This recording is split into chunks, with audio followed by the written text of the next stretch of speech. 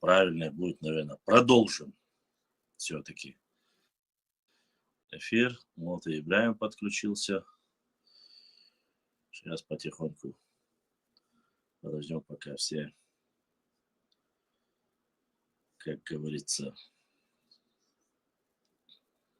подключатся. И начнем свой эфир.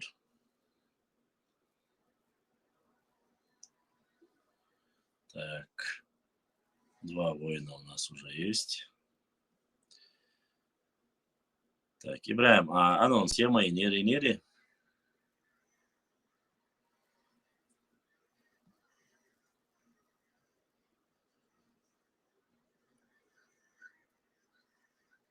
Так.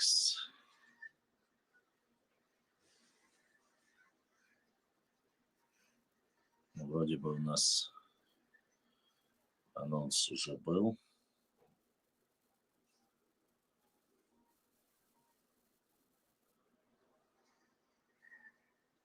Будем надеяться.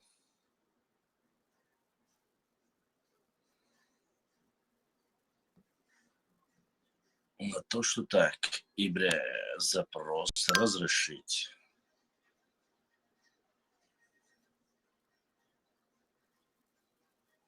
Ибраим, разрешить. Ассаламу алейкум ва баракату. В эфире рядом пошло. Ну, тогда уже потихоньку начнем, чтобы остальные тоже подключались. Желающих говорить у нас было достаточно.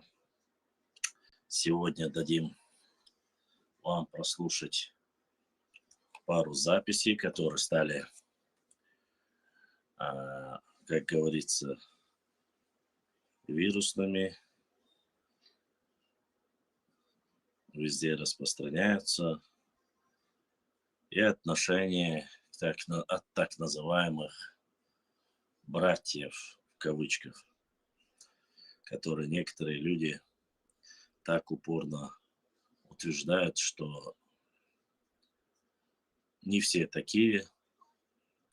Вот. Все у нас хорошие, кроме тех, которые непосредственно сидят в этих домах. Но мы увидим картину. Речь идет об Ауховском районе. Кстати, это тоже там затрагивается. И речь идет не только об Ауховском районе, а вообще о всех, кто имеет отношение к нашему народу. Так, меня слышно, надеюсь, хорошо. Если меня плохо слышно или трансляция прервалась, желательно было бы, чтобы сразу об этом сообщили наши дорогие. Ой, Ибраим, хатта шандартига дадулды сразу. Если есть вопросы, сразу то не прерывай. Одноклассники, YouTube, подключите нас. Чугулушку пока хатта ждать пошло. Хорошо. Хорошо. Мы пока начинается. Просто в прошлый раз, когда мы начали эфир, мы сразу закинули запись, и потом в течение нашей трансляции некоторые люди заходили снова и начинали говорить о той записи, которую мы загрузили.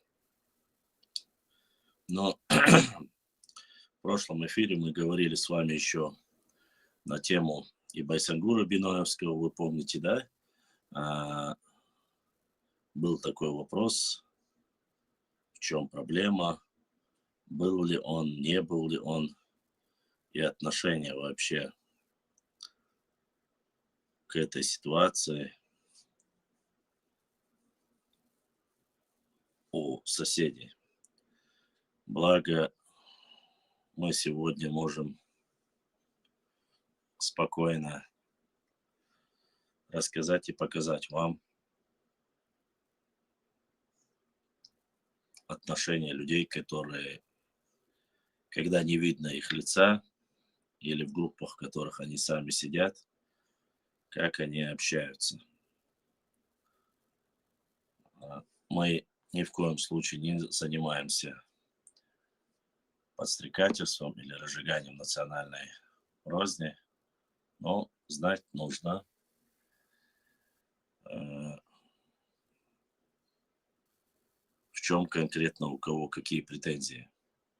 Стоит ли вопрос только в истории, или же все-таки есть проблема и в современном обществе между определенными лицами или этносами.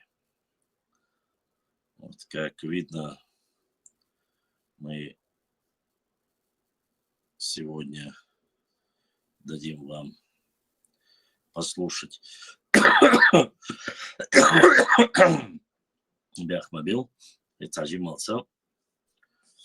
У нас еще минуты 3. Если у вас есть вопросы, вы можете сразу отправить запрос, зайти в Telegram, на наш Telegram-канал. Тут нужно нажать, чтобы спросить, задать вопрос, и я приму вас. И вы можете задать вопрос касаемо нашей истории и вообще тематики, которую мы публикуем в основном. Сундера. Здесь нету такого, чтобы кто-то один говорил, остальные. Главное, чтобы все было в рамках культуры, нашей этики, традиций, без всяких оскорблений, матов, поскольку взрослые люди и наши сестры сидят, слушают наш эфир, поэтому прошу вас вести себя культурно. Как бы сложно не было, как бы трудно не было, мы должны вести себя культурно. Поэтому так что чем раньше, конечно, наши активные пользователи обычно подключаются чуть позже. Но мы сегодня зашли, начали 22:30 специально, поскольку многие просят побольше, чтобы было время для высказывания, чтобы мы раньше начали общение. Поэтому включили раньше свой эфир в надежде, что ваша активность для общения будет для нас очень заманчиво. Так, ну что ж, уже осталась 1 минута, и мы начнем уже, как говорится, свою дискуссию. Так, вопросов до включения, как говорится, я пока не вижу у нас. Никто вопросы пока не задает. Поэтому будем надеяться, что после активной дискуссии и прослушивания наши подписчики подключатся.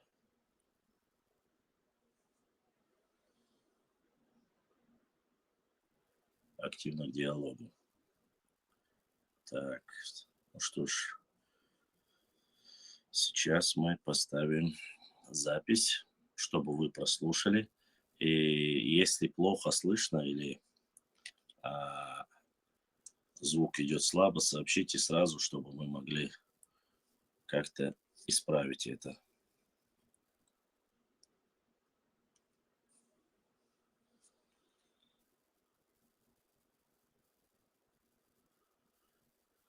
Так, минуточку.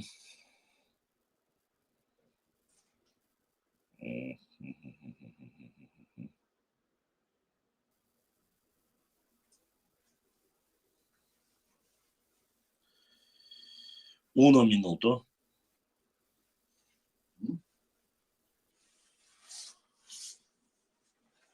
Так. Так. Ладно.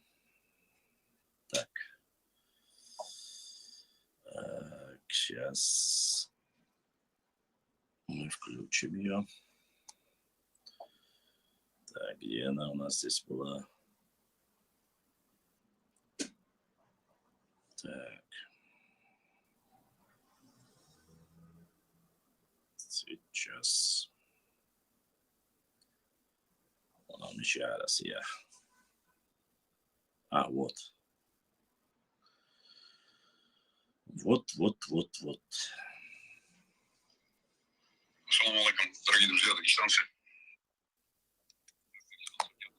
Так. Освободилась. Скорость надо. Так, скорость понизим. Которые больны. Ассаламу алейкум, дорогие друзья, дагестанцы. Я к дагестанцам не отношусь чеченцев, значительное число чеченцев, которые больны национализмом, ультранационализмом. Это феномен, который мне открылся еще в 90-е годы. Да что ж такое-то, а? Ой, Это психология, это социология, историческая социология. Пришел к следующим выводам. У этого народа есть на уровне бессознательном своеобразный комплекс неполноценности. В чем он выражается? Он выражается в том, что у них нет писаной истории. Вся их история основана на преданиях стариков, старейшин. Неизвестно, какова цепь передатчиков того или иного сведения, той или иной информации. Неизвестно, насколько достоверен этот источник. Чего уж говорить, если ученые со званием доктор наук, Академия наук Чеченской Республики с пеной у рта доказывают, что на горе Гуни был Байсунгур. Им говорят: ребята, вот, пожалуйста, все источники, которые проработала Фатима Тахнаева. Нигде там не сказано, что там был он. Даже более того, ясно, четко доказано на основе документальных свидетельств, что когда Шамиль предлагал Байсунгуру и другим, кто из них пойдет на Гунип, место, где он готов был принять очередное сражение, сразиться с русскими войсками, Байсунгур отказался. У Тахнаева это все четко, ясно написано. А тем не менее, этот доктор наук с пеной у рта доказывает. У нас, мол, предание такое.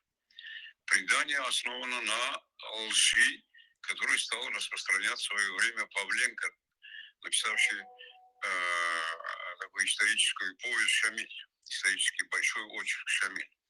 Ну и вложил туда в содержание этой своей опуси несколько таких идейных, идеологических, националистических вирусов, чтобы стравить чеченцев и аварцев. Короче говоря, нет науки, есть мифотворчество. Это мифотворчество поставлено чуть ли на промышленную основу. Переписываются карты, фальсифицируются карты.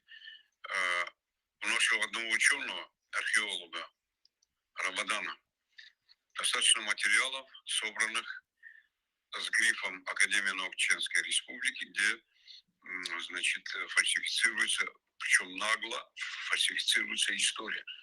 И фальсифицируется в одном направлении, с территориальными претензиями, притязаниями на Дагестан с выходом на море. Далее история восточно-кавказских народов, да, дагестано-нахских, хурито-уральских, там еще и шумер. Но это отдельная история, там гипотеза это не доказана, она спорная, но тем не менее восточно-кавказские народы, восточно-кавказские языки, это хуриты, урарты, этрусские, нахи, дагестанские народы и так далее. Это целый кладезь знаний и исторический пласт, который требует своего объективного исследователя. Но здесь чеченцы отмечаются таким образом, что упор не видят параллели, аналогии, сходства с дагестанскими народами и языками, а только подчеркивает свое нахское. Причем еще умудряется спорить с ингушами на эту тему, при том, что ингуши и чеченцы еще несколько сотен лет назад был один народ. Это больное самолюбие, это больное воображение, это фантазеры, мифотворцы из-за комплекса. А для нейтрализации комплекса недостаточности или комплекса, скажем так, неполноценности в плане в том, что у них нет писаной истории, а вот у дагестанцев есть писаная история, и она как минимум 2000 лет насчитывает. Вот они выдумывают свою новую историю от Адама и Евы, от пророка Ноя, Нох Чимол. Ной, потому и называется Ноем, что это по-чеченскому переводится Нохчим. Ну, в общем,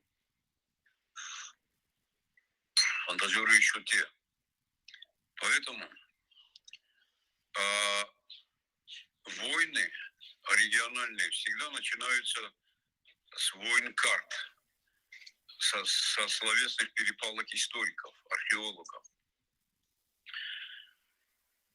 Если не остановить этот процесс, он может привести к войне уже реальной.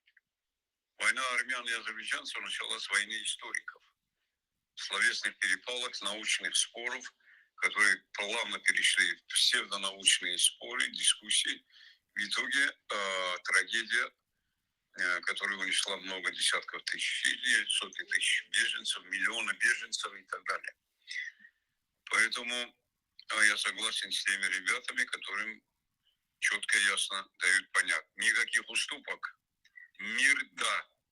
Но каждый живет в своем доме. И, наконец, вывод следующий. Они сильны тем, что сплоченны. Но и у них есть свои заморочки, свои объективные, честные чеченцы. Вытесняются на периферию, маргинализируются. И подальше от греха они уезжают из Грозного. Есть там люди, которые ищут истину, ищут справедливость, но общий напор псевдоисториков, националистов, вот этих регионального шовинизма. Мы самые крутые, мы самые такие, всякие. Это просто перевешивает переходит все рамки. При том, что очевидно множество фактов, когда на фронтах СВО те самые деятели показывали, ну вот, Ахмат не самой лучшей стороны. В общем, Дагестану на этом фоне нужно осмыслить эту угрозу, потенциальную угрозу. И держать всегда ухо востро, быть в форме, быть сплоченными, не разделяться внутри себя в Дагестане. И кумыки, и аварцы, и лезгины, и лакцы, и даргинцы, и табасаранцы, как один кулак должны быть. Те земельные споры, те споры, которые вокруг властных полномочий, кто и сколько там, это наши внутренние дела, мы как-нибудь разберемся. Вот. Чтобы сохранить Дагестан, нам надо быть сплоченными. Растаскать ее, раздербанить его, охотников очень много. Дагестан – это кладезь полезных ископаемых, не только нефть и газ, но и редкоземельные, другие материалы. Это логистический мост между севером и югом. Это важный коммуникационный, геополитический, геостратегический узел. И именно поэтому в отношении Дагестана проводится такая уникальная, в кавичках, кадровая политика, когда правоохранительный силовой блок полностью заполняется варягами из других регионов России. Проводится политика денационализации, декоренизации, десуверенизации, имеется в виду деавтономизации. То есть лишение Дагестана всякого политического статуса. Вот в этом проблема. На фоне того, как наши соседи усиливаются, это для нас представляет реальную угрозу национальной безопасности Дагестана. Вот и все. Ассаламу алейкум. И еще в дополнение. Проблема еще заключается в том, что международная секта Хабад сделала ставку на чеченскую элиту, часть чеченской элиты в лице нынешней власти, определяет для него определенную функциональную наполняемость. Это частный вооруженный отряд, огромный частный вооруженный корпус, или даже 2 корпуса, 2 армии, которые должны выполнять определенную функцию на юге России, прежде всего на Северном Кавказе. В ответ определенные преференции на федеральном уровне, на региональном уровне, на экономическом, финансово-экономическом уровне. Это не просто фигура речи, частный вооруженный суперотряд, когда преференции абсолютно не вытекают из федерального законодательства. Это нонсенс. Нонсенс в условиях нормального правового государства. И это не случайно.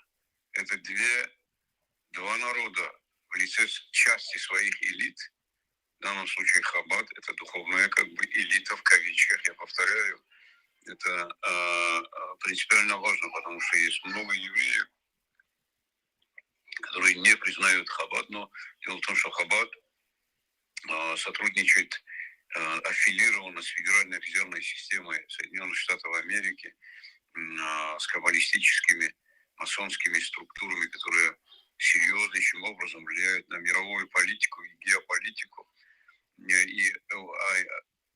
И у них нет проблем с долларами США, у них нет проблем с валютой.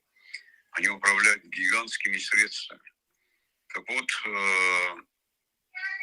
они вошли, увидели, определили для части чеченской и народа, и элиты вот такую функциональную наполняемость. И это очень опасно. Это игра с огнем. Тот самый, зам руководителя Минобороны Апти Алаудинов, Апти Аронович, его отчество Аронович, он говорит, на самом деле, вроде бы нормальные вещи, полагая,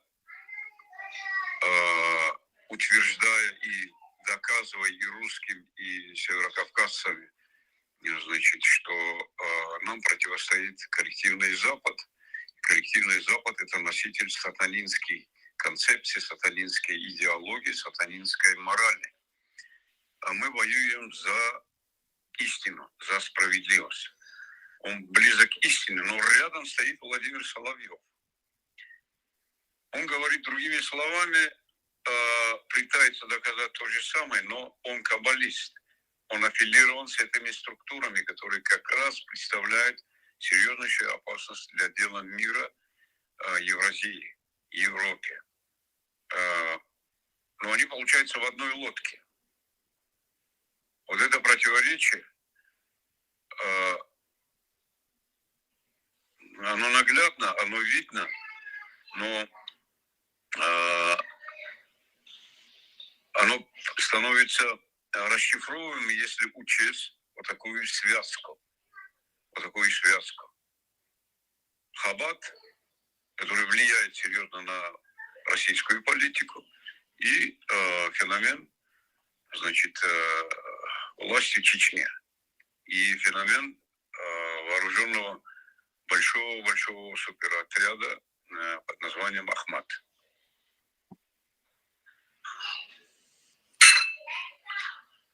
Это гипотеза, которая подтверждается множеством косвенных фактов. Это информация для размышления. Дагестанцы говорят, мы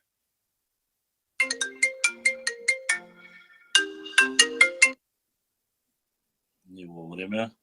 можем сформировать короткие сроки и 20 и 30 тысяч корпус верных воинов для России. Но вряд ли дадут Дагестану это сделать. Именно по тем причинам, которые я в первом своем ролике осветил. Потому что Дагестан не то что обречен, Дагестану готовится другая участь в рамках концепции обустройства на Северном Кавказе, на юге России, от Дербента и до Белгорода, может быть, до Крыма, которую уже открыто называют Новой Хазарией и так далее. Поэтому здесь Амир Освободиться. в курсе этих, мы делимся с ним на эту тему. Значит, проблема очень серьезная, проблема, которая требует по ключевым моментам единства. Особенно на фоне будущих очень серьезных битв, скажем так, будущей очень горячей фазы войны с применением даже тактического ядерного оружия, которое мы будем, скорее всего, переживать, начиная с осени этого года. А так, нам надо готовить своих людей к элементам гражданской обороны, надо готовить людей к наступлению чрезвычайной ситуации, которая может наступить в результате применения биооружия и ядерного оружия. В общем, человечество, и в том числе Дагестан, может быть оброщено не просто в Средневековье, а еще дальше в те далекие времена, когда очень сложно было выживать. Вопрос стоит о выживаемости. Будет стоять, вернее, в ближайшие 2-3 года.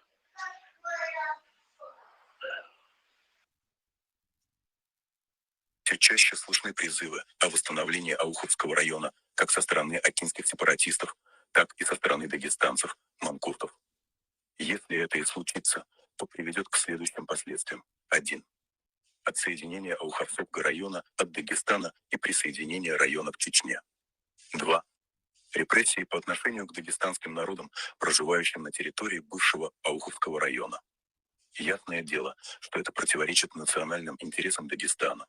Поэтому дагестанцы должны пресекать притязания на эти земли и попытки восстановить Ауховский район.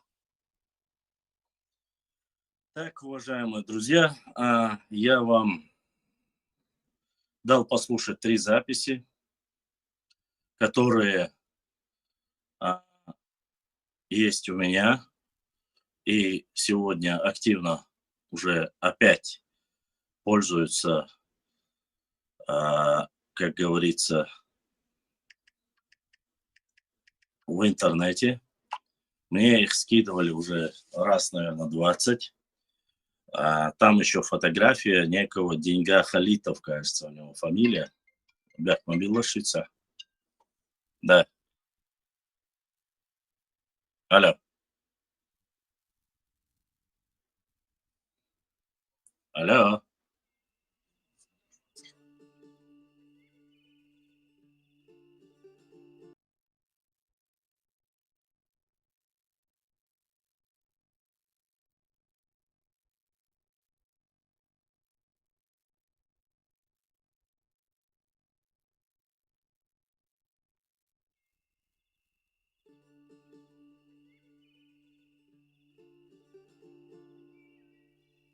Mastur, mastur.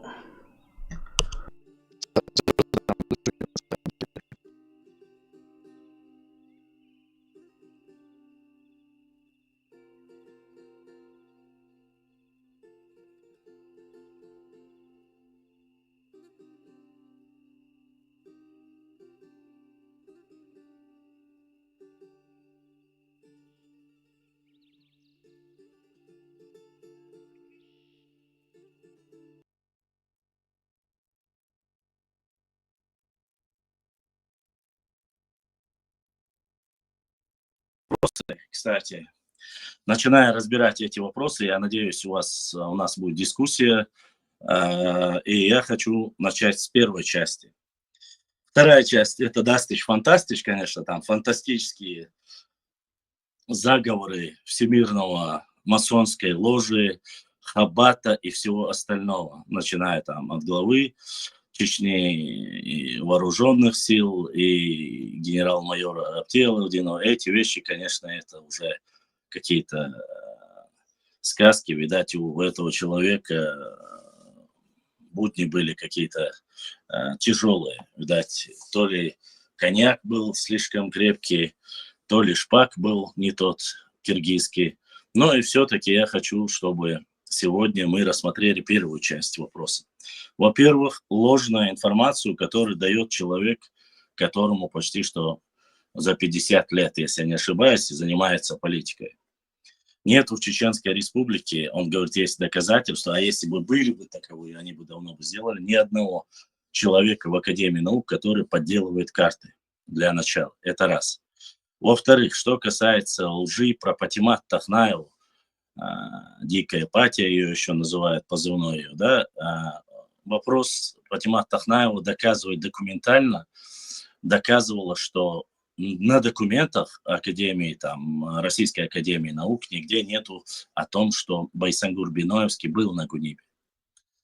А сказки о том, что имам Шамиль предложил Байсангуру Биноевскому пойти на Гуниб, и он отказался, такой чуши вообще как таковой никаких документах не было и нет. Если бы эти документы были бы, я думаю, с радостью этим документом в первую очередь в каждой передаче каждый горе-блогер, исследователь показывал бы ее и говорил, что вот, посмотрите, на самом деле нету. Что касается Павленко, высказывания Павленко или же остального, ну, этот вопрос для нас абсолютно не новый.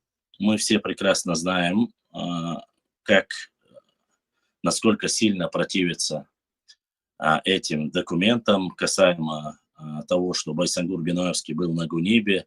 Мы об этом очень много говорили, и вы сами видите лишний раз подтверждение тому, что как раз-таки кроме Павленко передача, цепочка, как он говорит, всех этих записей есть у нескольких и дагестанских ученых, и точно так же у дагестанских традициях. И вот это видео, которое я вам дал послушать в прошлом эфире, точно так же говорит о том, что непосредственно мы видим и говорим, что Байсангур Биноевский был на Гунибе, и мы это доказываем, мы ищем документы и будем искать и дальше, иншаллах. Поэтому я прошу, чтобы вот такого рода сказки, которые распространяют наши нордийские уже политики, я так понимаю, у них мы перешли на новый уровень нордийских политиков, которые видят усиление Чечни, то есть в единстве Чечня видят угрозу, опять же, высказывание регионального шовинизма, национализма. В чем заключается шовинизм и национализм? Давайте ответим на этот вопрос. В том, что за все это время, за время депортации и всего остального, то, что чеченцы утеряли многие документы и сегодня потихоньку восстанавливают свою историю. Я так понимаю, вот в этом заключается ярый региональный шовинизм или национализм. Второе. А карты, что касается карт, любая карта, сделанная Академией наук, если они говорят, что это правда, есть в Академии наук, я думаю, что есть специальные службы и структуры, Федеральной службы безопасности и остальные другие структуры, которые на тот же момент мгновенно отреагировали бы на это, поскольку такого рода в государственных структурах вещи не пропускаются. Если он не знает, он очень сильно ошибается. Он может спросить у своей Академии наук Дагестана, и его быстро приведут в чувство, чтобы он знал, что такое происходит. Так, собор делаешь. Что такое происходит, как говорится, в мире истории и тому подобное. Поэтому я хочу,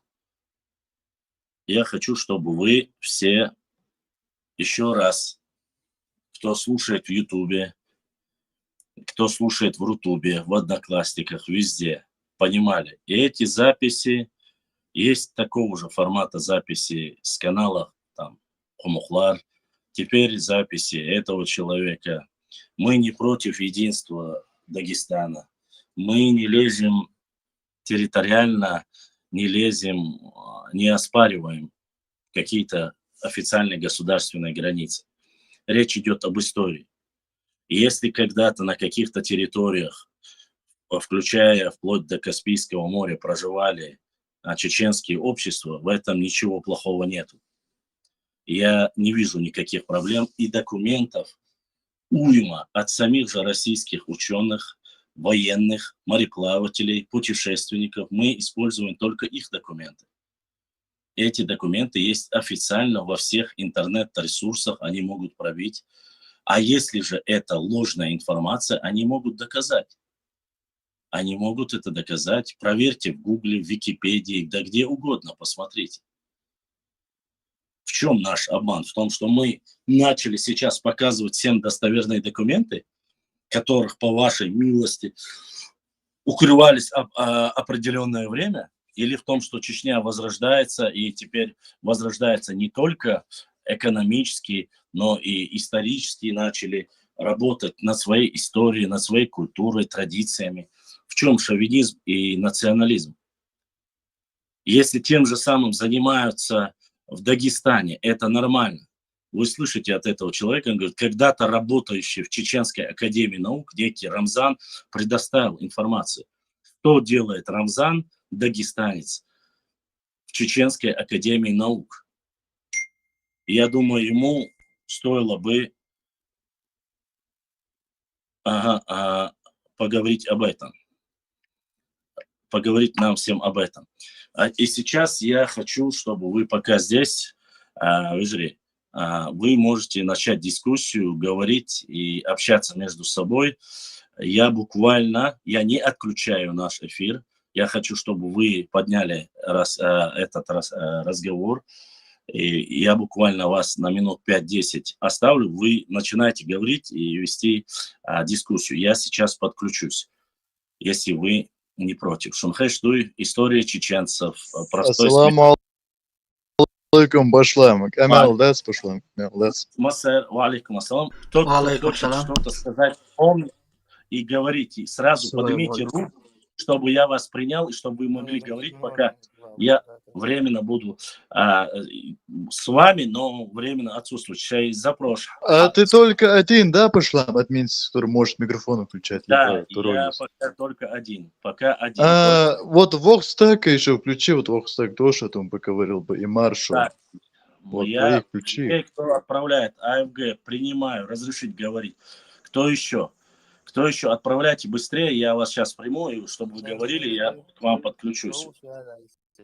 Вы только... Вот так, Маршу включи тоже, вот Маршу, Маршу, Чечни. Маршу, я тоже принял. Кто-нибудь еще хочет? Есть кто-нибудь еще? Так, вроде я всех принял, да, кто поднял руку. Вы пока продолжите дискуссию, я буквально минут на 5 редукция саат эвошон мекслуй. Камел, мечту Только пришла, все в мечту. рамках культуры. Если что, Ибраим мне напишет, и пока не вышел, Нохчу, брат из Ютуба, задонатил и поддержал наш канал. Нохчу дал сей, дал духуахуат, буду снег изышка сода улетел. Все, начинайте свою дискуссию.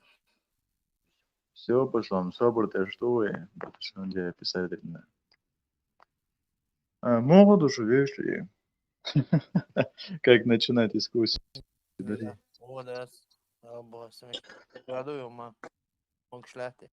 Дердас хума, альхамдулилlah, дели хайтам бойс.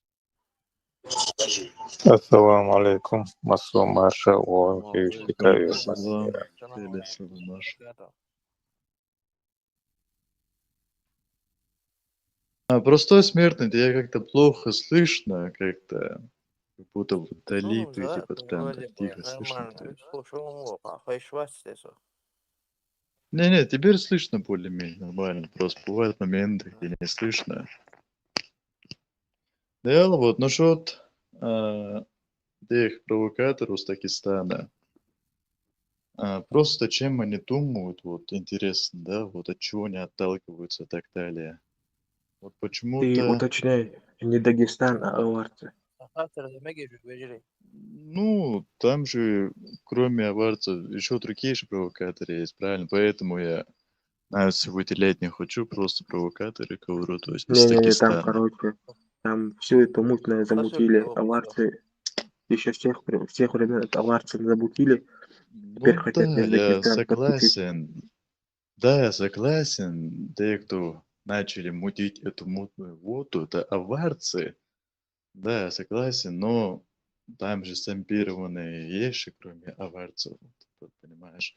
Поэтому я говорю так вкратце, чтобы начали подчеркивать провокаторы из Дагестана. Мы все прекрасно понимаем, о ком мы говорим, да, из провокаторов. То есть, странный ход мысли у них на самом деле. Просто знаю, что за аналогия. Просто пример оставляю. Мне это Лескин рассказывал. Вот мне знакомый Лескин говорит. Вот почему-то Малескины должны быть дагестанцами, поддерживать, вот, к примеру, дагестанцев против Чечни. Но в нас же в Дагестане говорят, вот москвич не машина, Лескин не мужчина.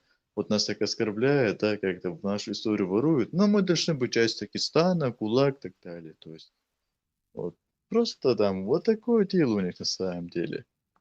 Вот. Когда чеченцы, дагестанцы там конкретно были в Дагестане, только два народа, все эти пришлые инопрошеленцы не существовали как народ.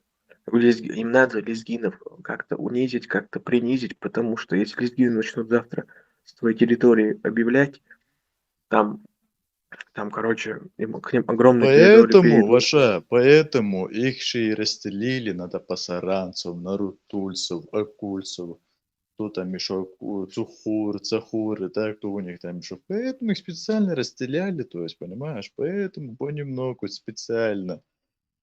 Это я им еще давным-давно говорил, что вот, типа, вот, вы будете дагестанцами, вас расстелят, вашу историю своруют, все припишут, а вас, я не знаю, как каких-то пришлых из вас делают, типа, что вот, на самом деле это не они хотят у вас своровать у Лискина, а наоборот, вы у Лискина хотите у них свое своровать, то есть, примерно, нишка дается, как хотя. Вот там такая ахиллесовая петля у них получается.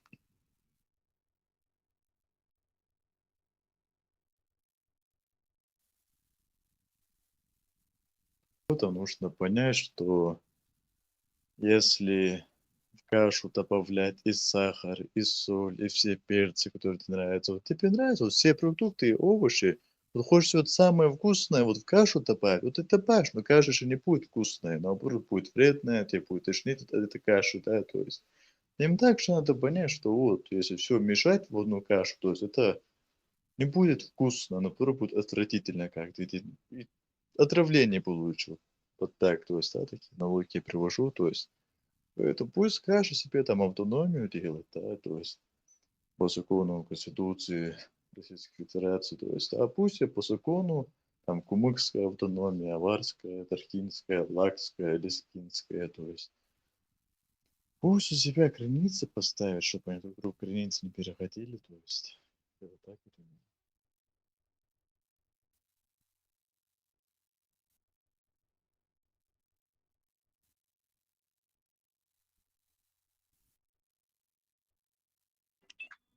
лезгины имеют самое, полное право заявлять на название Дагестана, не Дагестан, а Лезгинистан рядом с нами. Абсолютно верно. Да.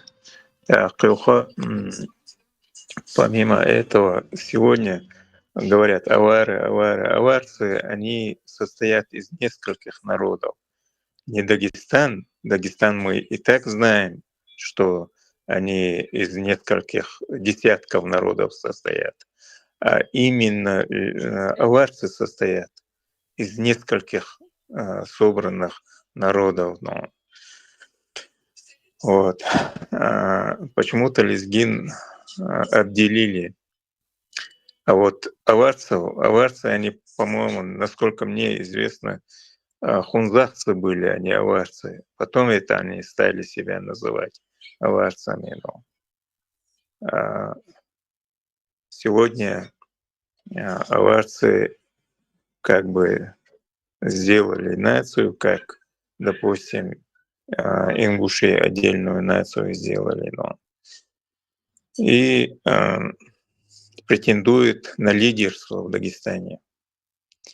И, по-моему, они там вообще замахнулись на то, чтобы не Дагестан называлась вот эта вся территория, а Аваристан.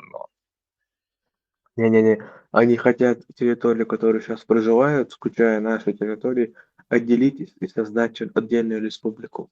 Вот что они хотят. Это вот, знаешь, что интересно? Это, знаешь, вот, я не говорю в оскорблении, просто привожу пример, вот как паразит. Есть вот заразился каким-то вирусом, да, вот такой вот паразит если поймал, да, паразит какой-нибудь. И этот паразит распространяется по всему телу, да, то есть ты начинаешь болеть и так далее. Просто пример какой-то, да, не оскорбление. Вот то же самое и так, то есть они как-то заселились туда, сюда, потом они говорят, что это ихняя земля, то есть, да. Просто я видел ихние карты, которые они публикуют, да, там не только ихние аварские территории, они еще замахнулись на Бабо-Юртовский район, да, то есть аж до Каспийского моря, больше половины Дагестана это ихние оказывается, да, то есть остальные это так пришли, то есть получается, да, по логике там аварских нацистов, то есть. Это нацист, это же паразит вот на самом деле, понимаете, вот. И это нехорошо на самом деле претендовать на чужие территории и себе их приписывать. Это балбуз на самом деле. Вот сами кричат о братстве, о единстве, хотя сами вот эти нацисты вот, приписывают себе историю других народов территории, то есть. Видишь, на самом деле. Просто вот что интересное, вот правильно отметил Арбит, что Лискинов расстелили, а аварцев воссоединили, да? Точнее, воссоединили, а состали, то есть. Если посмотреть, кто там аварцы, это потлихинцы, это андийцы. Вот наши андийцы, да, ой, Анди, да и моду Анди богш. Вот эти андийцы, то есть потлихинцы, титойцы, там еще другие народы, то есть, да, вот состали как вот аварцы, то есть, да. Вот. Лискинова объединили, Лискинов рассоединили, а их состали, то есть, да, вот. Слушай, интересный момент на самом деле.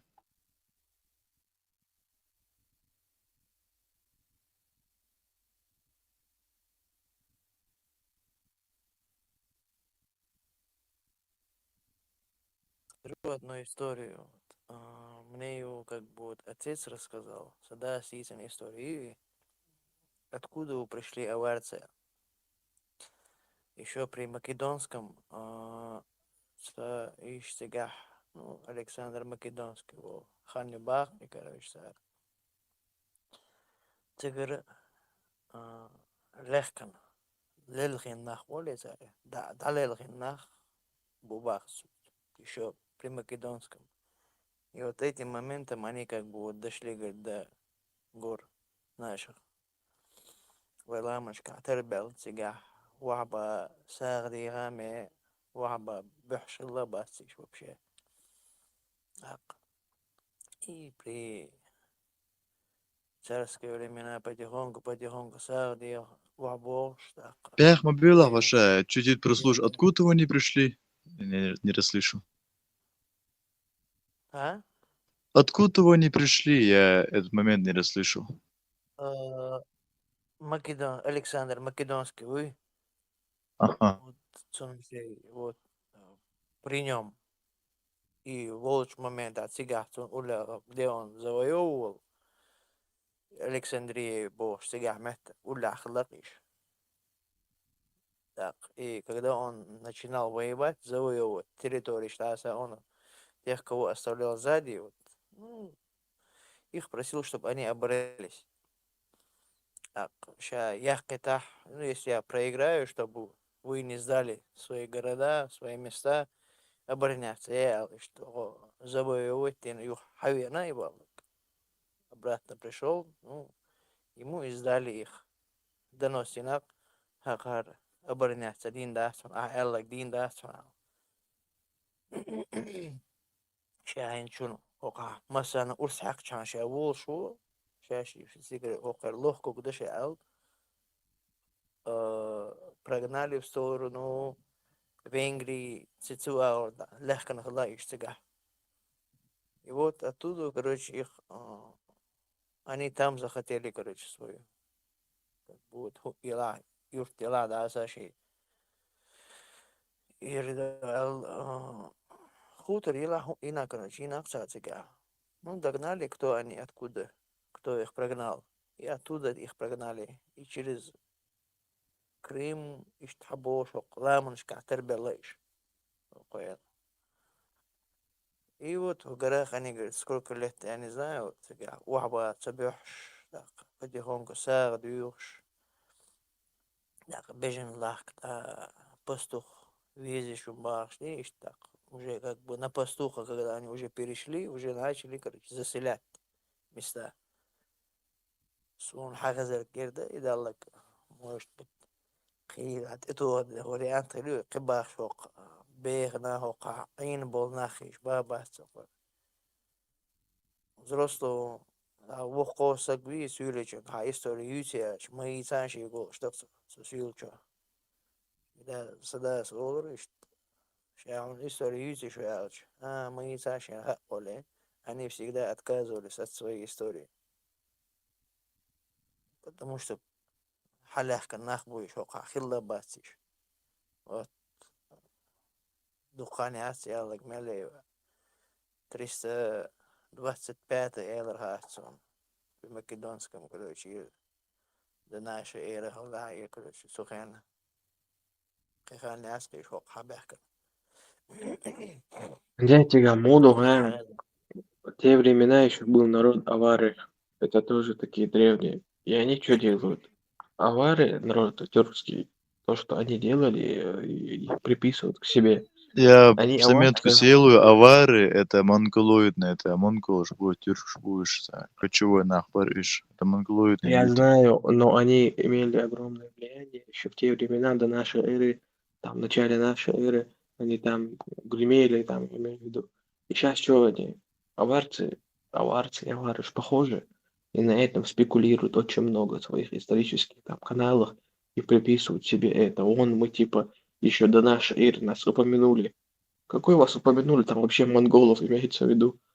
Вы, если монголы, если вы признаете, что вы монгол, тогда вы вообще духа на Кавказе ваше не должен быть. Ну, они же не монголы никак, там, не узкоглазые никакие, это понятно. Ваша, знаешь, какое у меня мнение, скорее всего, среди аварцев, если смотреть на корень, то, смотри, я уже объясню мое мнение, да, это только мое мнение. Скорее всего, вот сегодняшнее, где живут аварцы, там жили мы, чеченцы, да, то есть, но, может, пришел какой-нибудь другой народ, и с ними, то есть, с нами там смешались, то есть, получается. Да, и вот так вот аварцы, может, появились. Но, честно, вот сегодняшние аварцы, да, если так подкопаться, но я как-то не думаю, что это коренной народ, да, знаешь. Скорее всего, я думаю, что там Лошили, вот Цурцуки, примерно. Никакой он не коренной народ. когда вот это еще 5, 6, 7 веков назад знать не знали ни про аварцев, ни про кого. Единственное, кумыки были, они там с Хромым Тимуром, вот эти племена, да, они пришли. А когда Алания была, кабардинцы, грузины, осетины, мы были еще там в одном государстве, вон том лезгины, там тут не было такой общаги, как раньше. Ну там, знаешь, что они на чем еще хотят спекулироваться? Насчет цариль.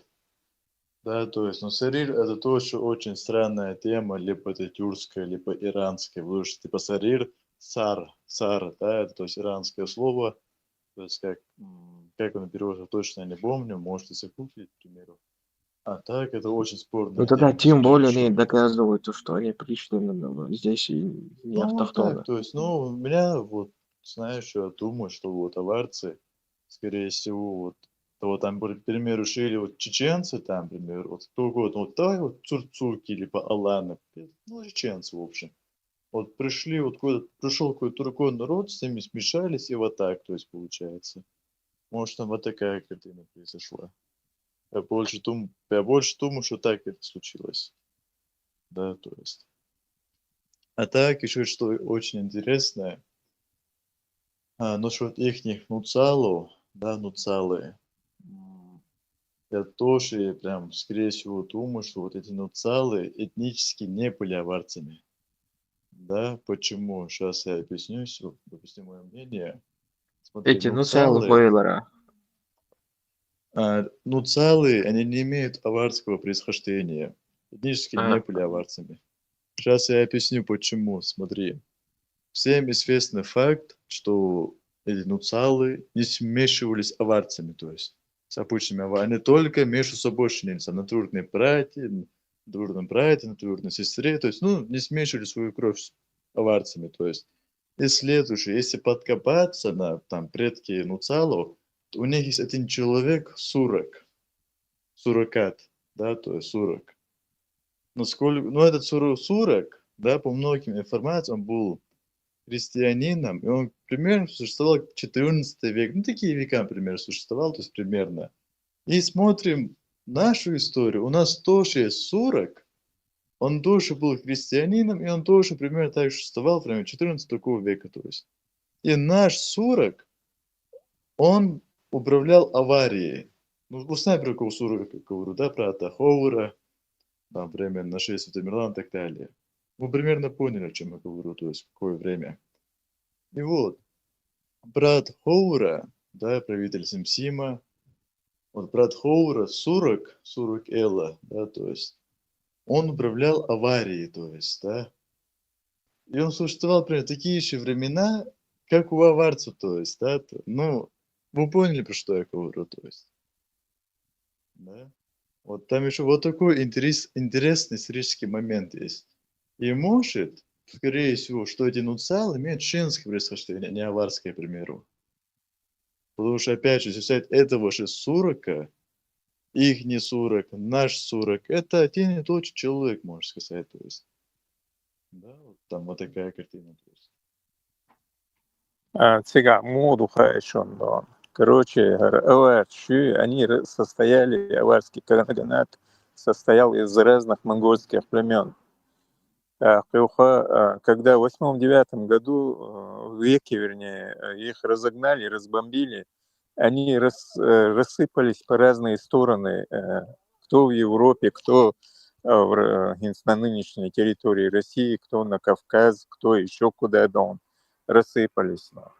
Так, какая-то часть осталась этих монголов у нас, на Кавказе. Маленькая часть. Мы говорим вот все время про узкоглазость тех или иных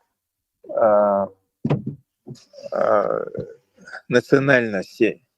Дело в том, что вот эти узкоглазые, они, как, к примеру, Пушкин, допустим, который предок Пушкина, прапрадед Пушкина, Ганнибалов, он был негром. Но он ассимилировался, и он уже не стал как бы черным негром, а стал русским-то. То же самое происходило у нас на Кавказе. Разные монгольские племена остались у нас. Но как племена остались? Оставались несколько десятков или сотен семей от монголов в разные времена. И вот эти остатки, они собирали свою семью, так скажем, разных народов. Как, например, сейчас аварцы сделали вот андийцев, дедойцев своими аварцами. Также они и раньше делали. Потом с помощью разных завоевателей наши земли присваивали себе. Или мы добровольно отдавали эти земли им как бы на временное пользование. Так, потом история этих земель и тех наших предков, которые оставались на этих территориях, они присваивали нашу историю, как сегодня поступают ингуши, в истории шайн присваивать еще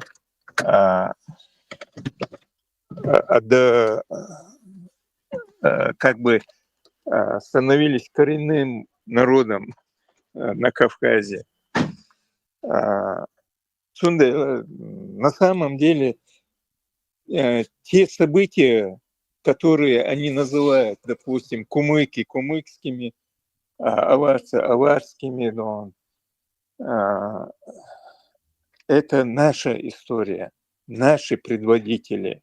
Вот Суракат,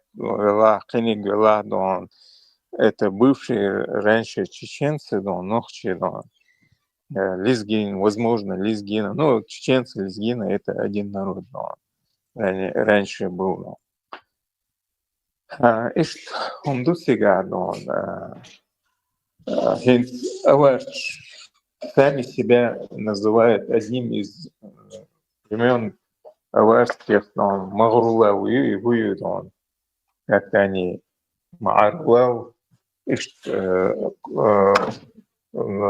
ол сэрши. Я читал раньше вот этот Маарулау, очень похоже на перевод с монгольского на слово «шматок мяса». То есть вот этот шматок мяса, дахинджир, сушеное мясо,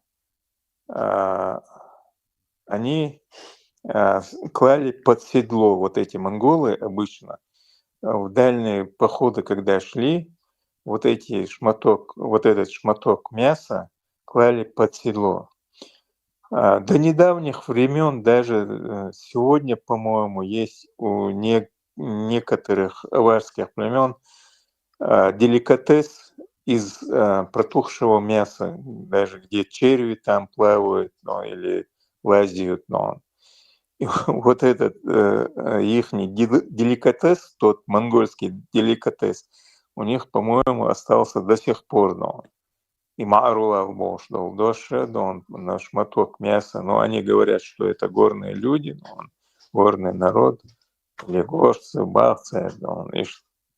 Ну, я подозреваю, что это не горные люди, не горцы, а именно от этого шматка мяса им дали название. Но у всех всадников, которые пришли на Кавказ, этот шматок мяса бывал. И вот это мясо протухшее тоже деликатес до сих пор у них остался.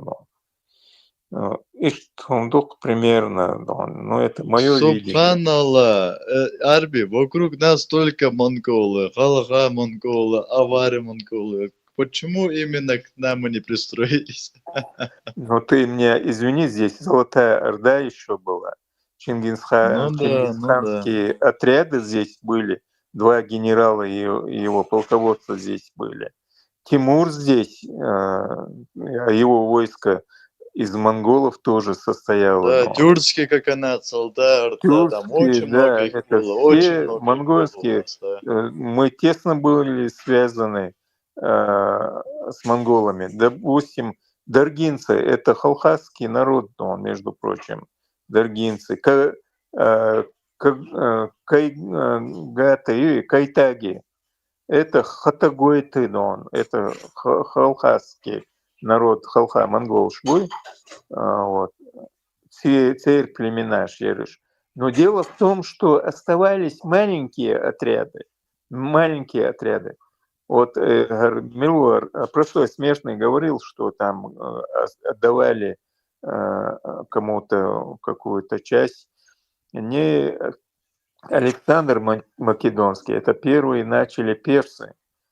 Они каждому отличившему отряду, командиру отличившегося отряда, ему давали территорию, определенную территорию. Допустим, село Хаяканцер, забрали какое-то село. Это село отдавали командиру отряда, чтобы он собирал с этого селения или с этого района дань с населения. И вот некоторая часть уходила вместе с основным войском, другая часть оставалась на данной территории. И потом из этих маленьких отрядов, которые ассимилировались, появились и на Кавказе нации разные. Там и греки оставляли эти отряды. Есть архивные сведения. И греки, и персы, и турки, и монголы оставляли. И в конце русские свои крепости поставили по Тереку. Ваймасана Хушмадуизно, этот факт мы знаем. Вот поэтому на Кавказе очень много наций, очень много наций. Именно из-за таких отрядов у нас Кавказ стал многонациональным. И что история чеченцев. И что я еще заметил, вот почему-то в Центральном Кавказе, к примеру, Чечня и так далее, прям такой многонациональности нет, тут именно в Дагестане есть такое, да? Я несколько раз я объяснялся, почему так, потому что Дагестан, это были наши границы, там в Дагестане кого только не было, и Иранские империи были, остальные империи там были, только нас не могли нормально долго захватить, то есть, чтобы прямо у нас ставят такие отряды Масала. Поэтому в Дагестане такой прям интернационал, можно сказать. Не только в Дагестане. У нас рядом Осетия, Кабарда, карачаевцы, балкарцы и так далее. У нас на Кавказе очень много национальностей, которые когда-то оседали на Кавказе. Каждая национальность имеет свой язык, который идентичен какому-то завоевателю. Он такой же. А вот чеченский язык, он ни к какому языку почти не подходит, кроме урашту. Ну да, тоже правда есть. А так, я про что именно говорю, Арби? К примеру, возьмем центральный наш Кавказ, вот начнем из запада, вот это вот черкесы, балкарцы, осетины и все. Можно сказать, в принципе, и все. А вот именно если взять Восточный Кавказ, да, Дагестан, там кого только нету, то есть, да, там все. Почему? Потому что там, это, как тебе сказать, там многие кочевники были, многие эти были. Там были те, которые вот мы не пускали, да, вот, то есть там они были, а у нас они не были, потому что мы их, хватало сил их не пускать, то есть, либо они дальше не захотели, либо так далее, то есть, да. Вот, я вот про это говорю, что это всегда была дорога всех кочевников, всех империй, то есть, да, вот такие самые имеются в виду. Ну да, тут как бы дорога проходила с Каспия на Баку и через Кавказские горы, вот этот шелковый путь как бы проходил. Некоторые отрицают, что этот шелковый путь там проходил. Но основная часть проходила через вот эту военно-грузинскую дорогу, вот Ларс, не Ларс, Изюй, и через Каспий на Баку и так далее, но когда завоеватели проходили. Черкесы — это адыги, кабардинцы, черкесы, абхазы — это адыгские народы. Возможно, к ним тоже присоединились когда-то разные народы к адыгам, и они с ними ассимилировались, но эти народы оставили свое название какое-то отдельно, допустим, черкесы, кабардинцы, Ну, насчет абхазы. атыков, можно сказать, что это конфедерация. Почему там и синты есть, миуты есть, ираки есть. Да, вообще, каждый это разный народ, разное происхождение, но потом через времена сложился в один народ, можно сказать, да, то есть. Адыги — это где-то коренной народ Кавказа, а потом они как бы, ну как нас с этими с ингушами разделили, так и их тоже разделили. Как нас с баспийцами, хайпсурами и другими народами разделили, андийцами, дедовцами, так и адыгов тоже разделили. Раньше на Кавказе было, и Закавказье, это было как бы одно государство, и это было сильное государство. А чтобы развалить вот это сильное государство, их как бы начали делить, вмешивая туда другие народы. Там могли торговцы оставаться, могли другие национальности как бы заселиться, потихоньку ассимилироваться с нами и с другими нациями. Да. И потом уже, когда основная часть войск приходила на Кавказ, они резко переходили на другую сторону. Да. Это известный метод завоевания любых территорий. Да.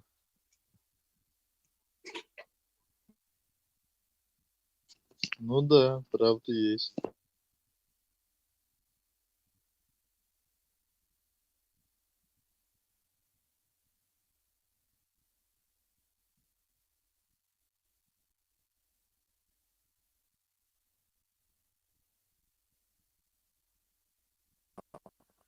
Арабских Эмиратах.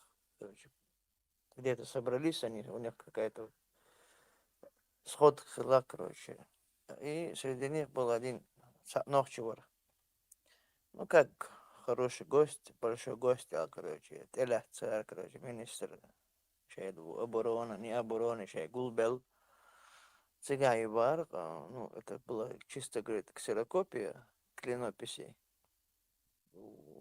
Багин был топор би, сунда язо, клинопись хлопич.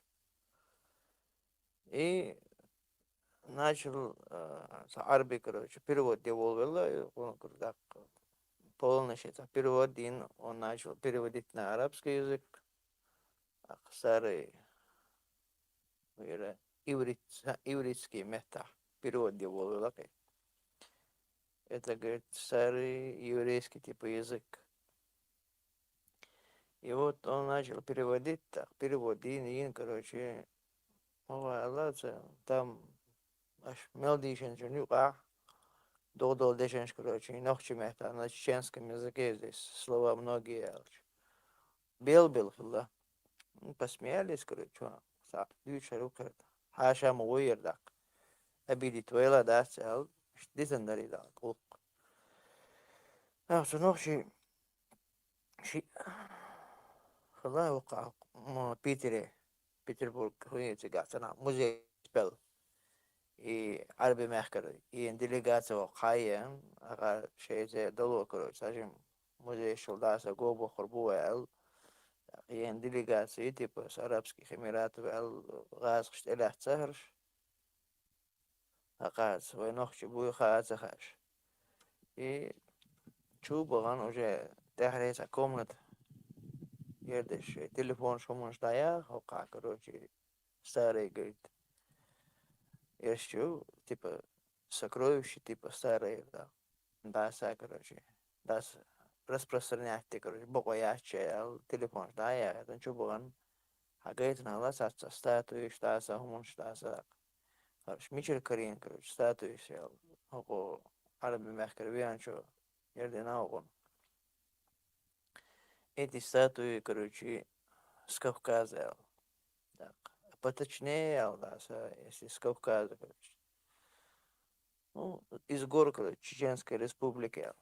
Хакари статуиш, как они, короче, рассказали, короче, 5000 лет или 6000 лет до статуиш. Ершюга, скажем, типа как игрушка, хули и берешь. Типа того, короче, хумун шхилак. И еще аршал так. Ну, хочу вас порадовать, вот арби мягко вянчо, хашо. Окаши анохчи ушен, тхоец. Так что, хакан шей история, скажем, ма чая, короче. Хурду какаэл, уж просто баркш хейт абел бисен хала, короче, типа арабский делегат, арби мягкриен делегацию бокс, короче, хакар камер, хойтер датча шел. И так, су, арби мягкриен, что хашу ал хала, короче, хаббукли уж хала, короче, и клинопиш, короче, шемета, ердин дуэл, дешенш, еврейский матбаца, короче, более как бы сходство идет на войнохче моттан, да и такое сходство, что да, йол дел, инсо ахтиши он барат, so дик шукен комду, короче, ирдуэл. И видео, его ерсуга, мичи гарахасу, как-то пропал у меня он. Хазяцам хас бадер дич.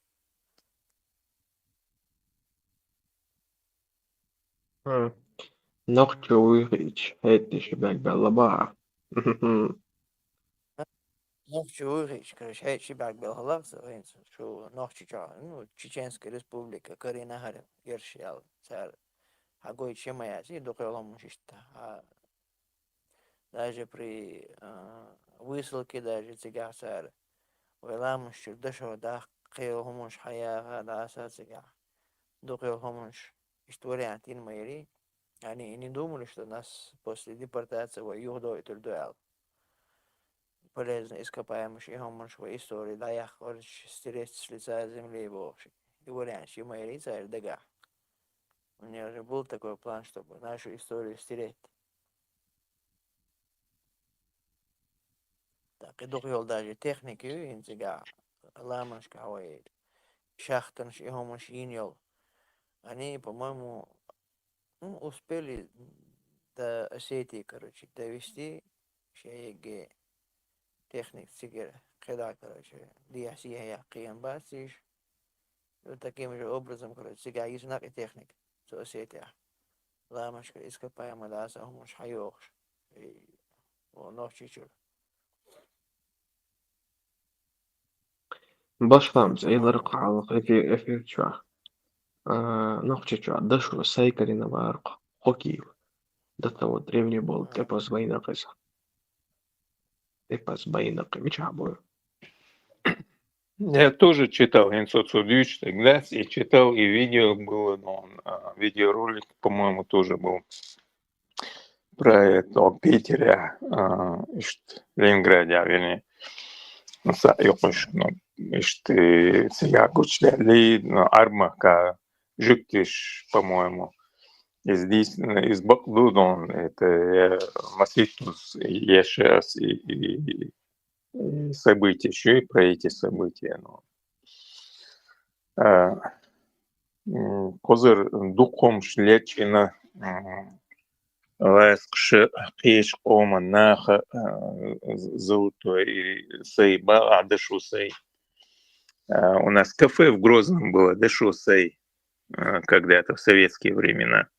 Туннель Чували, с левой стороны, когда с города едешь, с центра едешь, с левой стороны. Возможно, эта легенда с тех пор осталась, дышу сей, да? Так, Козаха, дух Кавказя, полезно ископаемые, мои алюминий, дела, медь, дела, Так, уран даже здесь. Я про нефть и газ вообще не говорю. Этого у нас валом. Уран в Пятигорске, уран добывали в советские времена. Но Лермонтов улшал, Цыганинца и шах чиса урановые. И город Лермонтов в то время создали, для рабочих,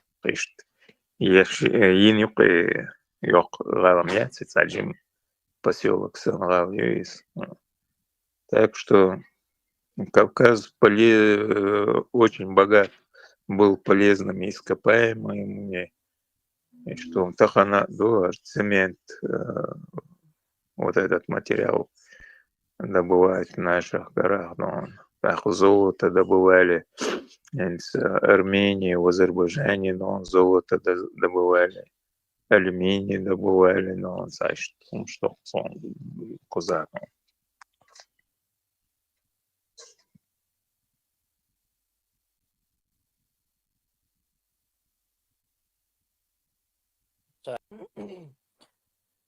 خسرت عبو شامل خسرت округ عبوش بشامل بك نوخش ودي مشكلة سايردو ال بغمبر هو ال короче договориться дин дарак агар так человек 500 махачкали ордовый одни минац так саш администрации саш муфтият сага саш муфтият и цари حلقة ال إدارة короче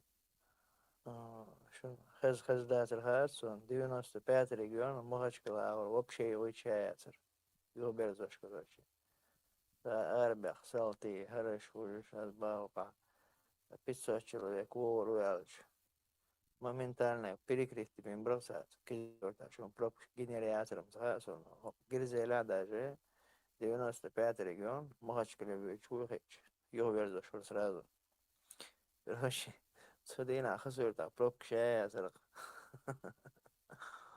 وقيل بيلن برير سولي خاص شيء حيقن بيلن مشجع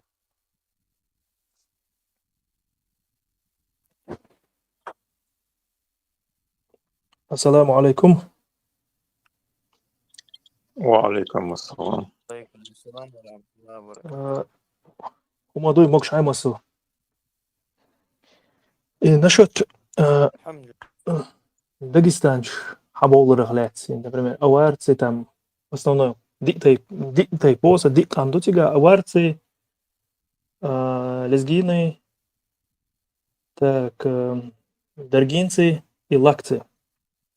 قطع برشة أنت 30 تعاوني عادي قامدو на самом деле это бьюч برشة еще от قامنا شو قبوخ طيب نش سن سيتواتي تيجي إيش حميشر بول ألقيش خاتشة باش كش أوتيلاندات أصلا سي версият. Я думаю, они из Востока, Ираньо территорият. Сигер хабех кан قامنا что ألقيت а именно медиа оршил почалкилат санзаманчуа на территории Ирана. Так, Иран эльч сакамдумет из самуат бьюч. На самом деле разные метнашtuш, разные قامنашtuш. Просто персич агайло, персино цан государство чубьёхкан букыш. Государство образующее языка уже фарси халите. И медиича от медиичнюк аха разные قامنаш классы ганди Каспий бош по нахилла из Каспий, инди Каспийское море от Каспий еда богамбу. Дайганю. Гиркиане, парфяне, в основном медич классы именно азербайджанцы, они тоже состоят из медийца. А медичи тоже неоднородные, там разные были, там среди них были даже с медичнюк аха были и вот эти хуриты тоже. Хуриты, лулубеи, там, я не знаю, бутеи, тузуюк, цубохш. Разные, короче, нахилош, броддулы, оушкет.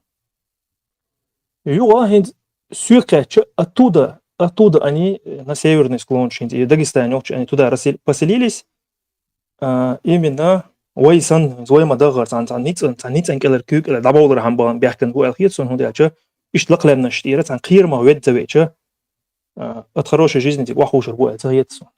Это.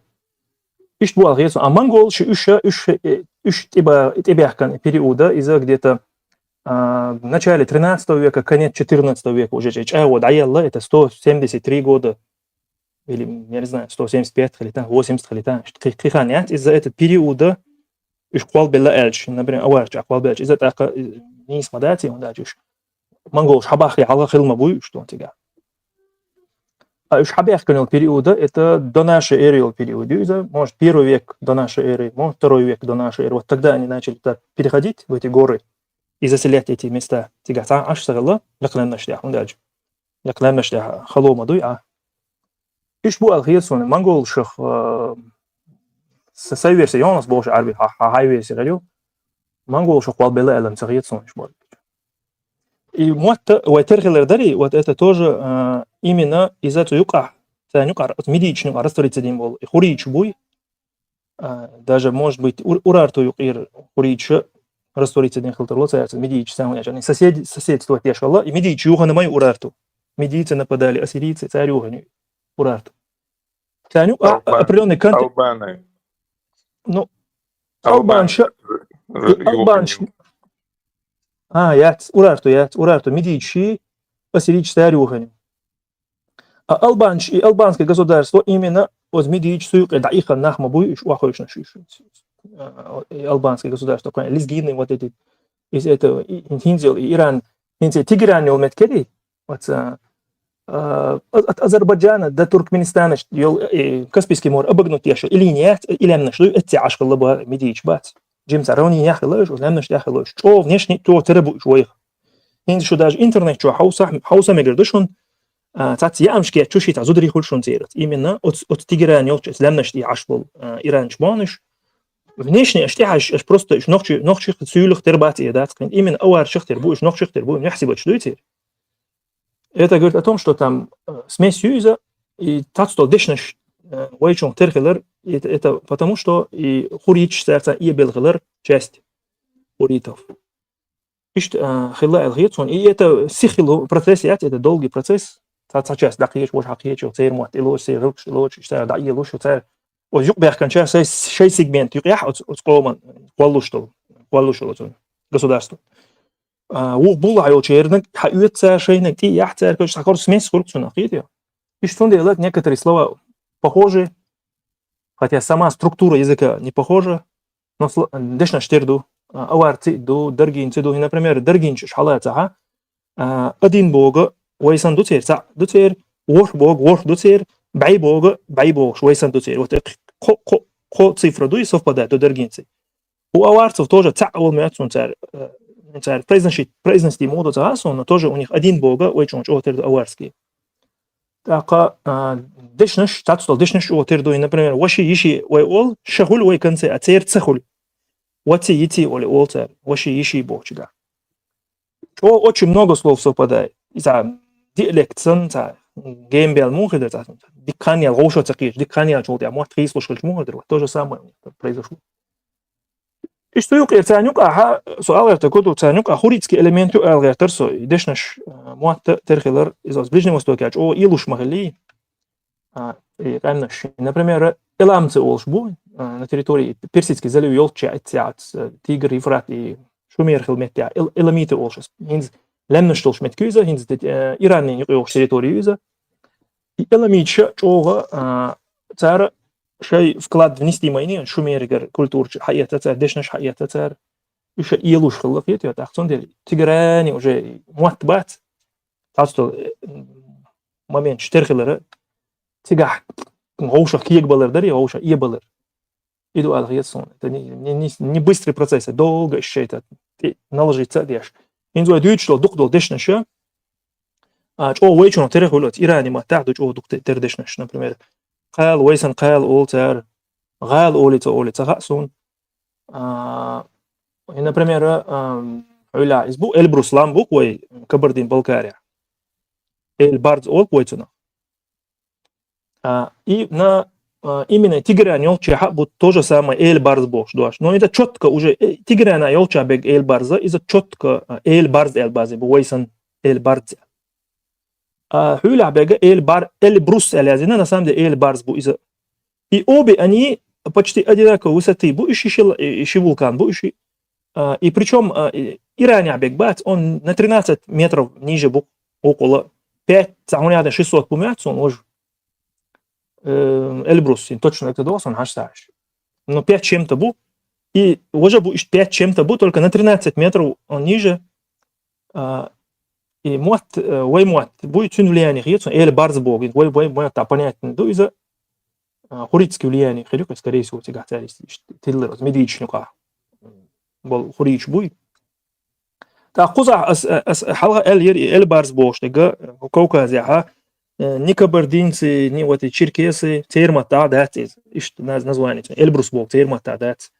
Они матадат, единственные совпадают вот эти иранцы, медич аж пометкят, иранч, очень совпадают, царь Оли Эль-Барзоли. Но Уэйматаха, это Эль-Барзоли, царь высокая гора бог переводится, но Уэйматаха смысл любцун. Он я чё, озлямнашти алдаш, хренат и алудош, действительно, озлямнашти это халби Аль-Барзан вид хульцун. Цуна ю, именно от Эль-Бруси ю, от Иране был цуна ю, точно такой же, что Барзборсан, гулин кучкеусан. То есть, Бог Барзбог, типа Эль Барз, царь Холмелч, мухда царь Холмелч. Вот такой смысл есть. Юза, вот Даив Бог шворца, на вас только чур. Вот что я с нету Эль Брусел. Я ему закинул свой хэштег Элас, что Эль Бруса на нахском языке ду, что имя андутон Элча. Чур заблокировать веру, да, еще иногда, я. Эшт, короче. Вежери, если что камел дяш, та чогом цехессо. Нормально, Хезон. Чего? Нормально, Хезон. Бас хумбон, микрофон, что по привычке телефон чог, камел дяш, связь гохельч, улияй. Камел дох. Ишь, камел дяш, так, получается у меня как будто мухюк, сонда, я не знаю, микрофон улиёхч. Ощущение, ольга, подухч. Не, нормально все равно. Сай версия ярко звучит, я может, что не сохранить табу, но вариант еще.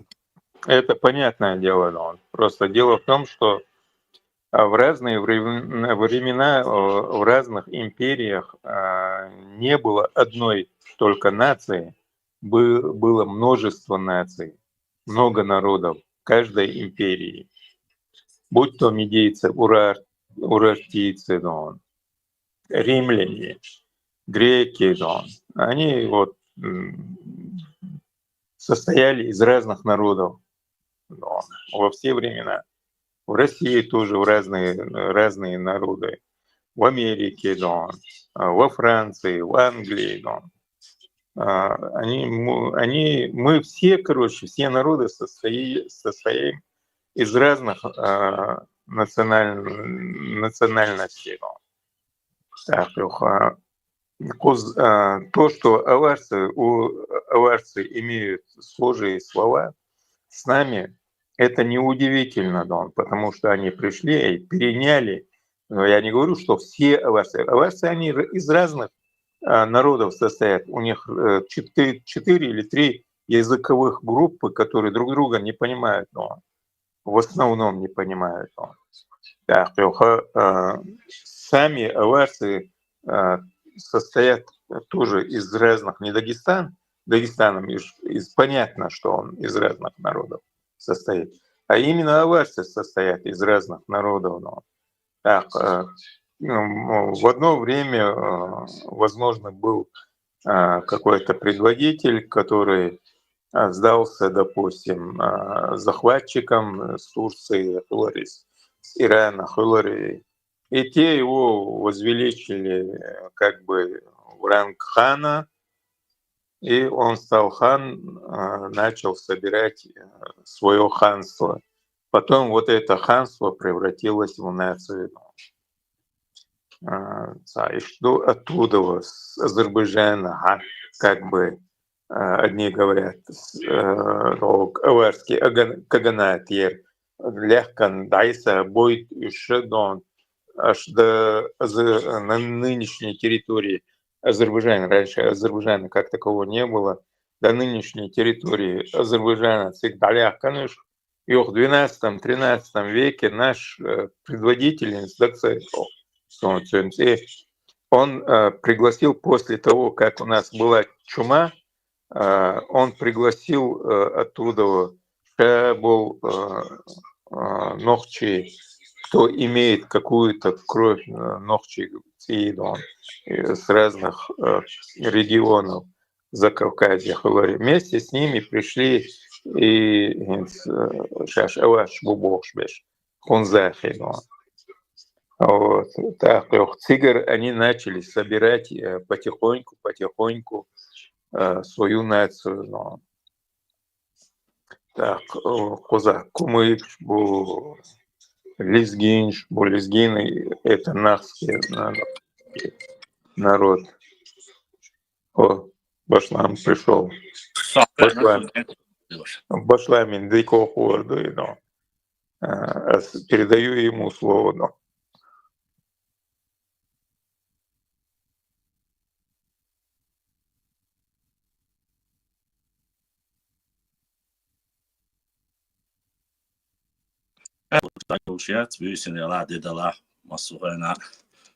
И все-таки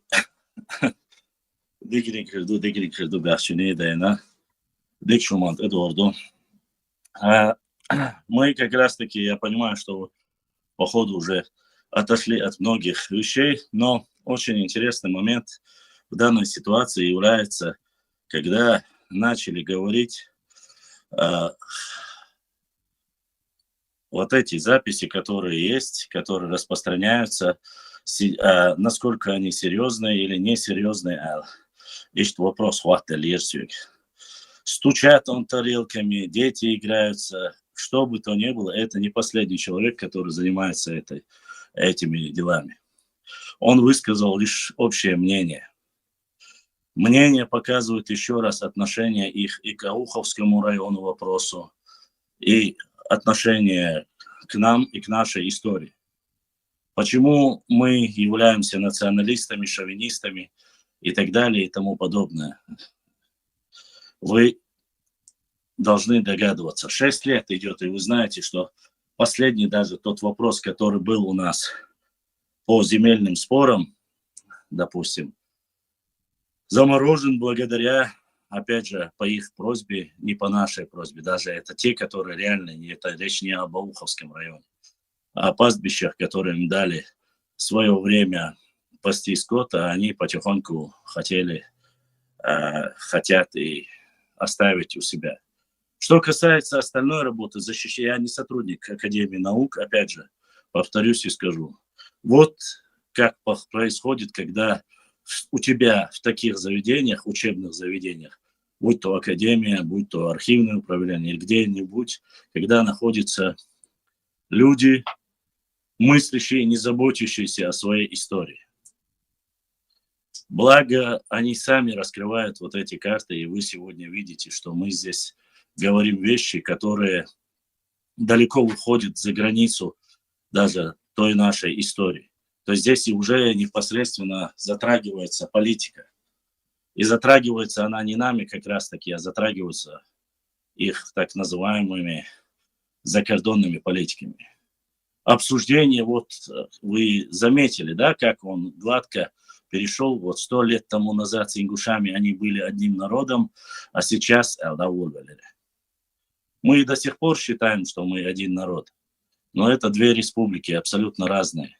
И если вопрос становится в разряде того, что 2 брата живут у себя в своем, как говорится, огороде, не стоит залазить к брату и пытаться кусочек его земли взять. Если бы не было этих бы моментов, никто и даже не заикался по этому поводу.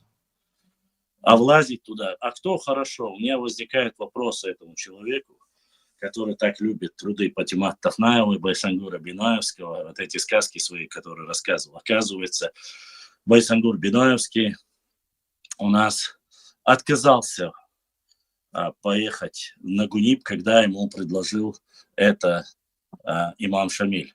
Интересно, где и какой документ Тафнаева опубликовала. Если вы найдете или вы знаете этот документ, я вас очень прошу, скиньте его. Мне очень интересно ознакомиться с этим документом. Последние 6 лет я не видел ничего подобного, по крайней мере. И эти сказки, они не имеют под собой основания. Но мы должны четко понимать одно. Если мы сегодня будем делиться в данных вопросах, какие намечаются у них планы. То есть, получается, у них, говорит, есть нормальные, опять же, уже восточные норвийцы пытаются разделить. У них есть нормальные, а есть шовинисты и националисты. В разряд нормальных это кто у нас? Войнахисты? Братья, которые называют всех братьями, не все они такие. Конечно, не все они такие. Мы не говорили, что все такие. Однако нормальные, если не могут повлиять на тех, кто не является нормальным, каковы должны быть наши чувства и наши действия? У меня, конечно, всегда может возникнуть такой вопрос. И не только у меня, у всех нормальных людей. Поэтому касаемо ауха, мы как говорили, так и будем говорить. Касаемо документов, весь интернет-пространство сейчас им не нравится, что, оказывается, когда-то чеченцы жили вплоть до Каспийского моря. Это их проблема. Если они говорят, что мы жили когда-то там, вплоть Грузия была наша, Азербайджан был наш, мы же не вмешиваемся в их дела. А переходя к древней истории, касаемо хуритов, урартов, мне очень понравилось, когда говорят, мы там тоже есть, но нас исключили. А зачем мы должны заниматься, или наша академия, или наши исследователи, блогеры должны заниматься тем, что мы будем говорить о, допустим, сходствах дагестанских народов с урартийскими или хуритскими. Для этого у них есть ученые. Если будет какая-то общая конференция, а таковая была, и мы публиковали, где говорилось, что имеют языковое имеют отношение нахо-дагестанские.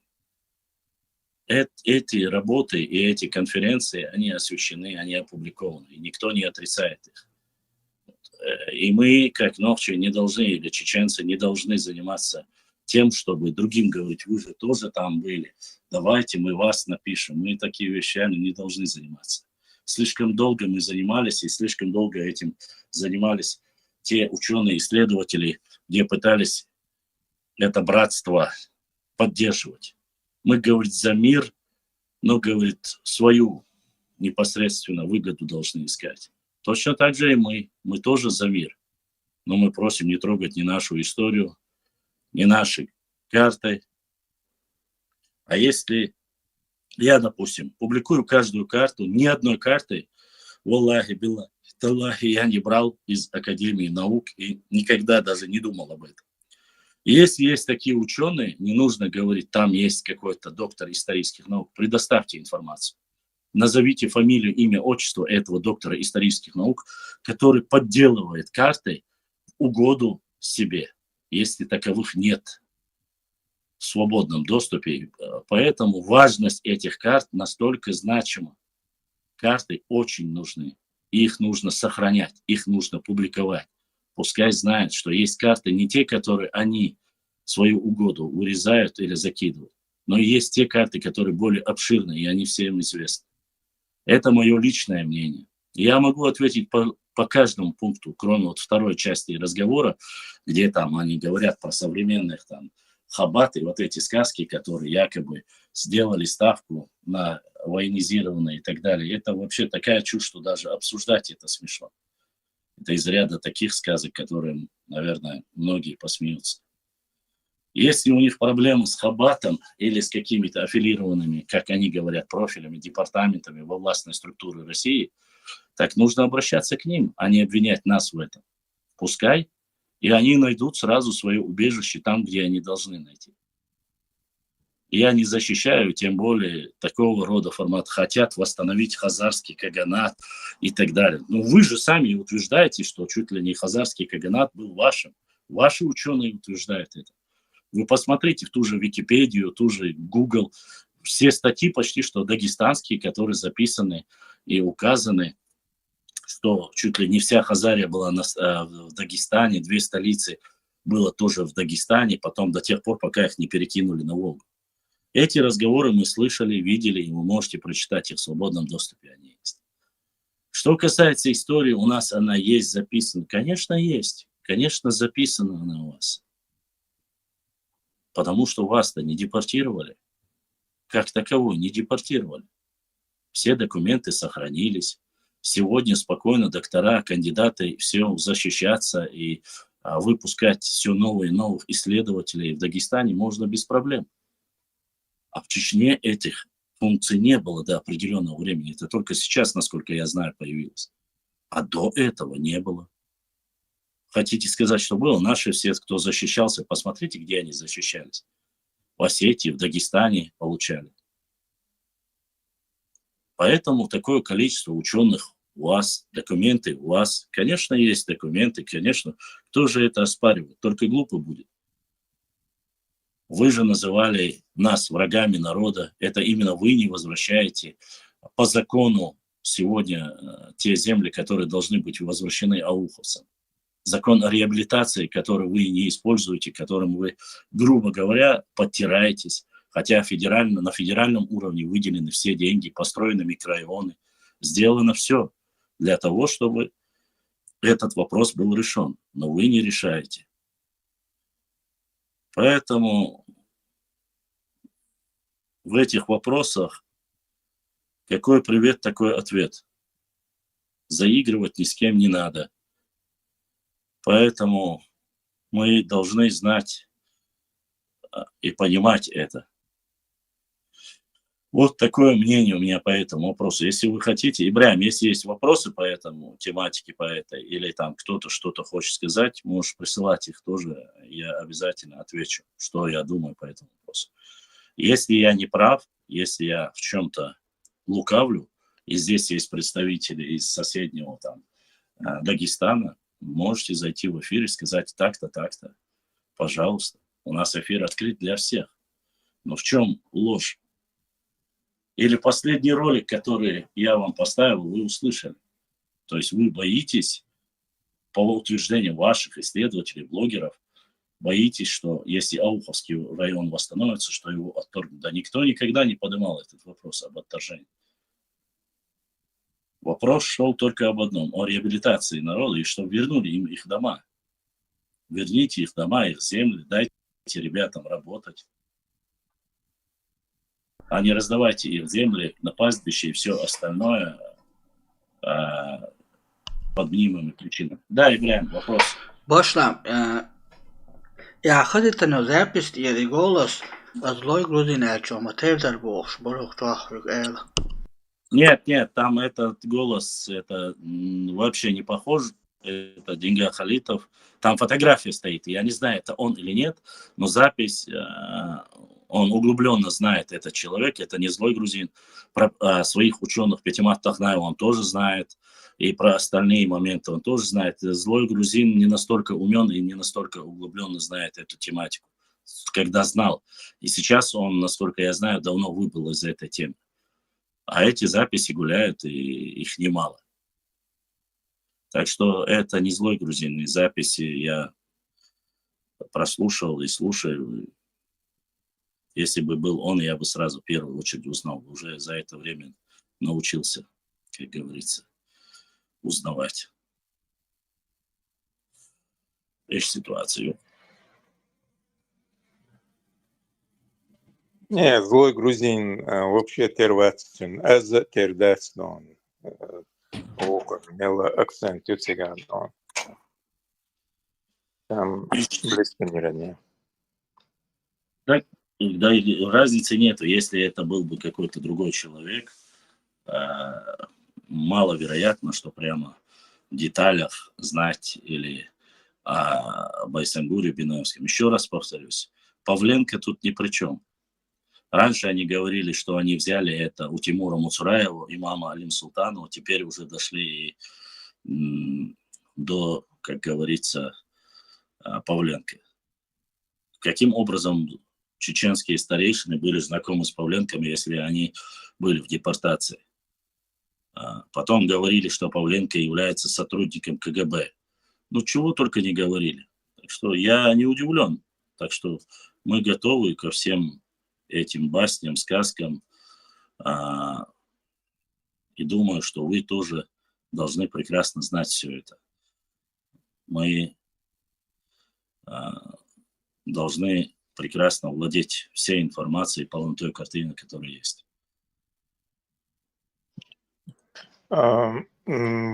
Цель наглостью, вот то, что они захватили наши дома, наши территории, и утверждают, что это,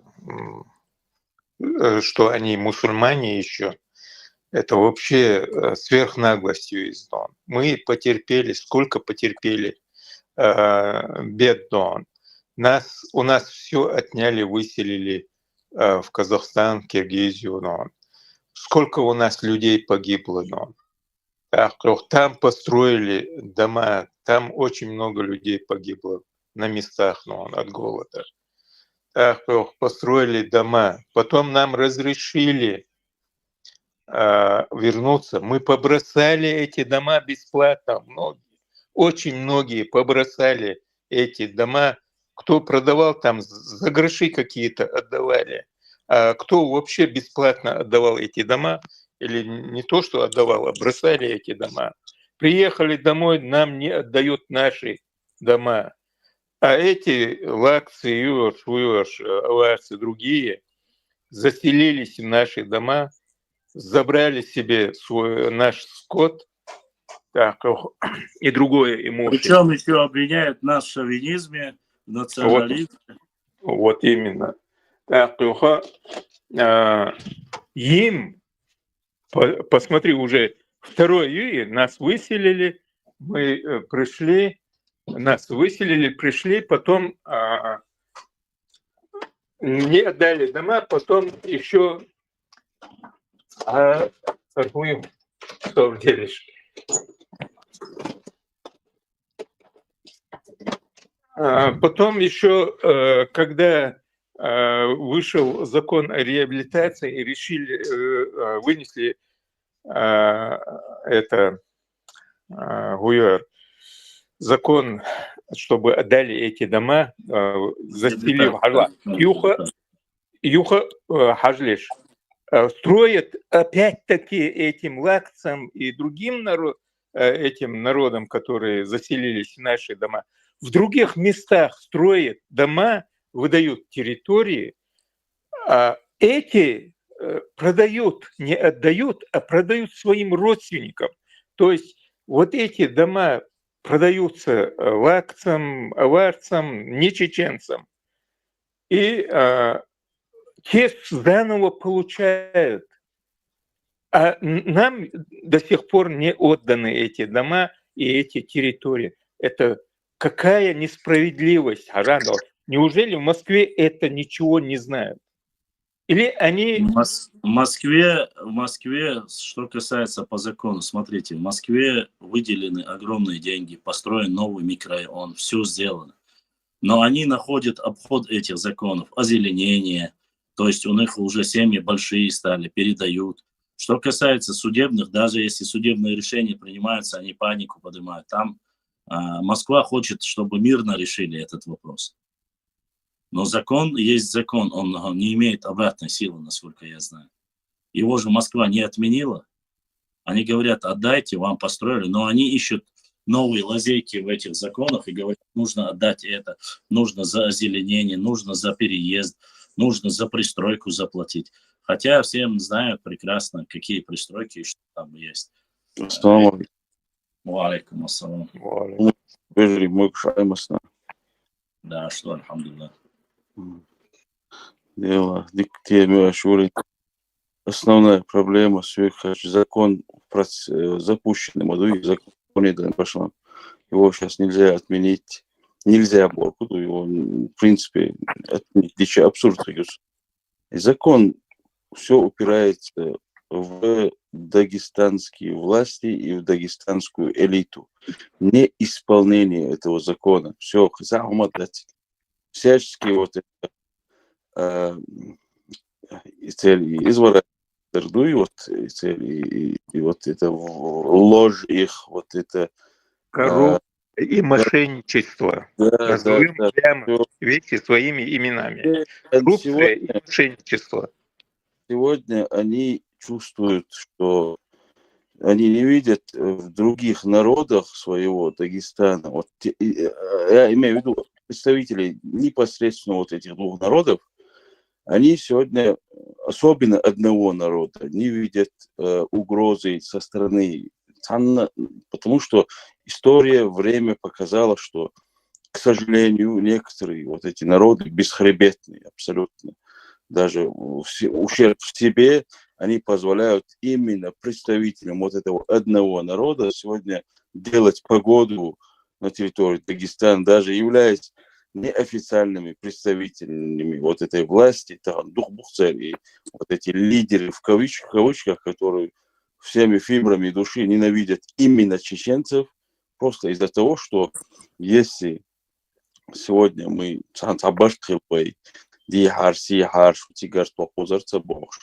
все должны как вопрос транслировать, дадишь твой вопрос, вой со своей ищет, синти халялята, вой молодежь дахайт, есть кометты нохчи чуаш бол, нохчи буй санхайт, есть эггар хажална остер положение, он тунах валилошик. От самуэлэр куту, короче, арби бохшу, элэр матсон, и бусул динту бохши, наглость. Вот и дух соцсетьство, вот, к сожалению... Но я видел выступление, я думаю, вы видели выступление. Есть выступление, где представитель муфтията после обращения... Да. Они говорят, мы не решаем данные вопросы, не имеем права влазить туда и так далее и тому подобное. Вот и все заканчивается. Вот почему именно в этот вопрос, они же во все вопросы в каждой бочке затычка и муфти цертик, и муфтият цертик. Просто меня соцсеть куду и бусул динди вайкха, вайбама буйкуз, уж вайбусул вежри мабу, и эльмегер адять бог, шейхшул, я хумна шуя абсолютно шаркомац, я историц, я территориц, абабоч, я ши коман ешул, غيلو تسقوش يقمل شديشول после этого цунахтани брата табеш всегда ихш серт аш мою нах войну қирерша мою қиету еш бяхбил элер шдицерна уж могу дақиету биеш хета тоже надо как-то информировать. Помнишь вот этот юмористический ролик, который буквально недавно гулял? А наш или наша элерцуа? Да. Вот как раз таки этот вопрос тому, что ты говоришь. Наши ли наши, которые ходят там и говорят это? Да, и плюс ко всему, в этом без дискуссии, записи, которые я вам дал послушать, вы слышали, нет, не знаю, он именно делал акцент. Среди них есть проблемы, есть очень значимые проблемы. То есть он подчеркивает, что среди нашего народа есть конкретные проблемы, и мы должны типа воспользоваться ими. Между строк можно понять, что этот человек хочет манипулировать нашими проблемами. А какие это наши проблемы? Как раз таки это проблема единства, о котором мы говорим все время. Единство. А они вот сейчас как раз таки утверждают и говорят, среди них есть проблемы, бахца. А какие это проблемы? Назовите. Да, проблемы в том, что Вот būtu bieži dēcots, vai Dinama dīcēts, tāds disputs, ma holt atspēju neefdons, muhti šūši, epšēts, dēš. И бусул дин тенгдагны, где этот шариат, Подождите, насчет этого давайте, чтобы я понимаю, что ты говоришь это с иронией, но все-таки я хочу, чтобы вы понимали. Да, имеют ли функциональные какие-то силы муфтияты? И насколько я знаю, по закону Российской Федерации они не имеют. С одной стороны. В плане каком? Потому что закон и религия разделены между собой. Это по закону Российской Федерации, насколько я знаю. Но другой вопрос, если в духовном, если мы говорим, что на законодательном уровне полностью поддерживается, то есть закон поддерживает и говорит, нужно восстановить, реабилитировать. Все, этот вопрос закрывается. Остается духовная сторона, то есть религиозная сторона. Религиозную сторону они берут максимально. Вы помните, буквально года 2-3 тому назад, когда различным шейхам из Саудовской Аравии и Египта отправлялись ролики, где они начинали говорить. И когда арабские шейхи начали говорить, ни в коем случае эти земли должны быть возвращены, они начали пояснять и говорить. А им же дали взамен другие земли. То есть их не устроил ответ этих алимов, как которым они сами же, они имеют сегодня больше доступа и к египетским, и арабским, потому что массумехте сюли да он движбу. Но их этот вопрос, они в этом вопросе сразу становятся солидарны между собой. Без всякого привлечения. Поэтому, что касается муфтия, я еще раз повторю. Руководство, насколько я знаю, каждое 23 февраля председатель правительства нынешний или Мехда, или остальные всегда говорят, мы знаем, что вы не отдали земли ауховцам, не возвращайте. С чего строить одно просто? Оставим остальные моменты.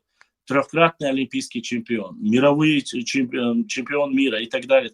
Буайсар Сайтиев не может сегодня вернуться в дом своего дедушки, который принадлежал им до выселения. Это человек, который имеет принципиально тогда возникает вопрос, о каком исламе или о чем мы говорим. Это наши вот эти завуалированные, аффилированные псевдо-любители, якобы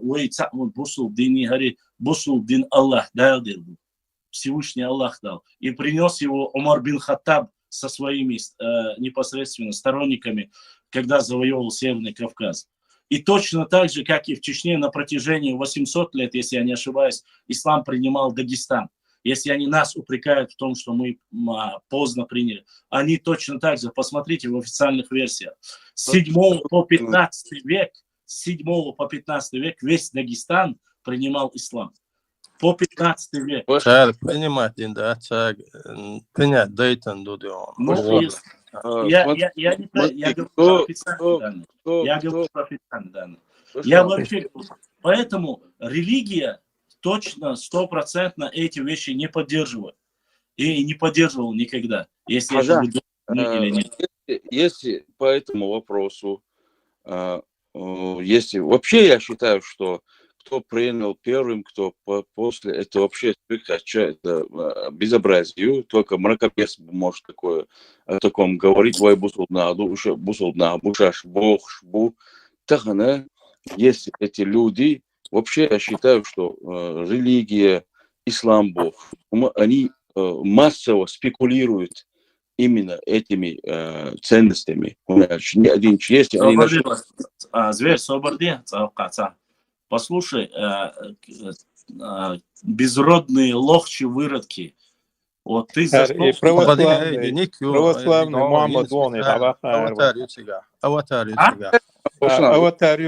وين يزن بيزرود محمد براورنا نيكينا ويلون هو ودعوة تعرف الشعراء ويشان دعوة تروب وتشليل سون ليشكي سون ليشكي شو يزن حميلو على سوم نخشي وردون أوتار ويلين استحاجات يا بلغ ما هجينا سون وغشا سون أسان وزيو إذا تعرف الشعراء وعافية هذا شو أفير شو وعافين وين شبوط شو محمد براورنا يعني نيكينا وين شو قوديش دك دويدي عن ليرك شتى أوك شو قودي عن بصل بين إسبوعات ليش نيك إسبوع أسون ليش كي شو عيازي نقول عن شو شو تعمل شو وين دين جاس دين دول قميل رزبره ليش دوي Трела, Цукамел, анализ. Деньга разбирать ясно. Вот 3 записи, если вы не слышали, я могу повторно его включить еще раз. Ассаламу алейкум ва рахматуллахи ва баракатуху. Çünkü радиоанирас СБО году мы можем так даже я сам могу цитировать и говорить. И Цукамел, что ты говоришь, религия, вообще сюлиш сани, вообще религия дакки деш, религия это докшил. Можно я скажу, пожалуйста? По очереди, подожди, по очереди. Вот смотри, Башлам, это самое. Я вот в начале его послушал, да, с Ахейкак Бахшем. Он, его весь разговор основывается на исторических моментах. Да. Вот это основа, это фундамент, на чем он строит все остальное, свою эту конструкцию этого разговора. О чем идет речь? Речь идет о том, что якобы мы, чеченцы, не имели истории, а значит мы по каким-то преданиям, которые не имеют никакого обоснования, приписываем себе какие-то былины пытаемся на основе этого выстроить там свою какую-то историю и так далее. Стоп, нет, не и так далее. И дальше он продолжает. Я закончу, я хочу остановиться. На основе поддельных документов, мифов и легенд мы пытаемся отторгнуть у них земли, или же мы пытаемся развязать региональную войну. Да, но я до этого еще не дошел. Я хотел вот на этом моменте сфокусировать внимание. Это по Сталину, так сказать, он хочет сказать, что у нас болезнь роста такого. То есть мы из себя никого и ничего не представляли, и за счет вот этого. Но если он так хорошо знает про чеченцев, допустим, он прав, что мы не имели истории, не имели письменности и так далее. Допустим, мы такие необразованные, неграмотные, не знающие родства, да, то есть по русской народной пословице. Но другие народы, которые окружают нас, они же хорошо знают историю, и этот человек тоже наверняка знает, когда был образован вообще Дагестан. Вот, первое, он закрывается и прикрывается под Дагестаном. Пусть он говорит за свой народ. Вот. Первое, пусть говорит за свой народ, а не за весь Дагестан. Потому что Дагестан – это новообразованная, недавно историческая административная единица. Пусть говорит за себя. И когда она была образована, и что было до этого, и кто занимал эти территории, если он такой всезнающий историк. Пусть он об этом расскажет. Я так понял по его записи, я так понял по его разговору, что этими территориями владеет Хаббат, потому что он начал во второй части. Слушайте, это человек, гением больной, наполовину больной, как конспирологией. Подожди, смотрите, это Шулхайт Башин, это не какой-нибудь чепушила, это не простой человек. Я знаю. Он работал во властных структурах, занимал высокие должности. Я знаю. Он не простой человек. Если мы не будем... Я хотел просто ремарку сделать небольшую. Он посылал сигнал, Москва, сигнал явуючи, цусига СВО хажу, цусига и Хаббат американчан, сизат и сухет он ишта. Нохчи угроз халю ал ишта кигошу, сигнал явуючи. Насчет истории, говорить можно дисталляться. Насчет истории, письменность, пусть покажет свою письменную историю, даже наравне с нашей. Это во-первых. Во-вторых, от Иса Аль-Кавказ Эйлерк, что у них за весь Кавказ они говорят. Это их прием. Почему? Потому что Асюхабах от Снейха на равнине Дагестана Тамиетр Латта Дацер. Цундел Ошмема от Дагестана топить деш. Именно вот за этот Дагестан топить деш. Нахук бачун царил чох киберш. هنالك تنخا شاش ويلاتي عشدويخا لزجين شلاتي عشدويخا غمكي لاتي عشدويخا نجح سن سرداجستان تبخش دو رسول гамзата ورئيس ثم قال نقول искали надо будет возвращаться тунахтирш бош. Поэтому они эту истерику поднимают. Кумык сюда это из вашего. Но там не забывайте, он в этом же разговоре, Зверь говорит, вы слышали все, он говорит, все дагестанцы, аварцы, кумыки, лезгины объединиться должны, мы единым фронтом должны выступить. А какие у нас нету никаких претензий никому конкретно, кроме как людей, которые живут в чужих домах. Я всегда говорю, надо исключить из лексикона вообще насчет земель, когда тема земель. Дагестанцы нам не враги абсолютно, наоборот, это братские народы. Есть определенные конкретные два народа и определенные категории людей этих народов, которые сегодня не исполняют закон Российской Федерации, который с 1991 года. Да, закон СССР даже можно сказать больше. Да, даже можно сказать и СССР. И сути акценте есть لزقين شوي يجري там خليتاوش كبر شوي ترتان ديك отношения خلا исторически. Но охна войн дехтер гамостал дутаган распространяя вот эту клевету и сагам по закону. Здесь человек микрофон, руку поднимает, вот, я, ух. И Дагестан бошла, амелдуй цагдейт дишдать, кайпичен, амюл хомах вардис, амюл хомах вардис. Говори за свой народ, все. Ты аварис, говори за... Цод аввалу ша, гришон, чеченцы, не дагестанцы, четко вы ардехи свой год. Юх, потом он говорит, латч дючхан, это наше внутреннее дело, не лезьте бошла. Говорит, вы латч дючхан, дождитесь. Зато когда говорит про историю, древнюю историю, сразу начал говорить, почему чеченцы только про себя говорят, а про нас не говорят. Потому что противоречит. Смотри, из-за удилатик ашбол нахчиха Дагестан сахильша чо байлабуш царь Дагестан багеш. Я лично сам общался с некоторыми представителями. Социгар уэл асьязи чо ой цаш моду шунхер и нохчи чунхер чубартусу. Нохчи хунхер чой Дагестан чхил хазбарта дик агмадуй. Ауэл ба шусан сброд хилиш маяста трай мотта баян, трай камдаян, трай идентичность даян. А еще что-то, то ног чидо бас. Эх, уже шамор хагучуэла. Ну, бегат, это that's حديث خلله.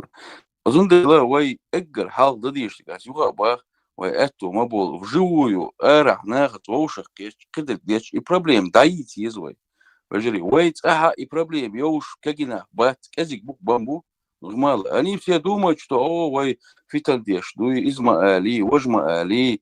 ويجري بوشي إبرابليم يوزت يوش تناغ ليلوش الخارتوي تناغ ليلوش تناغ أنت ليلوش الخارتو قتة قوشة دا أبو الخيش ويجري بوي بوش ترتين بركات تدبولو خطأ بريمير دبقو يقان وتقولي مخكر تناغ بيشبل تيشن بيخشي قدرجي يعني знаю до сих пор если они вот это не понимают что есть вот Сега توي اسو حقيقة خنا قالوا تبعي مدور اخ ما تسبح انا عندي قال ارمي تشاسل خاطر اني تامني شو اشتاني ديلو يتعال ديسكريديتي با حاجه نوع اسو حقاي شو по закону можно за проблемы в закон ценить есть وقت مشوار قصه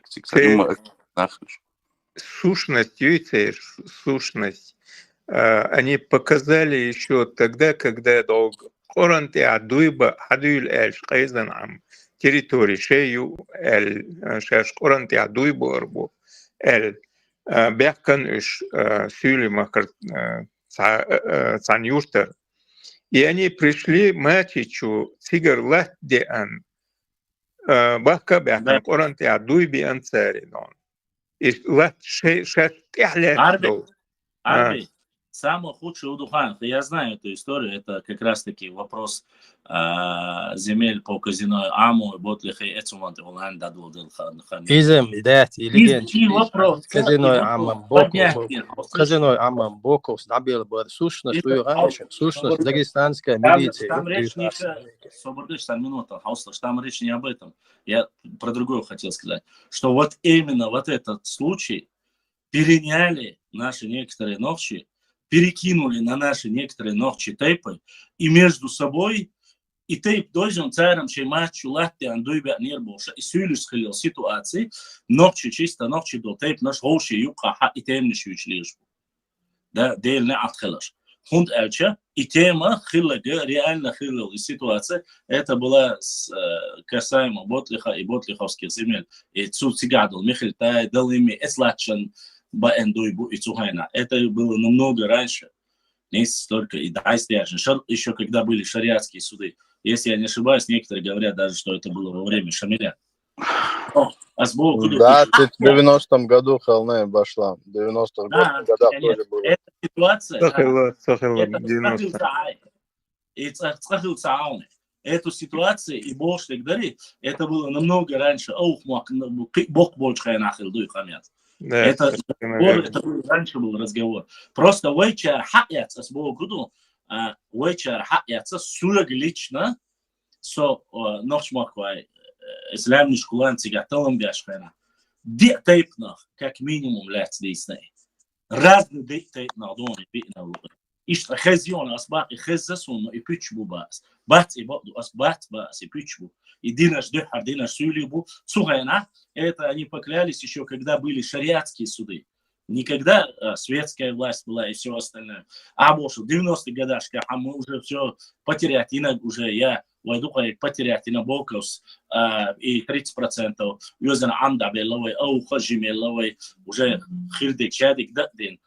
После этого царь 11 он повторно, цаус диндал, он повторит проблему, но факт остается фактом, что это было лет 200-300 тому назад. И этот тупой обычай, шейнцов, шна, хатьяца, перенять на хитсхилду и хитсишдар и больше дюч нахбу. Бахмобиль шук яхан шейхат истрилш. Хитсу элгол цаам тиден бериш сюличуа. Алаудино оптиват. Иди из, короче, Джукшстан сюзет веш. Аронович, ютин отчество Эл. Аронович. Типа Джикти фамилия ютин Эл чуалек едя. Прямо хата болцуно намёк кюкцу. Да, между строк можно. Идея твоя, и у вас там мои такие. Вот, Башлам, возвращаясь к историческим событиям, да, а вот я свое мнение выскажу по этому вопросу, чтобы наши братья-дагестанцы слышали, потому что не все относятся так, как этот излагает свои мысли. На мой взгляд, во время империи вот эта историческая несправедливость началась на Кавказе с приходом империи на Кавказ. Почему? Потому что у враждебных народов отсекалась территория, имущество и передавалось лояльно. Да. В советское время это продолжилось, но по другим причинам, чтобы не было хороших отношений между народами, чтобы разделять и, то есть, травить друг на друга, чтобы чтобы не было сплоченности между народов. Эта несправедливость исторически продолжилась. Но в современном сегодняшнем мире вот эти вызовы, да, которые есть, мы должны о них, мы не обращаем внимания, но государственные деятели хорошо изучают эти вопросы, эти моменты. И они понимают, что пришло время восстановить историческую справедливость. На мой взгляд, я не утверждаю. Вот, скорее всего, вот эти ребята активные, они понимают и знают, что эти вопросы, скорее всего, обсуждаются и какие-то реформы могут произойти. Тем более мы об этом все время говорим, что мы пострадали, что восстановите справедливость. И они пытаются нас втянуть в какую-то авантюру, грамотно, используя там историю, используя религию, без разницы, историю, все что угодно, лишь бы мы как-то и сказать, вот мы такие хорошие, нормальные ребята, их надо наказать. Скорее всего, исходя из этого, это все происходит. Я не знаю, Аллах алям, это Аллах знает лучше. Даже тот момент депортации к этому периоду вот, и промежуток такой, из-за чего, почему нас депортировали. У меня лично огромные вопросы, ну, не буду сейчас говорить, инах будет царь садух, я даже не знаю, царь гумат бина, царь гудит, момент чмаютик. Вот с тех времен ждабах и тач, цабошена, вот цаух, вот самобах бибош, письмо шязин тунах официально. Ах, тагана вот и политику еще цугайн хилил дуинда, НКВД, яхью царь, тагана цик хаях шу царь политик. Вопрос религии, хажал масарга, вай бусул наду далмола, дел савиш, вай памор салам бакуеш. Ама иссанил момента, если они прибегнут к шариату, уже вплоть до наказания, ущерб убытки останутся. Так, если курить фимя, мол, что понятие, вай хазк амелдеш, вай бусул диндич, и ухдеш буйнах, а вай, к сожалению, дух берштамела наивный буцугуман. И вопрос, я не знаю, как в ближайшее время он решится или нет, но я знаю одно точно. Вай вплоть до чур дюзел шбуй, то дюзел шкат, я дадить здесь, и он хажал на вас, ершу территорию, еркар оккупировать или что, ердушун бог. Разъяснение, что есть. Здесь определенную категорию, при этом больше будет хитмус. В основном народ не в курсе. خلدوا هم تنغب ثم شو ده حال توخشل شغل قمت هوشل دي تشوسيك أما قمت تقوم تينو شو خينا تقوم تريتوري دي خينا إذا أبراودوت دي شوير شو وتشوات أبراودوش هو بوصل بلي شوات سيك ناوس خدي يبوصل بدين باندوش دو قبل هو الحين خا شو بيرك دود عوها ماري وخش تلتها بله ألا يوم ده أول شغل بيصير كذا ده نيجوريش ترى هذا يا خيرم هرجم هو دي تشرب شيء هم شديد صار تندل وأصلا задача свекач на уровне нации там на уровне на бытовом уровне а вот эти ваш дикли уровень ваш делаешь что ситуацию бог объяснять да без нахи разъяснительную работу надо вести. Дополнение можно я сделаю? Я вот забыл самое главное сказать во всем этом вопросе. Мы же не знаем, не обращаем внимания на те процессы, которые происходят в Дагестане, в Республике Дагестан. А именно вот, поверхностно, нагайцы стали себе какой-то район или автономию, кумыки, то есть у них внутреннее напряжение, и скорее всего, чтобы это внутреннее напряжение увести в сторону, они пытаются вот это раскачать чеченский вопрос с ауховским. Скорее всего, там что-то внутри у них между собой идет. И это все может вылиться наружу. Скорее всего, я не знаю, не утверждаю. Вот такое ощущение. А то, что мы говорим сейчас, это уже мы, если мы бы не говорили, не обращали внимания, не приводили примеры, доказательства всего этого вопроса, тогда было бы плохо. Но если мы сегодня ночами сидим каждую неделю, да, и это обсуждаем, говорим, это уже большой прогресс. Это немало. Люди потихоньку с малого, как это пословица говорится, вода разбивает камень не силой удара, а частотой падения. Джим Хаваша, Китер Дувай, Отголкана, Отсумана. لا نيسان بوغا سوش نيس بوغا سوش وين تي شيء نبال ميوتيغا قولوش الانرجي وين تي نبرتغي именно Истанбул не чбутига был на нас общий враг вин чисто политический ход إذا إشتى كومبلكس إذا إداري إيش ويلاتش تحدونه شيء سوبيكتشين شيء دونه إن ده случай Дагестана إيش شيء دلاح قام دونه إيه سوبيكت دوستالين شيء إيش ديونا أول شكاك بي نرد образующий государство образующий это قام дара как по-моему даргинцы ну там еще максимум там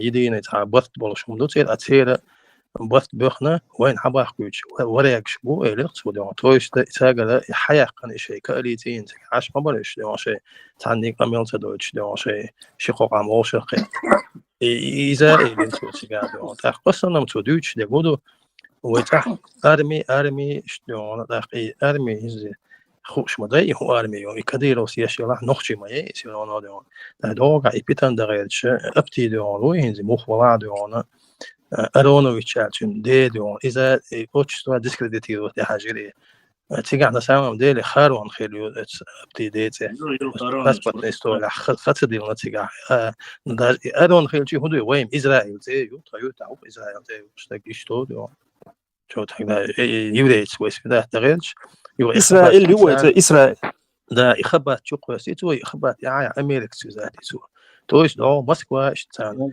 غاز قناتنا ليشنا تان سيجنال شو تلقيه ويش جري منوتان سام على تنش أوسنش بيستخلو سوري بات سيرخ سامو ناتسيش ماتو سيرا ناتسيوناليست أو ترى خشش سول ميلول ناتسيست نوختش مخلا غازويت مونيستويد يهنز وين دو например هنزر باشلام خلاص o başlan da çoğuşumuz detner detnadas ton son da çoğuşumuz deten o te sürüşün da hunsa olti da sabo blogger qeçer его просто игнорировать тенде что ты зуна может обалмас тюцер просто so well я да Море Бутига.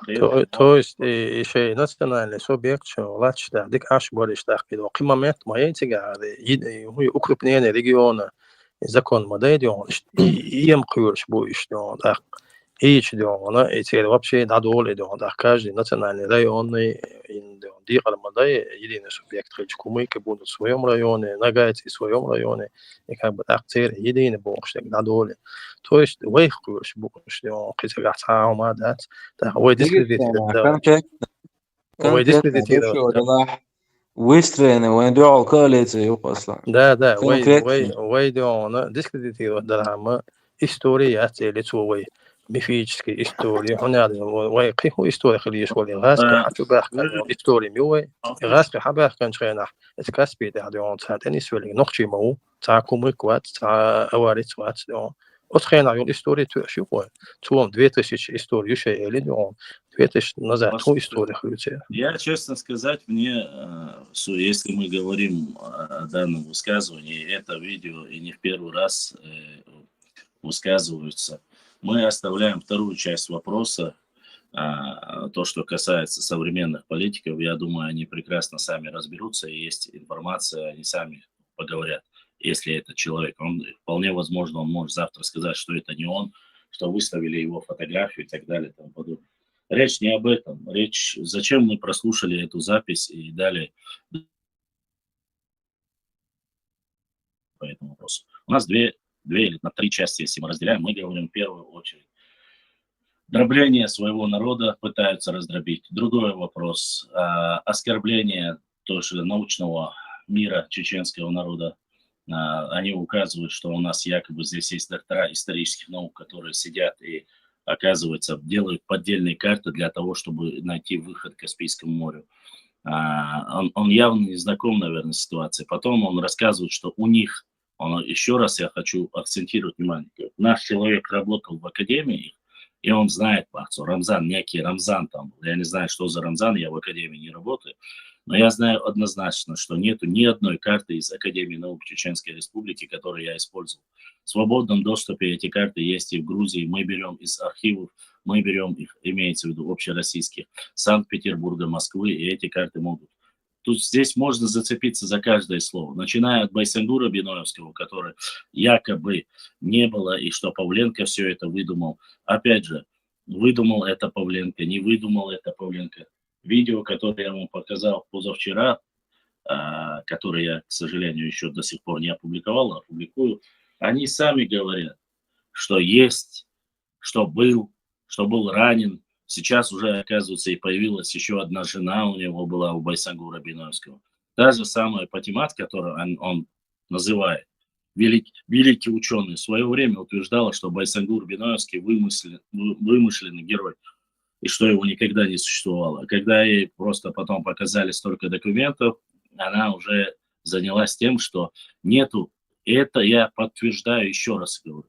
Официально, где написано, что Байсангур Биноевский был на горе Гуниб, такого ни одного русского документа нет. Вот имеется в виду из Академии наук, Российской Академии наук. Однако, есть документы, которые публиковал и я, и Хасан Бакаев, и многие остальные, где говорится, что был прорыв, что кто-то из них ушел, определенное количество. Я не уверен, что... هذا شيء почетный принц دستخ نعم خدمة خليه تقعدون بس أول ترتاح هذا شيء أول ترتاح ديون تندين شوي سلو تندي يقطع это мы опубликовали. أتمت كتير كنيجي يوديون شيء يسوي تساري ووازي نقشة Еще раз повторюсь, 3 непосредственно дагестанские книги с писателями дагестанскими. 1 Павленко, Тиндинская, Дидойская, и вот сейчас уже 8-я появилась, и они говорят, те, кто живет в Гунибе, и тот, кто живет в селении Хаточ, он сказал, это внизу от Гуниба, от этой горы, что они знают это, что он был там. Но официально, то из слов из того же дагестанца, он говорит, официально наши историки это не рассматривают. Есть официальная версия, есть неофициальная. Речь не об этом, суть не в том. Был прорыв, не был прорыв, ушел он, не ушел он. Остальное, если документы потихоньку находят, был он там или не был он там, Если мы предоставляем, это ни в коем случае не мешает. Они могут сказать, это правда или неправда, у нас есть документы. Вот они утверждают, что документов нету. Да и в нашей Академии наук тоже говорили, что официальных документов нет. Это однозначно. А неофициально имеется в виду, то есть вот эти полевые материалы, материал Павленко или материал тиндинцев, дидойцев или остальных, или там тех же чеченских, не могут указать на чеченских, говорит, старейшин. Да могут указать. Сказали же старейшины, старожилы из Тейпа Беной, из Биноевского села, указали, что он ушел оттуда, пришел оттуда с ранеными, оставшимися ополченцами, или как их назвать правильно сейчас уже. Поэтому этот вопрос, он затрагивает все, но между строк можно прекрасно увидеть. Не хотят единства, за счет этого хотят объединить себя, чтобы убрать свои какие-то внутренние расправы. Но опять же, внутренние их проблемы нас не касаются. Внутренние. Однако мы не считаем чеченцев за дагестанцев, тогда это говорит о многом. Это как раз-таки и есть одна большая звонок для всех, чтобы 200 тысяч человек, проживающие там, это не маленькое количество, это не 10 человек. И ущемлять их права, если принят закон. Не лезьте в наши внутренние дела, земли, да, мы сами разберемся. Почему они становятся внутренними? Они становятся внутренними, когда они хотят заставить проживающих там, чтобы они не называли себя чеченцами. Он для этого сначала отделил чеченцы, это не дагестанцы. Потом он аккуратно влазит и в ситуацию с ингушами. Хотя сам же он, если его услышат многие ингуши, конечно же, у них будет инфаркт, где он говорит, что буквально 100 лет тому назад чеченцы и ингуши были одним народом. Он сделал, ему, конечно, после этого, если особенно услышит шейх Бузуртанов со своей академией, они сразу возразят, ты что, такого не может быть. Он бы еще указал, какие первые постулаты и оскорбления сыпятся в адрес чеченского народа. Именно за то, что по соседству с ними живут и в хороших отношениях. И называют, что вы с ними, он один, что сюли бушубу. Поэтому эти моменты более углубленно, если распространяют это, если они это делают, мы должны услышать это. Мы должны услышать и показать всем представителям своего народа, что вы борцахули, ашбу, кичабу, гинца даже, помиршляшбу.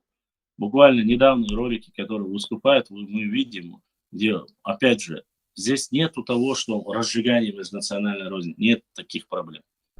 Аслан, когда ты закончишь, можно я один вопрос зачитаю с Ютуба? Зачитай, сразу зачитай. Сегодня я слышал от нескольких человек, что, оказывается, Байсангур был аварцем. Спросил у Башлама, на почве чего это слух пошел Бахтаму. Ну, этот вопрос они поднимали. Вот как раз мы прошлый эфир, тот может посмотреть, поймет. Они называли, что якобы в каком-то селении, у них такие названия, на букву то ли Чехол, или то ли Чехты, я не знаю, в каком-то селении оттуда якобы произошел, они начали нести вот эту пургу. Представители, точнее, потомки братьев Байсангура Биноевского поехали туда, в Дагестан, нашли этих людей и сказали, на каком основании, из чего вы взяли. Мы являемся исконными чеченцами из Тейпа Бена, из Эдинеты. С какого перепуга вы говорите? На что они сразу сказали, что нет, мы не говорили такого, что мы сказали, что имели дружественные, хорошие отношения с Байсангуром Биноевским. Другой вопрос, подчеркивая это, почему они ссылаются. Видать, поскольку последнее видео, которое мы видим, снятое на Гунибе, они утверждают, что одна из жен Байсангура Биноевского, точнее, вторая жена Байсангура Биноевского, была из селения Хаточ. После окружения, когда Байсангур Биноевский прорывался раненым, она его, вот это последний полевой материал, который он обсуждает, и говорит, что раненым Байсангур был в этом селении, его она подлечила, и Байсангур после этого ушел в Чечню. Но потомки Байсангура сегодня в этом селении носят фамилию Байсангуровы, а имя Байсангур такого имени у дагестанцев нет. И что они взяли это именно от Байсангура. Основываясь на этом, исходя из этого, или эти родственные отношения, они ставят свои догадки и вымысел. Опять же, повторюсь, после этого вывода я сразу же созвонился с потомками его братьев, прямых потомков у Байсангура не осталось, вы знаете, у него было 2 сыновей. Когда я спросил, они сказали, что такой информации ни у кого, ни у старейшин нету. Однако они готовы в любой момент вместе со мной выехать в это селение, поехать в селение Хоточ или Хоточ, я не знаю, если я как-то неправильно выражаюсь, найти фамилию Байсангуровой и проверить достоверность этой информации. Другой вопрос по тем же разговорам. Некоторые люди говорят, что был один из хороших друзей Байсангура Биноевского, но это слабая, как говорится, слабая информация. Почему? Они говорят, если у тебя родится сын, Байсангур Биноевский сказал, назови его в честь меня. И что его друг назвал уже его Байсангуром, и от него пошли фамилии. Это очень слабый, как говорится, полевой материал, но проверить это все-таки стоит, поскольку ни в наших традициях, ни в наших обычаях никогда не было такого, чтобы мы просили кого-то называть, тем более друзей, своим именем. Такое мне это обычно в наших адатах было так. Если они любили, то есть дружили, и у них было уважение, они сами называли в честь кого-то храброго воина. Вот такой адат у нас есть. Но что Байсангур Биноевский сам сказал, опять же, мы знаем это и из разговора Айсы, где мы разговаривали, это совсем другое село, которое он назвал. В другом селе, он говорит, тоже есть с такой же фамилией люди, которые названы фамилией Байсангуров. Но, повторюсь и скажу, что у нас... Аслан, Ишам, двигаться мадать, 150 лет назад, хилол, как ногчу у мадать его. Нет, я хочу, чтобы мы понимали одно. Сегодня, если вдруг эти люди утверждают, поехать в это село, никаких проблем нету. Еще раз. 150 лет назад, имам Шамиль Мича, потомки Байсангура Биноевского сегодня, имеется в виду, братья, они имеют одно ДНК. Если они просто-напросто проведут ДНК-анализ, все станет на свои места. Точно так же, как они смогли доказать, что они не имеют никакого отношения к Сюле. А то, что имели хорошие отношения, вы должны понимать, начиная с Гази Мухаммада и Гамзат Бека, братья Байсангура Биноевского воевали в Газавате и участвовали. Конечно, были хорошие отношения. Во-первых, по соседству, во-вторых, друзья, и в тот период Кавказской войны совсем другая ситуация была, нежели сейчас.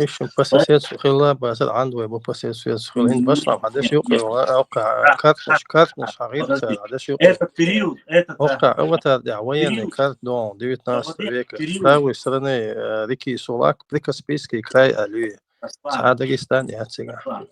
Гази Мухаммад, Гамзат Бек, когда были, они с ними вместе воевали. Это есть тому подтверждение. Если не надо, потому что прямые потомки Байсангура Биноевского, точнее, дети братьев Байсангура Биноевского, говорят, что они участвовали, и многие погибли в этом. И с Гази Мухаммадом погибли, и с Гамзат Беком погибли.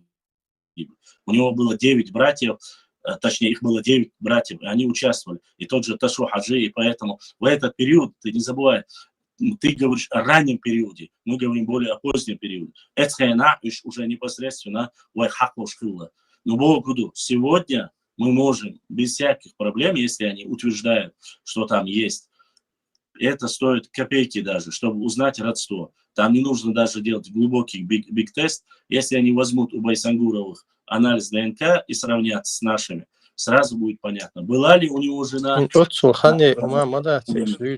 Полчаса рассказываешь. Нет, потому что, подожди, Дудер, я поясню почему. Там не просто идет разговор. Это разговор важен почему. Они говорят, после прорыва с Гуниба он был там. А это важно. И если это подтвердится, автоматически это показывает то, что все их сказки и небылицы о том, что Байсангур не был на Гунибе, это отсутствует. Может быть, более того, отсутствует это башлам, но и это тогда показывает, что они все могли прорваться. А прорвалась только одна часть, а другая часть там осталась по каким-то своим соображениям. Вот здесь в чем загвоздка.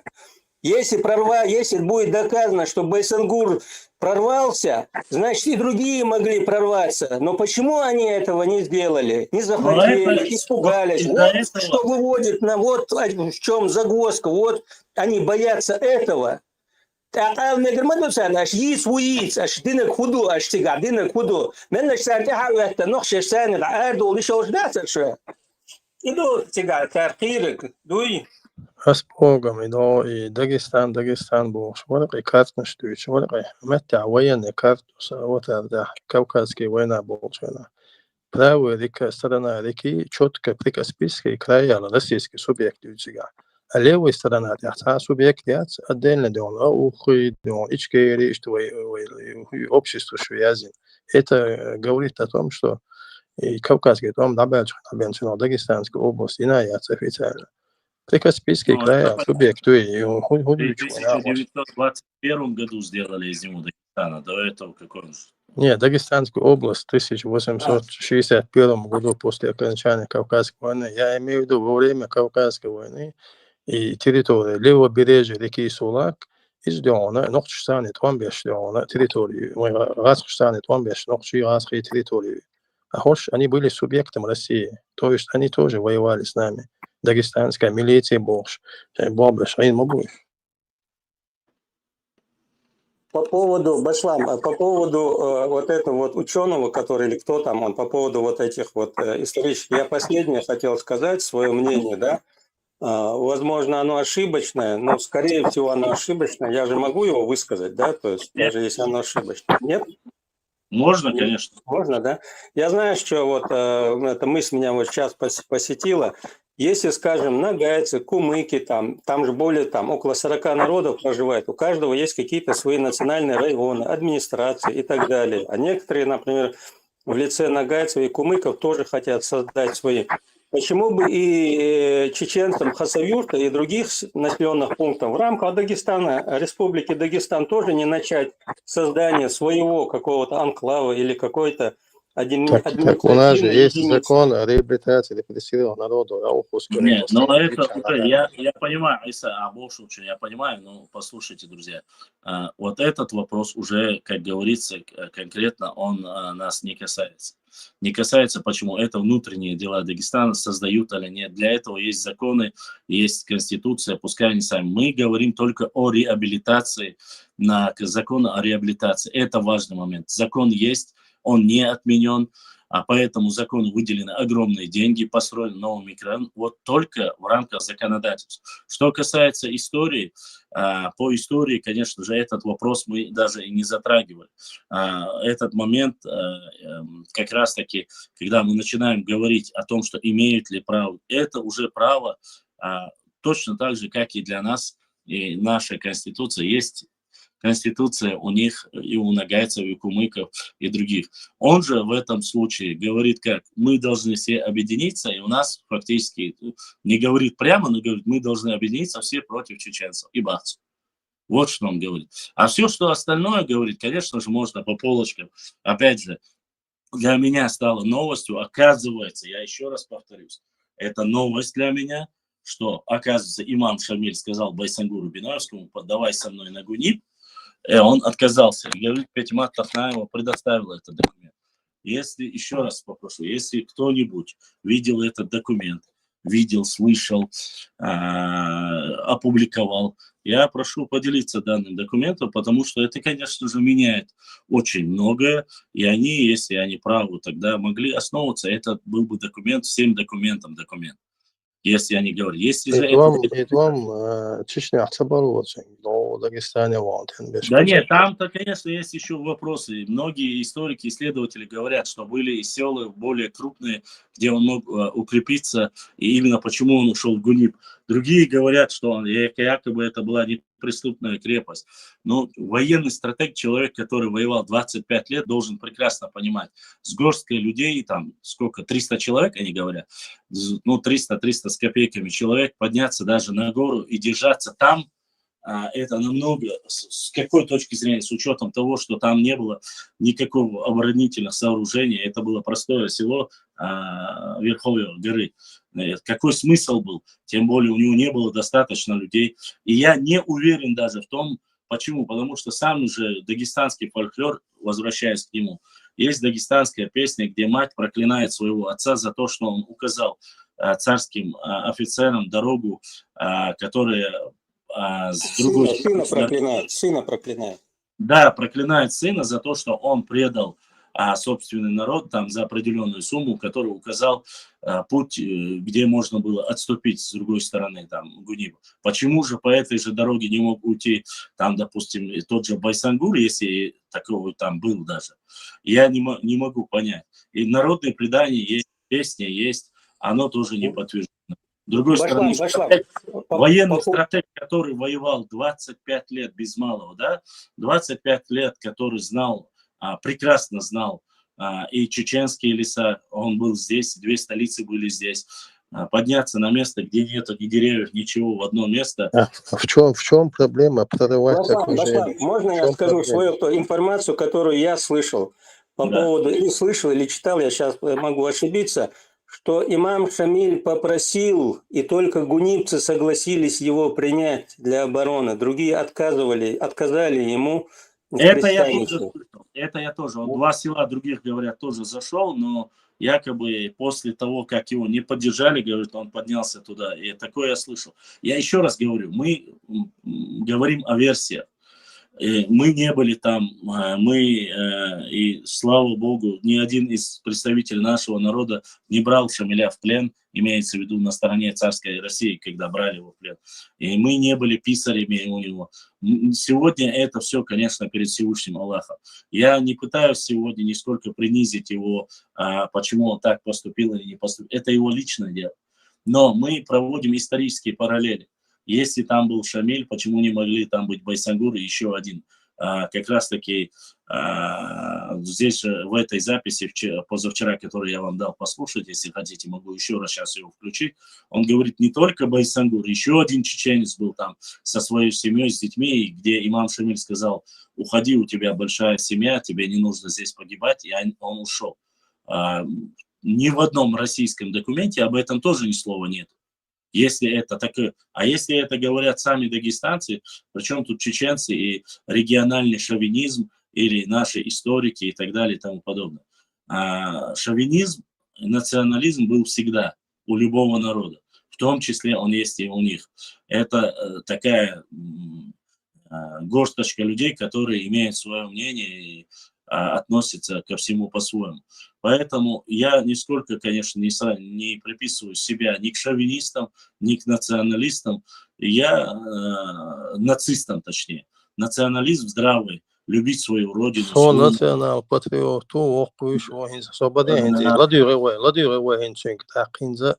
Хужва, как бы, какой ответ? Sana ответ что? Делир ишь, хинз худо альдо, хажва талдизал.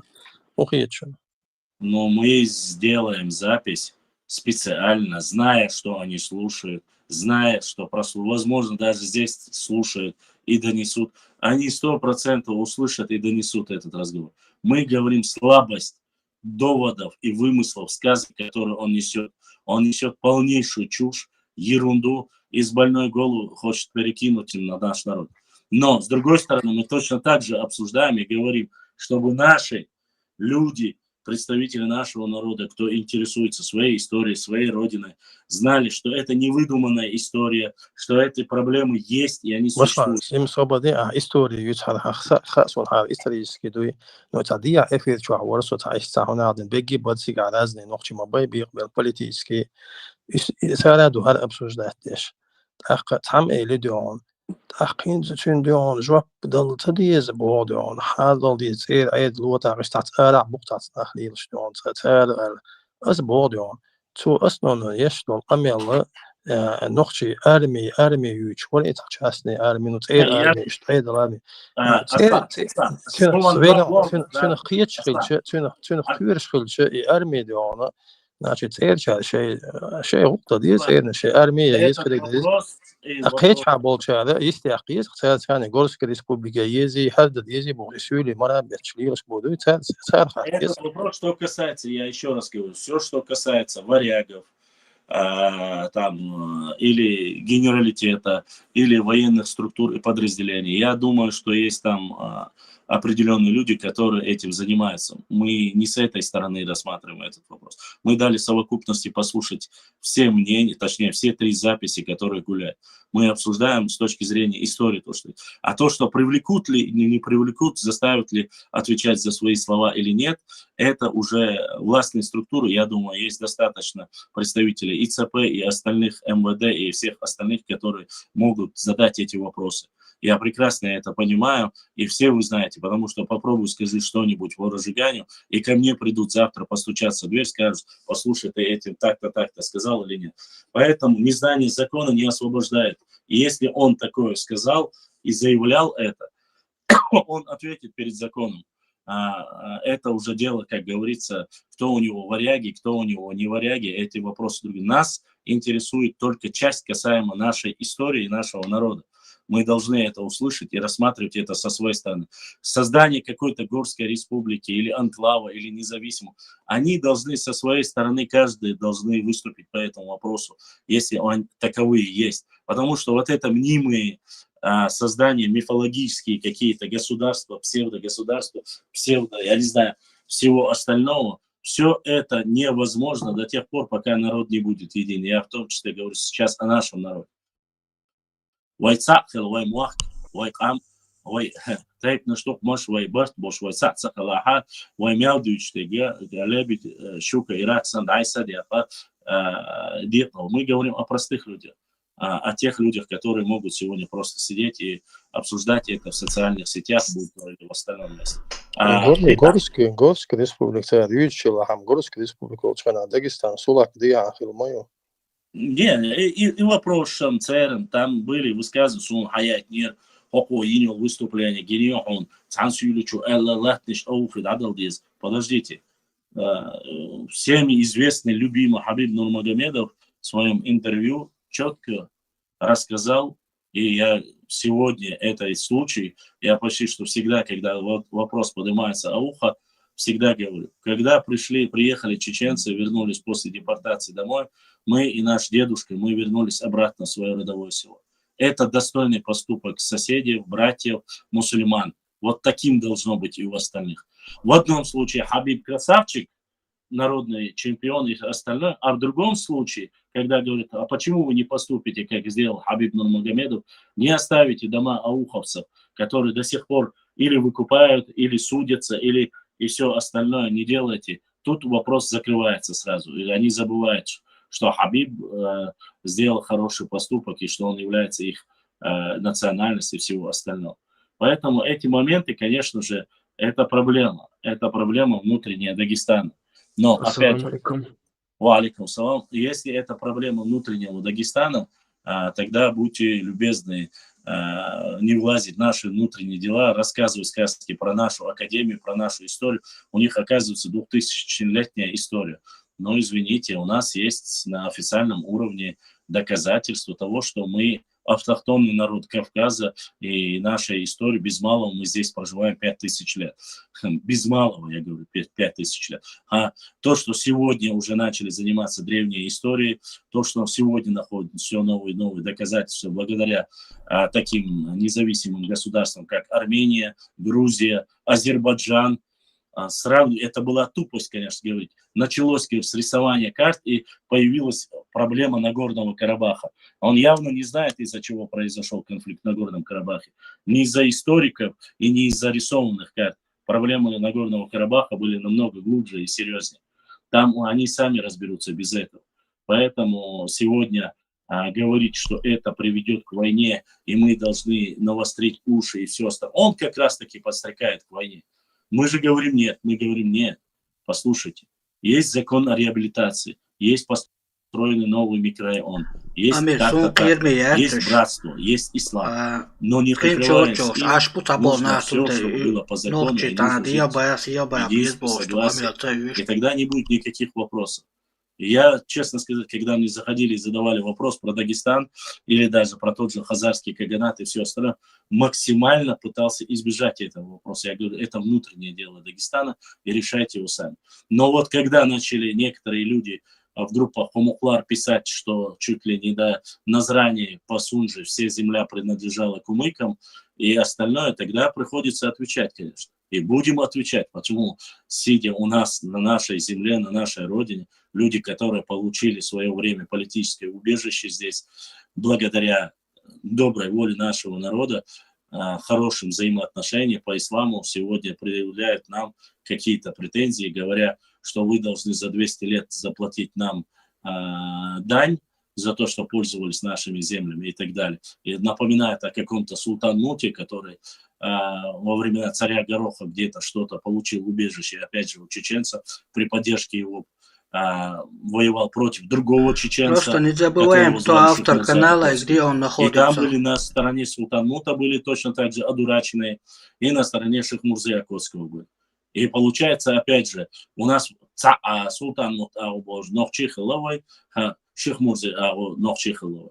И они хотят повторить ту же самую версию. Они потом будут говорить, знаете как, да, у вас были чеченцы на стороне Чечни, но и у нас были ауховские чеченцы, которые были на стороне Дагестана.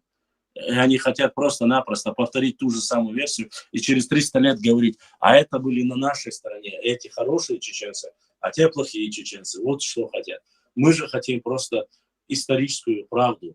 Для чего? Чтобы мы могли воссоздать историю своего народа, чтобы записать ее и сохранить.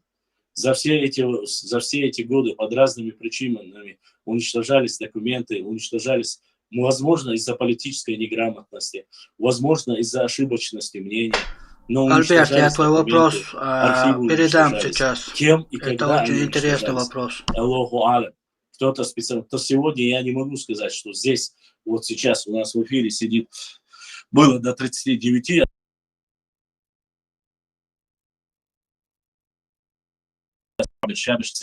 Нет, потому что я не знаю, анонимов очень много. Но, да, прям.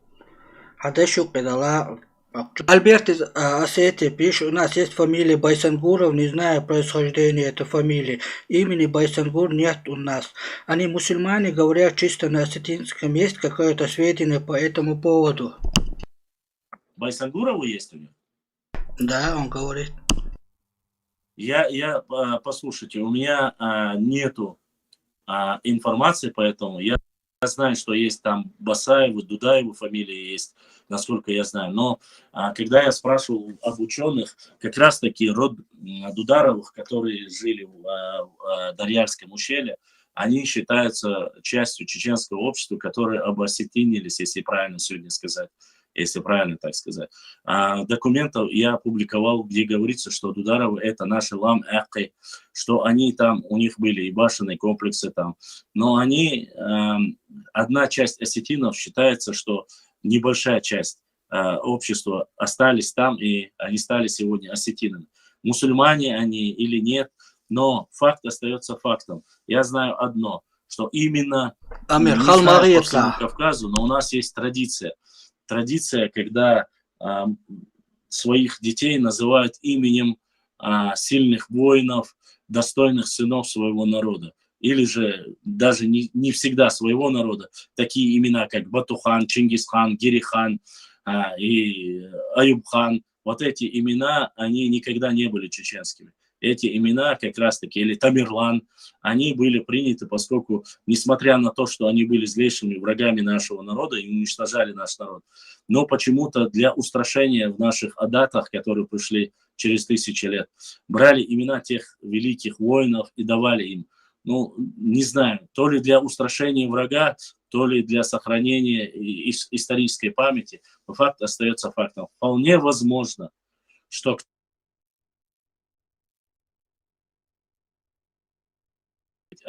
знающий участь Байсангура Биноевского мог назвать. Но есть еще второй факт. Хочу свою догадку сказать. Альберту из Осетии. Альберт, дело в том, что среди наибов имама Шамиля были осетины. То есть были в его армии были осетины. Вполне возможно, что кто-то из наибов или потомков наибов имама Шамиля осетинского происхождения мог знать Байсангура и в честь него назвать или свою фамилию дать, точнее дать имя своему сыну. И появилась у него фамилия Байсангуров, если есть таковой. Но опять же, кто бы то ни был, если он является потомком, допустим, нашего народа, стоит сдать ДНК, и сразу станет ясно. Если сдаст этот человек биг-тест, у него покажут чеченские корни. Если он является там потомком чеченцев. Все сегодня можно очень просто решить. Там 200-300 лет ничего не решает, и ДНК-тест сразу покажет, является ли он потомком чеченцев или нет, если такого сделать. Но сегодня мы не пытаемся кого-либо себе приписать, или осетин, или грузин. Мы знаем общество тушинов, бацбийцев, хивсуров, пшавов, которые сегодня являются грузинами. Но я опубликовал документы, и вы видели, и у нас достаточно материалов о том, что они относятся, эти общества когда-то относились к нашему народу. Но переселившись или отдалившись от нашего народа в южной части нашей родины, они поселились там, большинство из них приняли христианство. Есть те, которые не приняли христианство, по анкийскому ущелью мусульмане, наши братья, часть нашего народа, кистинцы. И вот так по всему, и точно таким же образом.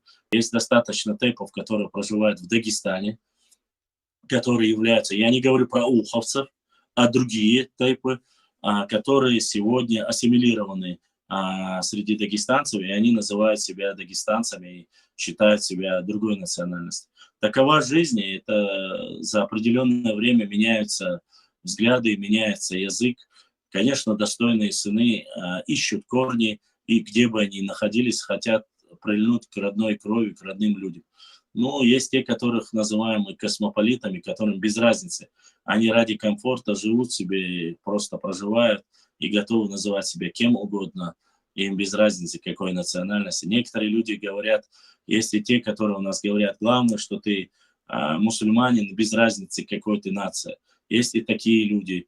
Но я считаю, что эти вещи, конечно, они очень пагубные и неправильные. Почему?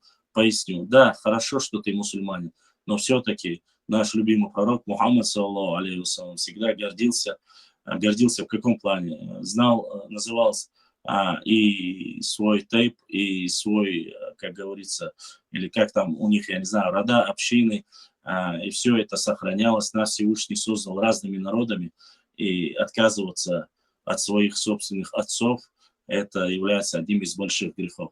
Что касается этих фамилий Байсангуровых, если кто-нибудь из них сдаст тест, проверить, можно посмотреть. По Байсангуровым фамилиям нету данных, а вот по Дудаевым, Басаевым, которые есть фамилии, проживают в Осетии, являются осетинами сегодня. Считается, что они потомки тех же Дударовых, а те являлись непосредственно чеченским обществом из акинцев, ламэхкой. Вот такая. Некоторые, конечно, говорят, что они относились к кистинцам, то есть веппинцам, но такой информации, опять же, у меня нету. Башлам, к тому, что ты сказал, да, ведь мы должны же понимать о Байсангуре, ведь это же не полноценный был человек, это же было, он же был, половина его человека было, который продолжал бороться. И, естественно, о нем все должны были знать. Есть ли в истории Кавказской войны подобного инвалида, который продолжал борьбу? Я, например, не слышал ни у кого. А он, даже если не указаны никакие документы, по крайней мере, мы знаем, кого в Хасавюрте повесили, казнили. Мы знаем, о ком идет речь. Я, во-первых, Байсангур Биновский не был рожден инвалидом. Он был полноценным человеком для начала. Он был, но он когда потерял половину тела своего, я об этом говорю, он половина человека его было. Айса, на Кавказе всегда ценилось мужество. И Байсангур Биновский был одним из самых мужественных людей. таким же, Да. как и Шамасур, таким же, как Бейбулат Таймиев, и Ачар Хаджи и так далее и тому подобное. Шуайб Мулла Цинтаровский, Иса Гендергнойский, Ахмад Артуринский. Их можно перечислять часами. Можно перечислять. Речь не об этом. Речь о том, что да, я с тобой согласен, что подобный человек мог вызывать восхищение у многих кавказских народов. И они могли назвать. Но одно дело назвать сына Байсангура, а другое дело взять фамилию от отца, имени отца. Это уже, как мы знаем, это наша традиция в основном. У нас в основе своей, у нас это традиция. То есть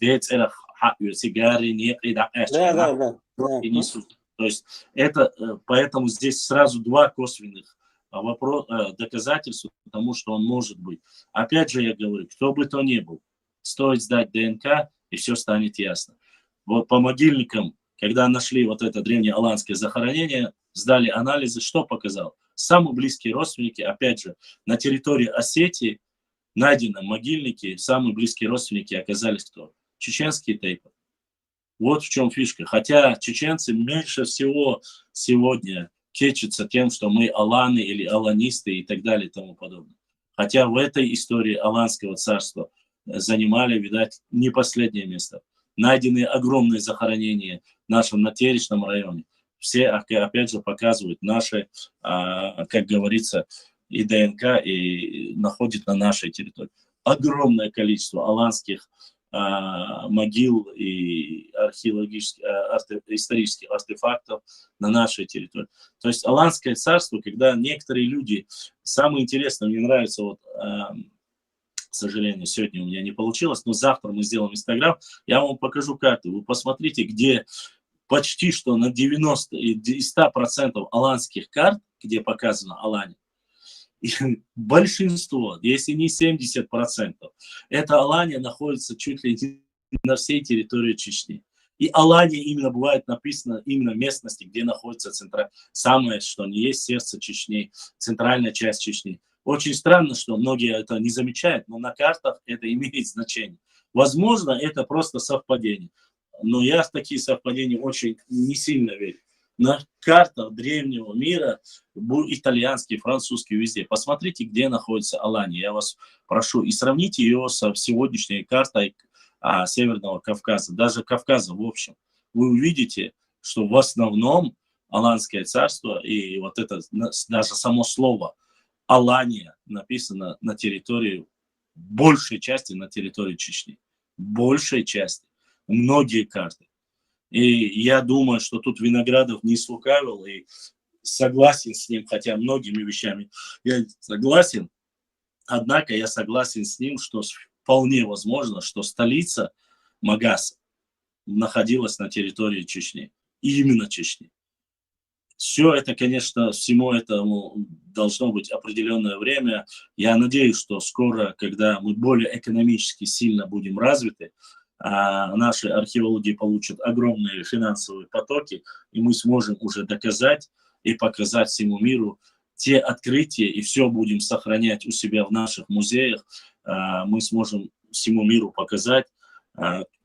Если я не ошибаюсь, я видел карту Советского Союза, советских, точнее, археологов, и вы не поверите, на территории Чечни больше всего до сих пор или к радости, или несчастью, я не знаю, чернокопатели, может, и обрадуются, но больше всего на нашей территории различных захоронений, начиная с периода и кемерийцев, и сарматов, и скифов, и аланов, и хазаров, больше всего могильников, склепов и захоронений находится на нашей территории. Элементарно один пример, не буду называть село, но оно правобережная сторона Терека, когда люди просто-напросто хоронили. А эта местность, это даже не низовье, это верховье Терека, то есть Терек внизу где-то протекает по равнине, а это верхняя часть. Когда они копали могилы, они находили огромное количество тарелок, утвари, посуды, приблизительно 14-15 века. И эта территория, в принципе, там нигде ни одного, как говорится, нету, ни села, ничего не было. Это была просто ровная плоскостная местность. Все было когда-то стерто, но я не знаю, то ли по интуиции, то ли по стратегическому какому-то значению, там поселились ногчи, образовалось село, и вот когда они выделили место для кладбища, когда люди искали, начали хоронить своих людей в этом месте, начали находить различные утварь 14-15 века. И причем она выжженная с узорами национальными нашими. Да, поломанная, возможно, там есть, но поскольку там кладбище сейчас, я не думаю, что там будут какие-то археологические проводить. Ну, в то время, по крайней мере, это еще лет 5-6 тому назад, когда мне показали, я подумал это, что, как подумаешь, там, нашли кусок там, тарелки, кувшины, вазы. А нет, настоящие археологи знают, если мы зацепились за один кусок, что этот периметр нужно все. А это почти что на глубине 2 метров, почти что. И каждый чанха кваргал мелдах что, да, почти 6 метров думаю, чем свой кварги, щитнала, яца ахтала, на такой глубине нашли. А вы знаете, что для археологов каждый сантиметр имеет значение. То есть это определенный промежуток лет истории. Так что у нас на нашей территории мы еще многого не знаем, не видим.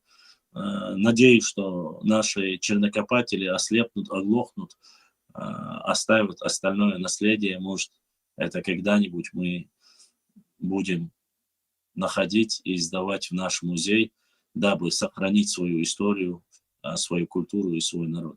Поэтому касаемо Аланского царства многого не знаю. Я больше чем уверен и согласен с тем, что башенные комплексы, особенно терлоевцев, которые были одними из самыми лучшими зодчими, они взяли из аланской культуры и унесли их в горы, и именно в тот период, то есть 12, 13, 14 века, возвели свои башенные комплексы, которые были благодаря некоторым стукачам и сикофанам, указывающим царским войскам на эти башни, уничтожены. Мы это все знаем прекрасно и знаем, кто их указывал и почему так мало терлоевских башен сегодня сохранились. Даже несмотря на это, терлоевские башни намного старше, чем тех людей, которые указывали в свое время царским солдатам этот путь, где якобы эти места занимали непокоримые горцы.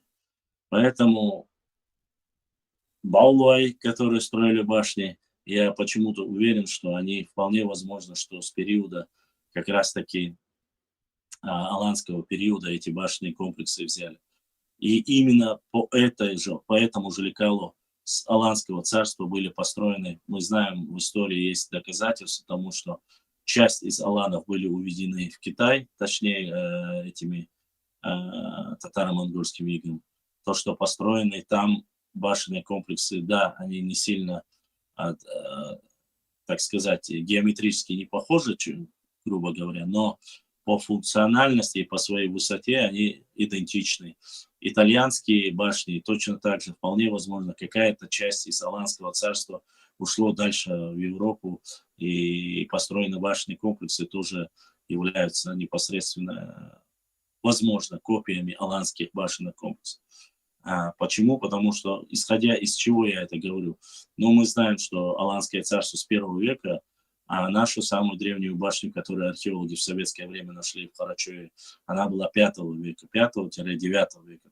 Разброс у них такой был. То есть древесину, которую они нашли, разрушенная башня, именно была того периода.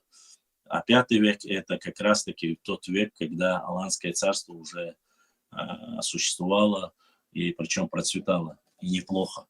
Поэтому очень много косвенных доказательств. Конечно же, это нужно доказать, конечно же, это нужно все научные работы проводить. Я не утверждаю, не говорю, что я там инстанция последняя, но у меня, как человека, занимающегося историей, исследованиями и любящий свой народ и свою историю, возникает ряд вопросов. Еще раз надеюсь, что в будущем намного больше людей. Не забывайте, что те же башенные комплексы были в Аухе, они тоже там уничтожены, ничего удивительного нет.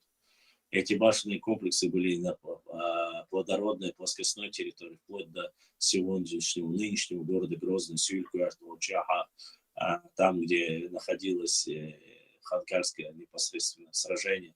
В этой области находилось. В башенной комплексе находились Чуртогы, а это башни непосредственно, это Петропавловка станица, вы знаете, где это находится. И вплоть до Оздамир-Гал Олсуна, но червленная. Там, насколько я знаю, частично была нижняя часть глиняная, верхняя деревянная.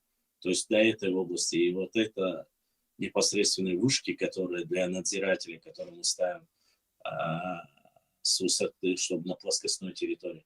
Многие норнийцы там смеялись, там, когда я опубликовал, мы видели не то ли английского художника, то ли немецкого художника.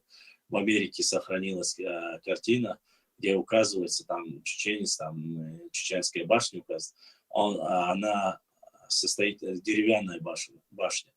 Но это с точки зрения военных людей, вот эти вышки, которые стоят и сегодня и в тюрьмах, и в других местах, они необходимы с точки зрения непосредственно стратегически, чтобы увидеть врага, который наступает сдали, и имеет многофункциональность. Вполне возможно, что оно точно так же перешло потом в сельское хозяйство. Мы знаем сегодня любая плоскостная территория, поля, которые охраняются, там строятся чарты высокие, чтобы человек мог залезть на него и свысока мог видеть всю эту территорию, охватывать, чтобы ни скотина, никто либо там не воровал, ничего либо сделал. Имеет фактически функционал тот же самый. Этот же человек охраняет, он тоже с оружием, он тоже на самой высокой, как говорится. Не на дереве же он построил шалаш, правильно? А строился именно по какому-то предназначению. Если это не было у нас, и мы этим не занимались, то можно было придумать ряд других каких-нибудь сооружений. Но мы знаем, что и казаки, допустим, переняли одежду от нашего народа, имеется в виду нашего, в том числе кавказского народа, имеется в виду. Многие вещи перенимались, и тут ничего такого нет. А что касается башенных комплексов, так они есть по всей территории, начиная от Грузии, Карачаева, Черкесии, Кабардино-Балкарии. В свое время были, насколько я знаю, разговаривал с адыгейцами, и у них были, да, немножко иные. Но и, само собой, ничего удивительного нету, если кто-то из Сюли перенял или и так далее, там, из наших соседей. У кумыков я не слышал этого, конечно, честно. У лезгинов есть, у лезгинов они круглые, высокие тоже и круглые. Вот. А остальное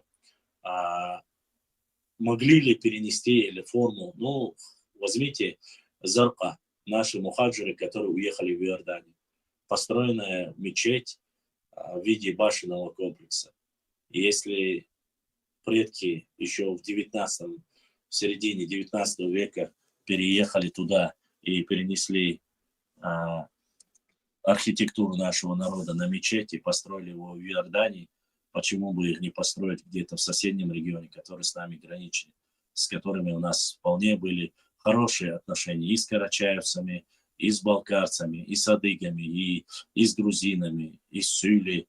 Были хорошие отношения. Почему они не могли приехать, увидеть и сказать, что это да, это очень хорошо, это важно, стратегически нужно, даже если это не военное время, почему бы и нет? А если это было военное время и тому подобное, и того хорошо. Поэтому я вот так считаю. Конечно, возможно, это догадки, но очень слишком много таких вопросов. Ибрахим, если будут вопросы по YouTube, тоже не забывай сразу перебивать и задавать эти вопросы.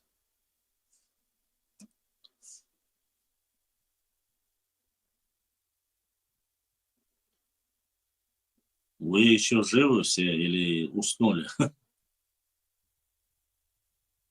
Всем дубашла. Вам всему по-любому.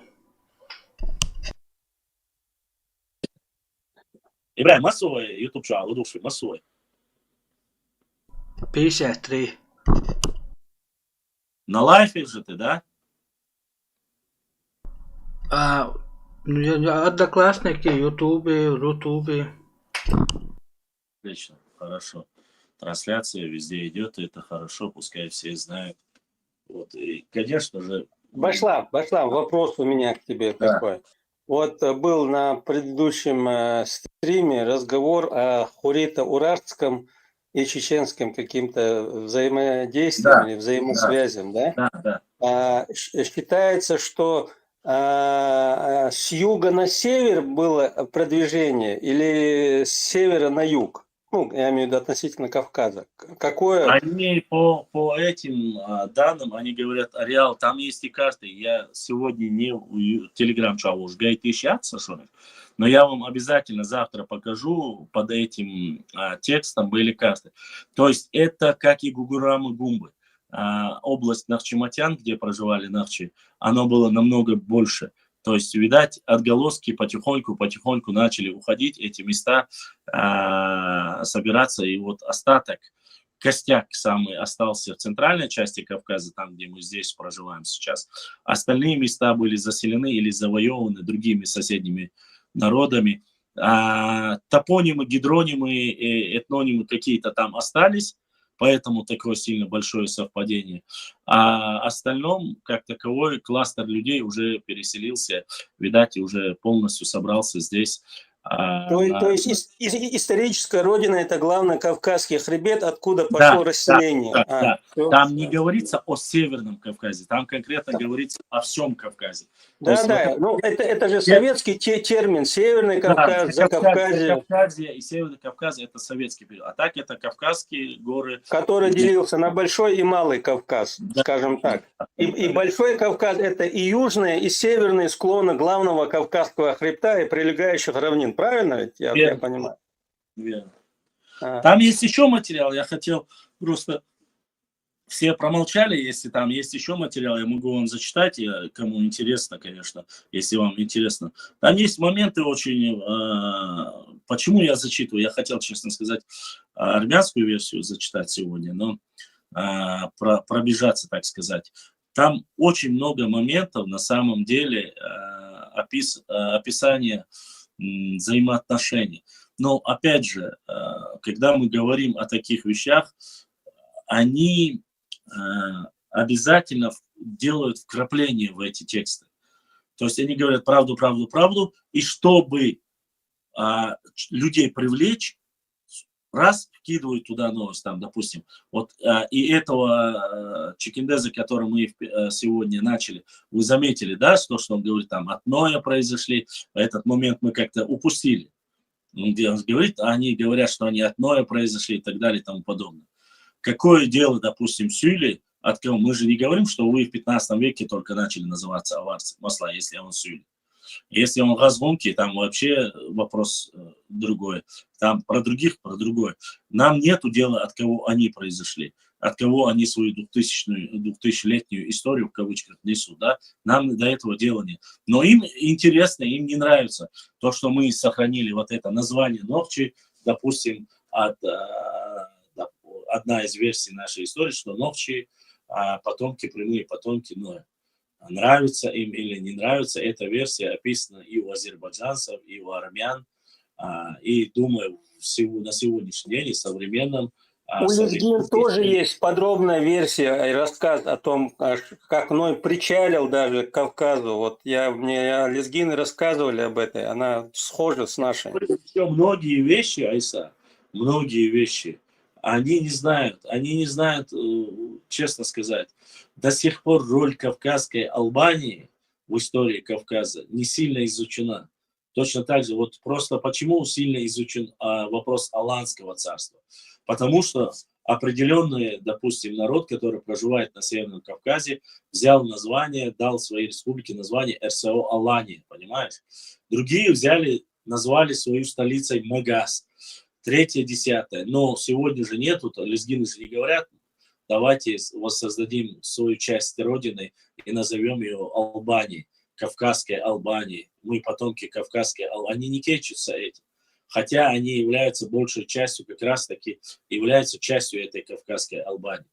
Вопрос Кавказской Албании еще, я думаю, что он только на поверхности, его не сильно рассматривают. И это все из-за того, что сегодня, к сожалению, лезгинский народ разделен на 2 части, раздроблен на 2 или 3 части даже. Поэтому, но у них хорошо что? Есть ученые, есть конференции научные, они тоже сейчас активно работают над этим. Им не нужно говорить о каком-то хазарском каганате, им не нужно говорить о каком-то там, допустим, Лезгистане, или им не нужно говорить о чем-то либо другом, потому что у них есть древнейшее государство, которое есть на политических картах мира и существовало довольно-таки долго. И причем оно было очень сильно. Но рассмотреть вопросы, когда начнут рассматриваться эти вопросы, а азербайджанцы это тоже сейчас подхватили, им это тоже интересно рассматривается, мы увидим еще очень много интересного. Являемся ли мы потомками Ноя, не являемся ли мы потомками Ноя. Однако никто, кроме нас, на это не претендует и не говорит. Альхамдулиллах, что мы это говорим, и что наши определенные зрелые умы это говорят и несут эту идею. И я полностью за эту идею, потому что и с точки зрения религии, и с точки зрения истории это великолепно. И очень много косвенных доказательств тому, большую, огромную работу в этом вопросе провел непосредственно Хасан Бакаев и проводит, и мы публикуем с радостью. Да, я знаю, что даже среди нашего населения есть определенное количество людей, которым больше нравится корень слова не от Ноха, пророка Ноха, алейхиссалам, а от слова нах, люди. Ну, типа нах есть и немцы, там, Deutschland и так далее, другие там, многие европейские страны, вот с корнем народ называет свой этноним. Но вопрос, опять же, народ Ноя или просто народ, кто бы как выбрал. Я, конечно, считаю, что правильным говорить народ Ноя. И это говорит, показывает нашу и древность показывает, и нашу автохтонность называет. И почему бы это нет? Кем мы должны называться? Урартийцами? Хуритами? Я не знаю, или вот у нас же есть вот эти, или анунаками, или кто там, шумерами называть себя, или шамами называть себя. Какие только названия не использовались. Уж будут говорят, что ушли от нас, там построили государство Троя. Есть другие, которые говорят, там чуть ли не Итало создали, Италия. Ну, зачем вот эти вот вещи? Уходить в дебри какие-то, когда есть обоснованное доказательство, где, в принципе, да, слабая может быть армянская история, однако армяне это подтверждают, грузины это начали подтверждать, и ничего такого нету. Вот и чи бошел, ни у кого нету этого слова чи. Если нету такого слова, допустим, в дагестанском случае у дагестанцев есть частица чи, это человек, суффикс чи, который добавляется. А мы знаем, что в Дагестане есть и автохтонные народы, те же леки, потомки лека. Если потомки лека говорят, что частица чи существует, почему же нет? У них же, допустим, опять же, мы, насколько знаем, в переводе нохчи есть, или нахчи, как более правильно, я не знаю, у них он звучит, обозначает... Навчар. Не, я про другое. Именно у Суили называется нохчи, это обозначает пещерные люди. Опять же, повторюсь, пещерные люди – это неплохое название. И не потому, что там, а именно показывают, опять же, древность.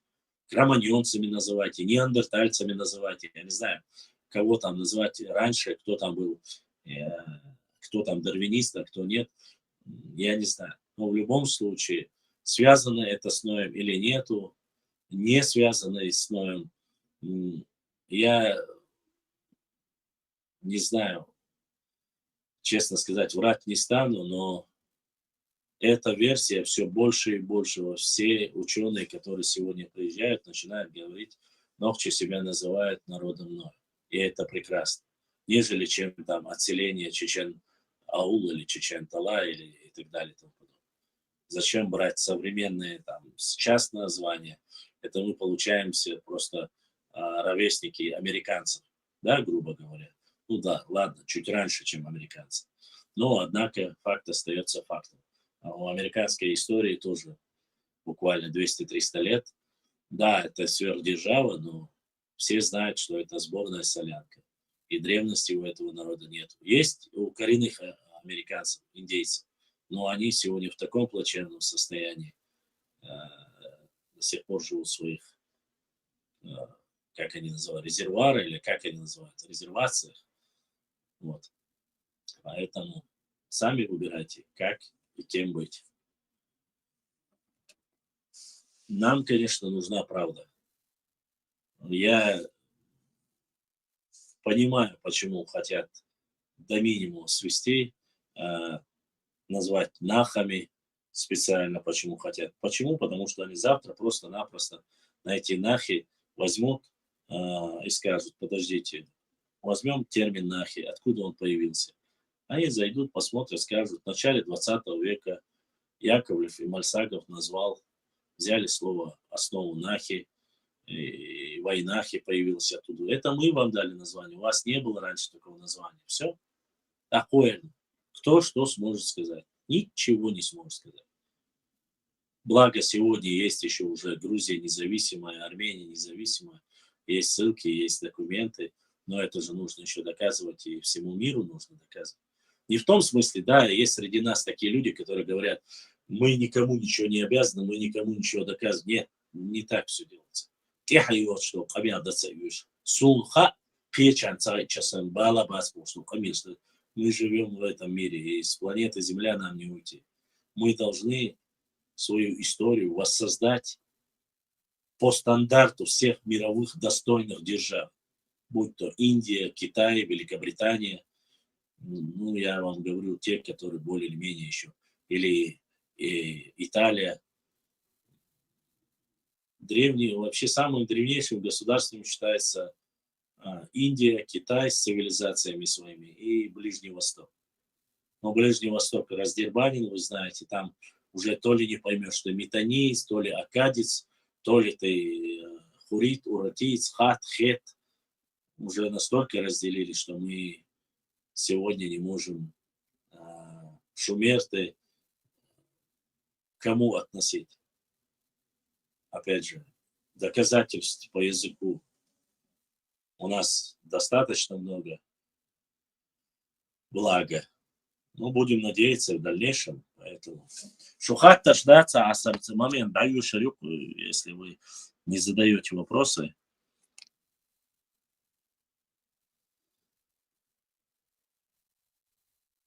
Башлам, да, еще, да, А вопросы мы не задаем. Понял, хорошо. Так, зачитаем. Так, информация, как говорится, для размышления. Если у вас есть какие-то вопросы другие, мы можем и их обсудить. Так. В прошлый раз мы... Давайте такой текст. Сложная история нахчийских народов. Для справки, цитирую, для справки, нахи – это условное название коренных народов всего Кавказа. Потомками этого народа являются современные народы Кавказа: чеченцы, ингуши, бацпийцы, кистинцы, абхазы, абазины, адыги, черкесы, кабардинцы, грузины, лазы, сваны, мигрелы, аварцы, лезгины, даргинцы, агулы, лакцы, рутульцы, табасараны, сухуры, андийцы, цезы, кайтаги, кубачинцы, арчинцы, удины и другие коренные народы. Я еще раз повторюсь, это я цитирую, чтобы вы не говорили, это не я говорю, а вообще опубликованный материал. В этом списке нет армян, осетин, азербайджанцев, кумыков, нагайцев, балкарцев, карачаевцев и других народов, которые не являются коренными народами Кавказа, то есть не являются потомками древних нахов. Почему я назвал историю нахских народов сложной? Потому что эта история очень сложна и многослойна, и связана с многими народами мира. Эту историю я расскажу по-своему, историческому атласу народов мира, который начинается 17 миллионов лет назад, когда еще Кавказ не был и не было Европы и Азии. Примерно 400 тысяч лет назад территория Кавказа стала сушей. Здесь еще не было людей. Примерно 80 тысяч лет назад на территории Кавказа тоже еще не было людей. Это было время господства в мире цивилизаций атлантов. Но вряд ли там были постоянные поселения атлантов. Но сейчас на Кавказе обнаруживается много древних пещер, входов в подземные туннели и подземные города. Вероятнее всего, это были города ассуров, которые после войны с атлантами ушли жить под землю. В то время колонии атлантов были на Ближнем Востоке, особенно на берегу Средиземного моря. Там же из потомков атлантов начал формироваться новый народ – аккадийцы, предки всех семито-хамитских народов. 30 лет лет до нашей эры на территории Кавказа жили племена эмеретинской культуры. Это были австралоиды, которые пришли с территории западного Ирана, но это были немногочисленные поселения. Карта 22 тысячи лет до нашей эры. На территории Кавказа жили немногочисленные племена австралоидов. Эти племена эмеретинской культуры верхнего палеолита. Они являются древнейшим населением Кавказа, но они были малочисленными и не оказали в дальнейшем влияния на формирование народов Кавказа и Ближнего Востока. Для справки скажу, что австралоиды являются деградированными потомками древних ассуров. К северо-западу от Кавказа жили европеоиды, племена городцовской культуры. На территории западного Ирана тоже жили австралоиды, племена бородостской культуры. Западнее Месопотамии, на северо-восточном берегу Средиземного моря живут аккадийцы. Это древние семито-хамиты, это потомки первой волны переселенцев с Атлантиды.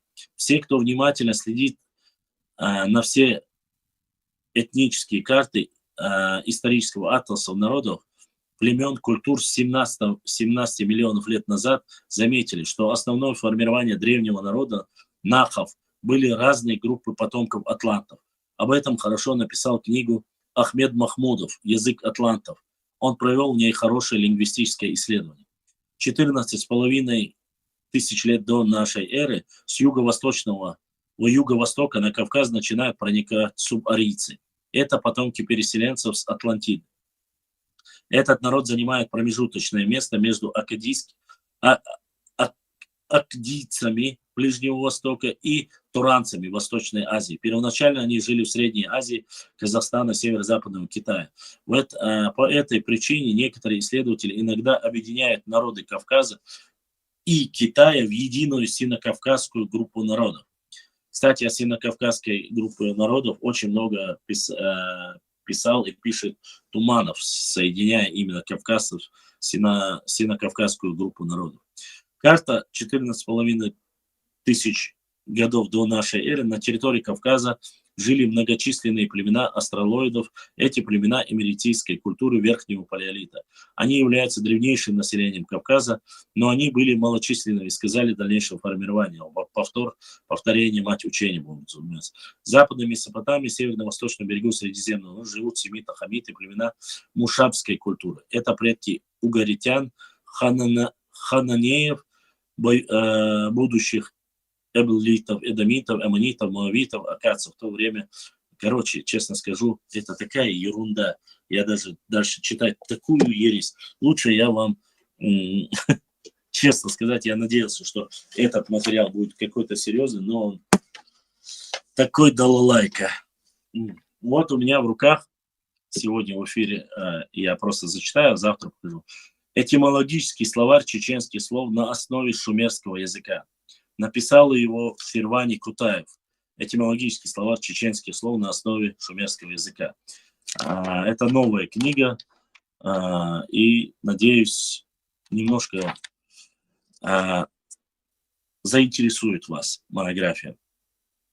Бисмилляхи рахмани рахим. Настоящий этимологический словарь чеченских слов, составленный на основе шумерского словесно-слогового языка, не является научным трудом, а является моими гипотезами и мыслями, убежденные, что он основан на нашем языке. Основными результатами места многолетнего труда доказывают, что шумеры являются предками чеченцев. Их мировоззрение, религия, философия и, самое главное, схожесть языка привели меня к такой мысли. Цель работы – привлечь чеченскую молодежь в изучение древней истории своего языка, который, по утверждению многих ученых-лингвистов, является проязыком. Доказана родственная связь нахчийского языка с языками царства Урарту и хуритами. И я надеюсь, будет доказана наша история, генеалогическая связь с шумерами. Сегодня для этого наука имеет достаточно исторического материала в археологии и в лингвистике. Но проблема в том, что в распоряжении этого доказательства распоряжаются этими доказательствами те, кому это невыгодно. Утверждение академической науки, что шумерский язык является мертвым языком, и что не удалось установить его родство ни с одним из языков языковых семей, является, мягко говоря, не совсем правдой, потому что ищут не там. Всем известна историческая роль шумер среди других народов. Достаточно сказать, что все народы Ближнего Востока, Средиземноморья, Западной Европы и даже России, то есть народы всего библейско-гомерийского мира, в той или иной мере испытывали на себе влияние культуры шумер. Родоначальником цивилизации на Земле являются они, которые создали первое в мире государство со своими законами, деньгами, единым централизованным управлением. В то время, когда большинство народов жили небольшими племенами и общинами, в долине между Тигром и Ефратом существовали самые настоящие города, объединенные централизованной властью. Интересно, что это возникшая в 4-м тысячелетии до нашей эры структура государственного устройства используется до сих пор. Самым главным достижением и заслугой этого народа перед человечеством является письменность, которую они создали, благодаря которой люди получили возможность на расстоянии получать сведения, информацию друг от друга. Шумерское письмо, пришедшее путь от рисуночных образов, знаков, символов, до знаков, которых стали записывать простейшие слоги, оказались чрезвычайно прогрессивной системой. Его заимствовали и использовали многие народы, говорящие на иных языках. Например, в мировоззренческой основе права в Шумере была категория Ни-Си-Си, справедливость, равенство, чеченская Нисуа, которая возникла в общине и рассматривается как неотъемлемый атрибут мировоздания, без которого невозможно мировой порядок. Этот термин соответствует греческому термину «ison», латинскому «ius», английскому «isnail», «isnice» и даже русскому «правосудию». Он был принят из шумерского языка, и до сих пор многие народы пользуются им. Шумерам, как и чеченцам, была свойственна лаконичность, с короткими, но с глубоким смыслом словами или слогами передавали они свои мысли. Например, есть у нас и у шумеров слово «харцо», «шум», «харцо», смысл которого несправедливость. А теперь смотрим этимологию этого слова. Харзо состоит из двух слов. Хар – убить, цо – нисо – справедливость. Читаем «убить справедливость». В этом словосочетании, где через шумерский слог показывается этимология чеченских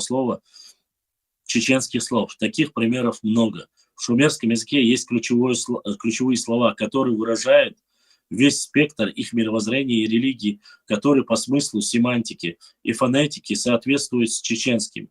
Есть в этом словаре, в моем понимании, слово значение и смысл которых перевернут ваши представления, и вы по-другому воспримете их. Есть много слов, перешедших к нам от арабов, но фактически являющиеся шумерскими.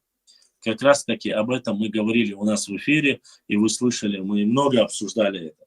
То есть арабские ли они или наши, у кого они были взяты. Как известно, шумерская письменность носит словесно-слоговый характер. В ее основе лежат рисуночные знаки, пиктограммы, которые передают не слово, а понятие. Шумерская письменность, клинописные знаки, можно сравнить со знаками правил дорожного движения. К примеру, возьмем знак «запрещено». Его логограмма говорит, что нельзя выезжать там, где этот знак висит. Любой человек, какой бы национальности он ни принадлежал, читает его на своем языке. Однако понятие у него одно – идеограмма. Звучение разное, но идея одна. При составлении настоящего этимологического словаря я пользовался совокупностью приемов, позволяющих определить родство языков, с опорой на семантику и факты древнейшей истории, и в меньшей степени фонетику и грамматику. Тем более, что произношение шумерских слов известно только в аккадской передаче, количестве и в качестве гласных шумерских языков является предметом дискуссии. Хочу коротко разъяснить вам, откуда появилось название Шумер. Думаю, это поможет вам лучше осмыслить и принять мои рассуждения. До 40-х годов XIX века о существовании древнего народа Шумер 7000 лет назад, создавшего на территории современного Ирака первую цивилизацию на Земле, науке не было известно. Не было известно. И об этом не говорилось в книге книг Библии. Изучение древней истории Шумер началось только в результате совместных усилий археологов, филологов Западной Европы, когда впервые обнаруживалась клинопись. Среди них оказался один текст, составленный на 3 разных языках. Дешифровщики определили носителей 2 языков. Это аккадский, семитский и персидский. А вот 3-й язык оказался не похожим ни на один язык мира. И чтобы отличить его от других, появилась необходимость идентифицировать или дать ему название. И вот 17 января 1869 году в Париже на заседании Общества нумизматики и археологии филолог Ю. Опперт представил свой доклад, в котором высказал мысль о том, что народ, придумавший клинопись Шумеры, в доказательство он приводил эпитеты, которые называли себя ассирийские цари, называющие себя царями Аккада и Шумер. Опперт рассуждал, что раз Аккад связан с семитским народом, значит Шумер был местом происхождения несемитского племени, которое придумало клинопись. К этому времени тексты и клинописи неизвестного языка были дешифрованы, и оттуда узнали, как себя называли в древний народ, в связи с чем было предположено вместо Шумер назвать этот народ так, как они сами себя называли, а называли себя Ки-Йен-Ги.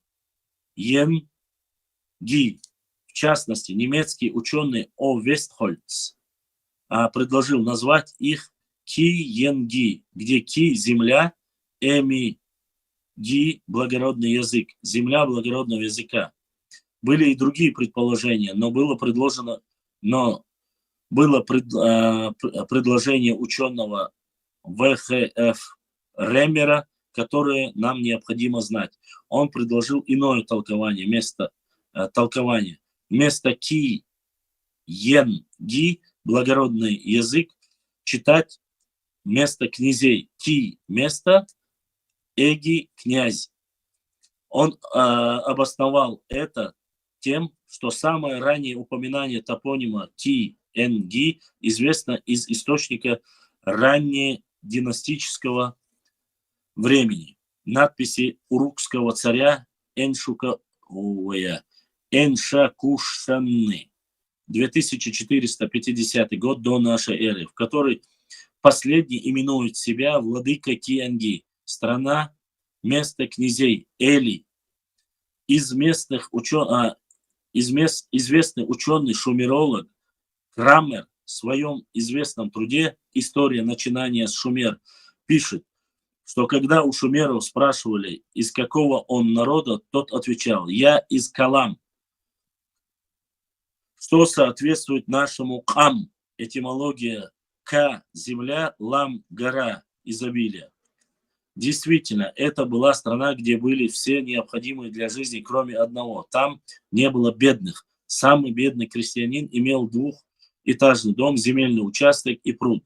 Здесь раб имел правовую защиту, мог подать в суд на хозяина, тогда как в соседнем государстве Аккад, семиты, за недовольство рабу отрезали без суда и следствия ухо. Больше всего в свете шумеры ненавидели рабство. Первым, что они произносили при знакомстве, было «Я свободный гражданин». Мершсаг. Города Ур или города Нипур точнее, и так далее, лучшим из лучших среди них это Конах. Смотрите словарь. Заканчивая свое обращение, хочу еще раз сказать, что с точки зрения лингвистики в этом словаре могут быть недочеты. И поэтому говорю, это не материал, а всего лишь попытка встряхнуть многих чеченцев от безразличия своего языка, имеющему древнюю историю. Хочу поблагодарить, ну и благодарность и так далее и тому подобное. Дальше там идет, как бы, здесь идут слова. Ага, рус, колыбель, люлька, шум, корзина, дом, гей, тростник.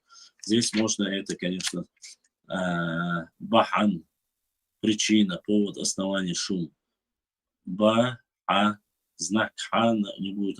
То есть здесь очень много слов. Бахан, берч, берча, берг, бергера, берзи, берса, баста, бэца, бал, базар, беддер, бейт, байрак, бакдыг, бал, бала, барами, барзак, баркалла, барма.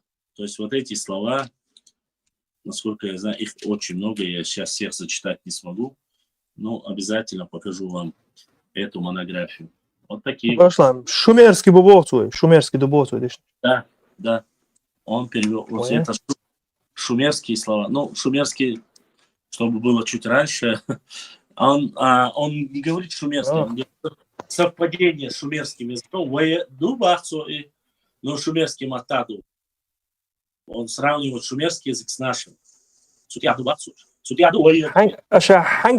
информация, hangar свой. Hangar тоже. Там же есть шумерские слова, и он и наши слова берет. Это бонус. Именно и болох шумерский, это определенный ученый. Англия, Германия, Европа, мы будете, в основном болох. Конечно. Потом Совет Айдал Долчкли, ученый шбат, они тоже работали. Цегар, переводчик, Смотри. Липин был, что сега, тоже акадист. История начинается в Шумере. Крамер, издательство 1961 год. Первая цивилизация на Земле. Крамер. Проблема происхождения шумерской цивилизации. Емельяненко. Четвертый. Тенгиз Гудова. До и после Библии Шумера русский словарь. Чечена русский словарь. Мацеев. Чечено-русский словарь, Дуаш, Абу Исмаилов, шумерский язык, Канева и так далее. Это и что-то. Конечно. Скажем, кигу швель нерсы, шумеру швац, но инцуду что дешна штац. Ищем Сакарина, инцуд, адыштеш, Сакарина воинбал. Нет, смотрите, я же вам зачитал слова только в чеченской версии моей. Он же говорит не только непосредственно по звучанию, сразу мало по звучанию. Да. Если, допустим, ага, русская, колыбель, бацо, люлька, шумерская, корзина, дом, ги, тростник, корзина из тростника, понимаешь? А у них корзина из тростника, понимаешь? Адам, русское имя первого человека Адам, шумерский Адам, отец дам близость, супруга, Адам, понимаешь? В таком формате репетируешь. И смысла Адмалла, человечность, да, на русском языке. Здесь чеченский Адмалла, русский человечность, шумерский нам лулу, нам судьба, лалу, имеется в виду Адмалла, тут я первую букву душ, лалу, люди, понимаешь? Тут получается первое, получается судьба и люди, Адмалла. Перевод, видите, смысл, видите? Совпадение. Выражение Адмалла, отец Бахцо, преданный, дам, близость Бах, жена, дети, употребляется для обозначения поведения поступков, приветствующих человеку. Впервые, как написано в табличках, это слово зафиксировано в следствиях детской преступности Бах. Дальше, Азалла, русский, вечность, без начала. Океан. Шумерская вода, за знание, ла быть. Да, из-за места вода, Масла азла, айма, русский омут, место для купания в речке Бахцу. Шумерский вода, погружаться, купаться Бахцу. Это аймбог, вода, ма, погружение, купаться. аймабу. То есть Да. место, где купаться, а у них смысловой на шумерском купаться будут. Понимаете, место купания. Аб, океан Бог. Тут Аб, море, озеро. Алла. Русское сказать, бахцу, спеть. А шумерское Алла, дистанция, ла, спеть. Да. Понял ты, как он разбивает? Есть там. Допустим, алам, русская природа, натура. Шумерская вода, лам, гора, изобилие. Алам, гора, изобилие. Алам, вот у них, у шумеров, алам обозначает гора изобилия. Вода, гора, изобилие. Алам.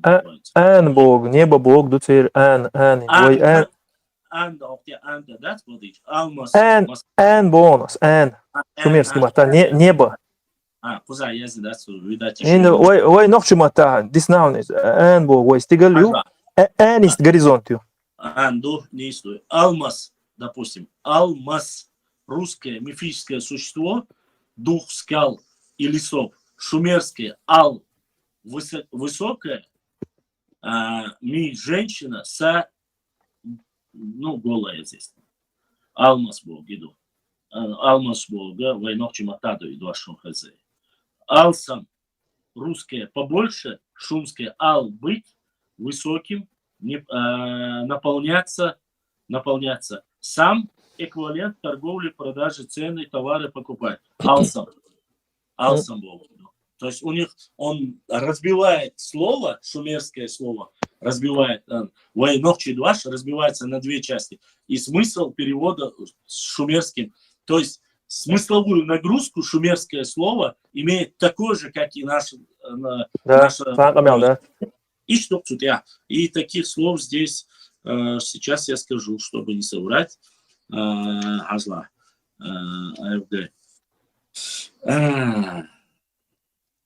Эшер, масла, эшер. Русская песня, шумерская. Эш, песня, славить, восхвалять. Понял ты как? Эшер, славить, восхвалять. Песня, восхваляющая, славящая. Или думать, или думает. Их всего, короче, и шока, слает Азла, где-то, наверное, слов 200-300 думячуся. Ну, по крайней мере, 200 им ходуешь, хотя. 200 им ходу. Хедза русский слышать, шумерский ухо, за шум. Хедза, представь, даже это слово разбивается на шумерский. Ухо с шум. Башла. Опубликовать или бош, аж ворса шумер акадский. Вот где-то 120 чем-то слов, предложений, конечно, целые. Опубликовать еще. Но от уосанна просто царь ел значение, царь хагайтен. Цун уля, война ге, цуна царь. Да, целый, вот как есть, вот ажал хардушин. Схоже ду. Или бош, что дуаша дом, войсан царь, как песня, плач, погребальная песня. Он говорит, акадское это уже семитским относится, а шумерское более древнее. Он говорит, что акадцы как раз переняли у шумер бахцу. Да. Стига еще акадч будет царь, стига саболь от шумеря, они просто ассимилируют бинак, и уж была шумер шбуй, как и шумеры в свое время убаитская цивилизацию хамдать и ассимилируют мадар. Но самду эти акадцы у шумеров дукдешнаш дуй, шей от семитский чунца един дукдешнаш хаят царь. Он же как раз и говорит, точно так же хетты взяли у хуритов. Акадский мата, ты тогда валил, что дешнаш коренок сунду. Цуну цветвя луксов. Я не ожидал, что семитский мата. Он говорит, это не научная работа, но я хочу, чтобы пробудить интерес у нашей молодежи. Это совпадение. То есть там же нету такого, там, допустим, ухо, шум у шумеров, а здесь говорится о носе. Здесь о слухе идет речь, а здесь слуховое идет, а здесь указывается, что это ухо и шум, масла бахасов. То есть оно на самом деле смысл. И штиберный перевод. Я говорю, 100% идентичный его дешнейшим хикхарду, но их будет намного меньше. Дела, И он говорит, шумеры говорили кратко басу, лаконично, как и мы. Башлам, тига, хиуду гайон тига, и перевод ешь бой, они не знают фонетику шумеров. Тига, хузук шинти, сдвоенный звук шивы, гаи, каи, вот эти, они не знают каи. Цунде лацара, без этих звуков просто... В латинице всего 26 букв. Цунде, да, вот цунде халдуайн, вайдешна, что это определить-то. Но все равно от целого долшиха, один чинца кардеш, дук-дукуш. Например, вайтаган лилуш шельту, шельту, вот поэтому. Шельту бога, царь, они перевели шельту бога. Меч, клинок, кинжал, перевести на царь. Но они не знают именно кинжал, дуй, просто значение, что отметка используют я, что царь, иду из ваш эл. Шельту эл, дазен, да? А переводится как меч, лезвие, там, острие, там, кинжал, эл, конце, это надо тебе. Там был использовать еще два штука. Шумер, или шумери матадат, вот это я не помню, Он взял более ранее, исходя из того, что шумерские более ранее, а акадцы, поскольку переняли, это чуть позже вариант. Липин был, шуется, советский ученый. Вот он сделал акадский для студентов, и на словарь шумер акадский. Вот от шумер акадский, остя буалбини, рассуд я целое предложение, что я карин сунда, дешнеш, тердешнеш карина сунда. Но тут я дик буалбиаш, и толш веллен цехельче, первый тихаш, сразу я вахи чего, сега ума карди дат. Маси чухане энцо я уалш дат и кариеш лохш. Башла. وين قوزي أذر خاطر له شق طوا Алло. Башлам, кем был понятие Суланбек Сагапшинский, были он ингушом или чеченцем, знали Кушмазукаю, что он ингуш был? Ну, насколько я знаю, из тех родственников, которые со мной связались и которые говорили со мной, а те потомки, которые остались, называют Сагапшинского Уарстового царя, Ингушусова. Именно, что касается Зелимхана Карачаевского, знал ли он, я не уверен на тот период, что среди них были такие разногласия по поводу ингуш ли, чечен ли, и он с хилами отчуваться. Я думаю, что на тот период, хотя это, конечно, уже есть и формирование, в 1860-м уже появилась ингушская автономия, как название было, но видишь ли, опять же, в тот период, если и сейчас, на сегодняшний день, многие не соглашаются и говорят, и в источниках того же 19 века, начале 20 века, указывается, что назвали некоторые свои ламур называли, или там ночи называли и так далее и тому подобное. Я не думаю, что было суть важно, и что Зелимхан Карачаевский говорил, там по ходу были поступки человека. Говорили они на одном языке, была у них одна религия, были они братьями. Никогда отдельные народы и ума, тем более понимание для Зелимхана Карачаевского такого быть и не могло, по сути своей быть не могло. Потому что, насколько я знаю, если их считали другим народом или отдельным народом или все остальное, стал бы Зелимхан там со своей семьей перебираться туда, да, если перебрался, или считал бы это чужой территорией. Не забывай, что Зелимхан Карачаевский делал нападение в Дарьяльском ущелье на военно-грузинскую дорогу. Возникает вопрос, как он говорил, я пойду в Ингушетию нападать на военно-грузинскую дорогу или что-либо другое. Я думаю, что в тот период мы таких разногласий, разделений не было как такового сегодня. Что касается Сагапшинского, его родственники говорят, что он Орство, что его потомки. Мы считаем Орство своими. Они называют его своими. Точнее, непосредственно ингуши говорят, что они Орство это ингуши, мы говорим, что это ночь. Аллаху алям, кем он сам себя считал, я сказать не могу. Я не видел ни одного документа, где Сагапшинский сказал, что я ингуш, или записывайте меня и так далее. Или то, что он сказал, я чечен. Таких вопросов, я думаю, что у них не было просто. Башла. Да. И выучил Сагапшинский ват, из ша Орского из-за Гандалоевский, Гандлоу из-за از ده تغيير اتفرت توش وعوش غندل بسي وش متى جوتير خيتوا تاقا اتريتوريا يعني تверсиш ja Ingusska область от Этиландес соответственно Ингушетия руиз но голги муатсис Орско укас вот республика Ингушетия удел Ингушкуль где он был, тут я не сомневаюсь, сообществе тягаю масла барса. Паса месте разобрать босс голги муатсис А так, я еще раз говорю, цель Гергена связаться деньча, и что ваш полу, ласу пеонца. Я, и честно, никогда не... Я знаю одно. Фотографию, которую к нему берут и говорят, что это его фотография, не имеет никакого отношения. Насколько я знаю, это балкарский какой-то предводитель или абрек, это его фотография. И эта его фотография была опубликована в газетах. И это можно 5 секунд доказать. Почему его назвали, взяли эту фотографию, где там усы, где эта фотография, сделали из него фотографию Сагапшинского, я не знаю, для чего это делали. Но это точно не его фотография. Точно так же, как и многие наши вполне серьезные люди, когда делают видеоролики исторические письма, Ташухаджи Альца, на Восту Чукойшска и Мажуш. Он не имеет никакого отношения к Ташухаджи, это Мухаммад Каратинский, он богослов и не является Ташухаджи Сайсанским. Сестер Ташухаджи Суфта Цандегадат.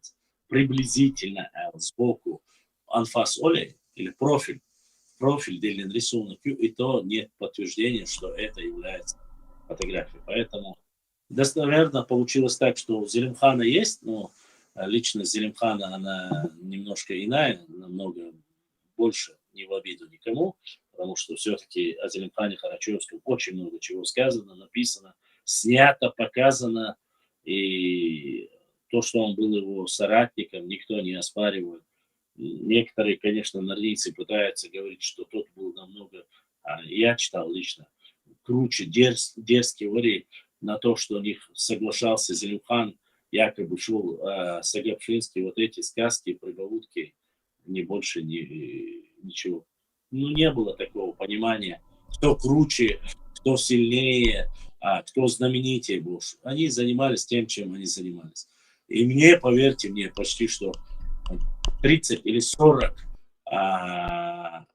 комментариев написали в Ютубе, где указывали и говорили, что вот вы гордитесь и называете их национальными героями, а они самые настоящие бандиты. Сон комментарий сейчас в YouTube. Я не знаю, какой они национальности, но поскольку они говорят, какой народ, такие герои, я не знаю. Но, по крайней мере, Зелимхан Карачевский в советский период был очень известным, поскольку он считался борцом с царской буржуазией, несправедливостью. В дальнейшем ничего подобного о Сагапшинском я не слышал. Хотя я нисколько не умиляю его. Пошла. Да. Амир Далдал ушел, задает вопрос Азербайджане.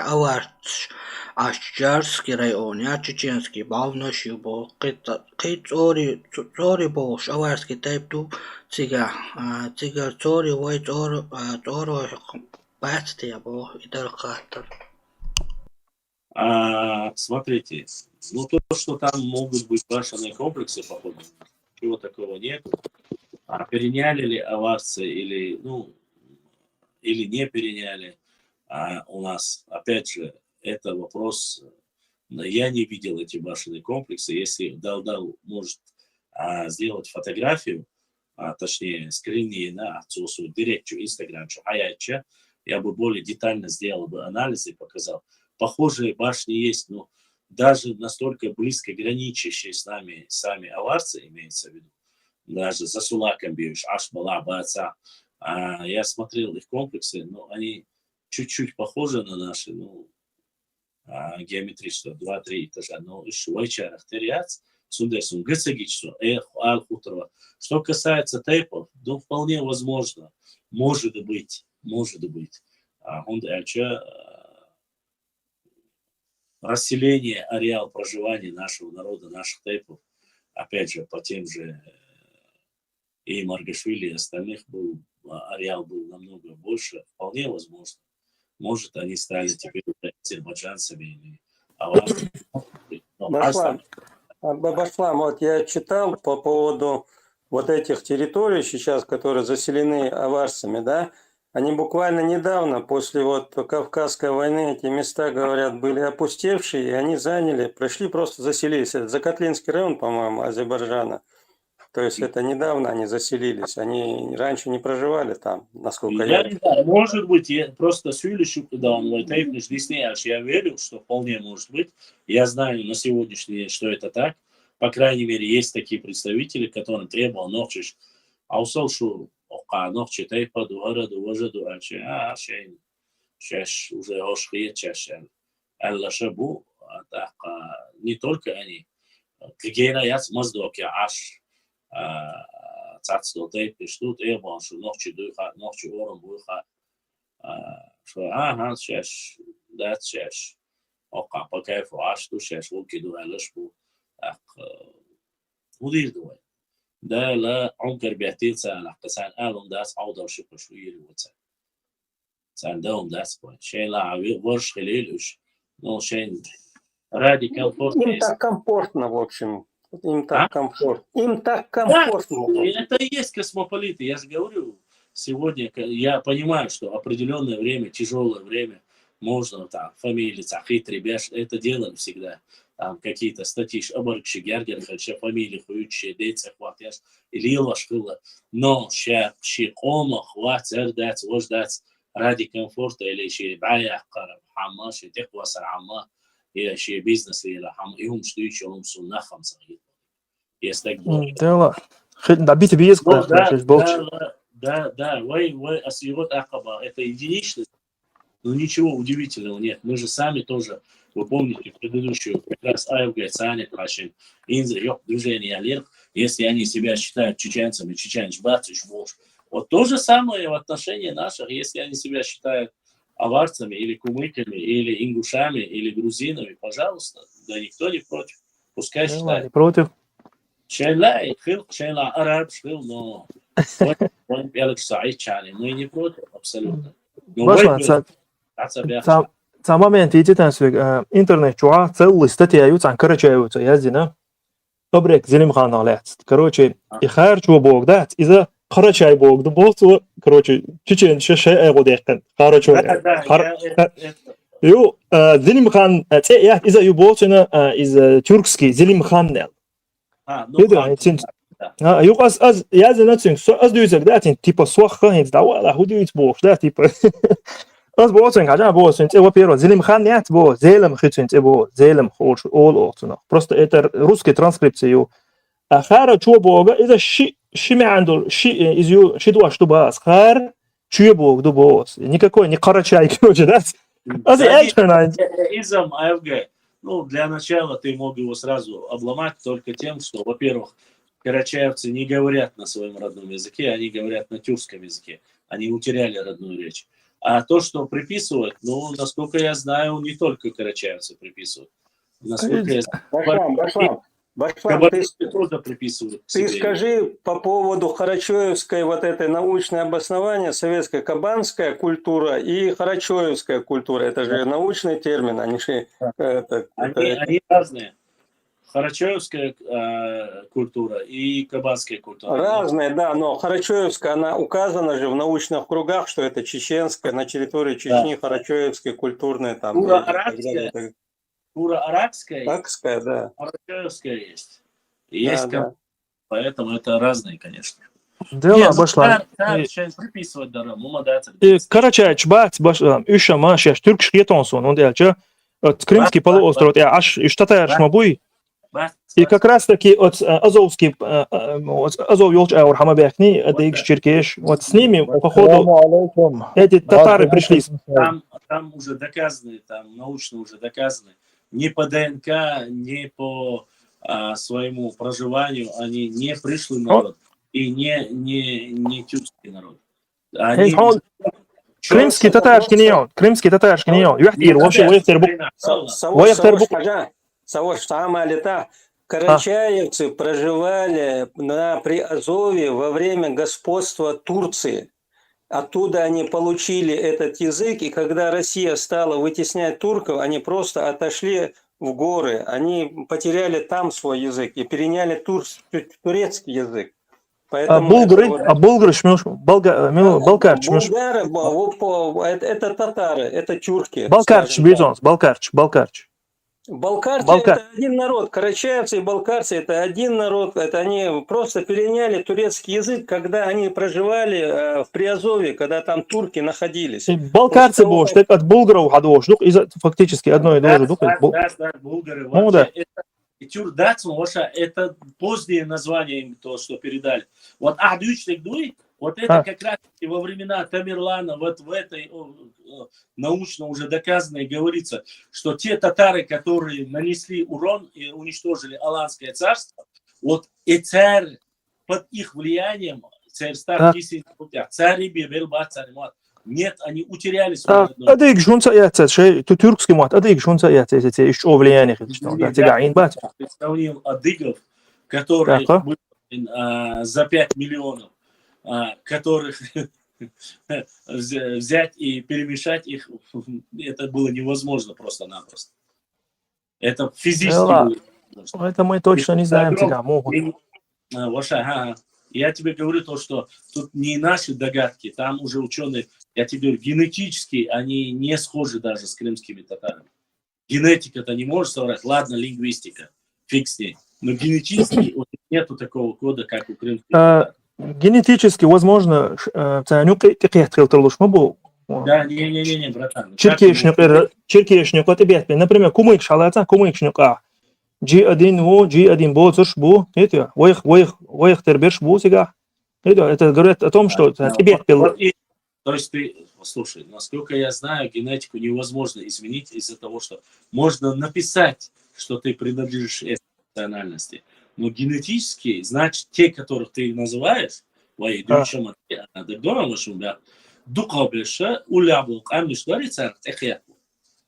Бог бисине, беш дисине, мухдала ха, царь эяз был, царь мух хаят, биснаш буй, царь КДНК, царь шей родной ДНК, хулила дати, цанна кепа. Эбяхкин чер ДНК ю. Була больше ДНК ю, царь эяз дина и уду айон, инс вашему хазла. Как раз таки мы же только буквально 15 минут тому назад с тобой говорили, да? Шейт эяз был, хинс ас вичло, тайп даре сюлиши хубо. Гаплогруппа L3.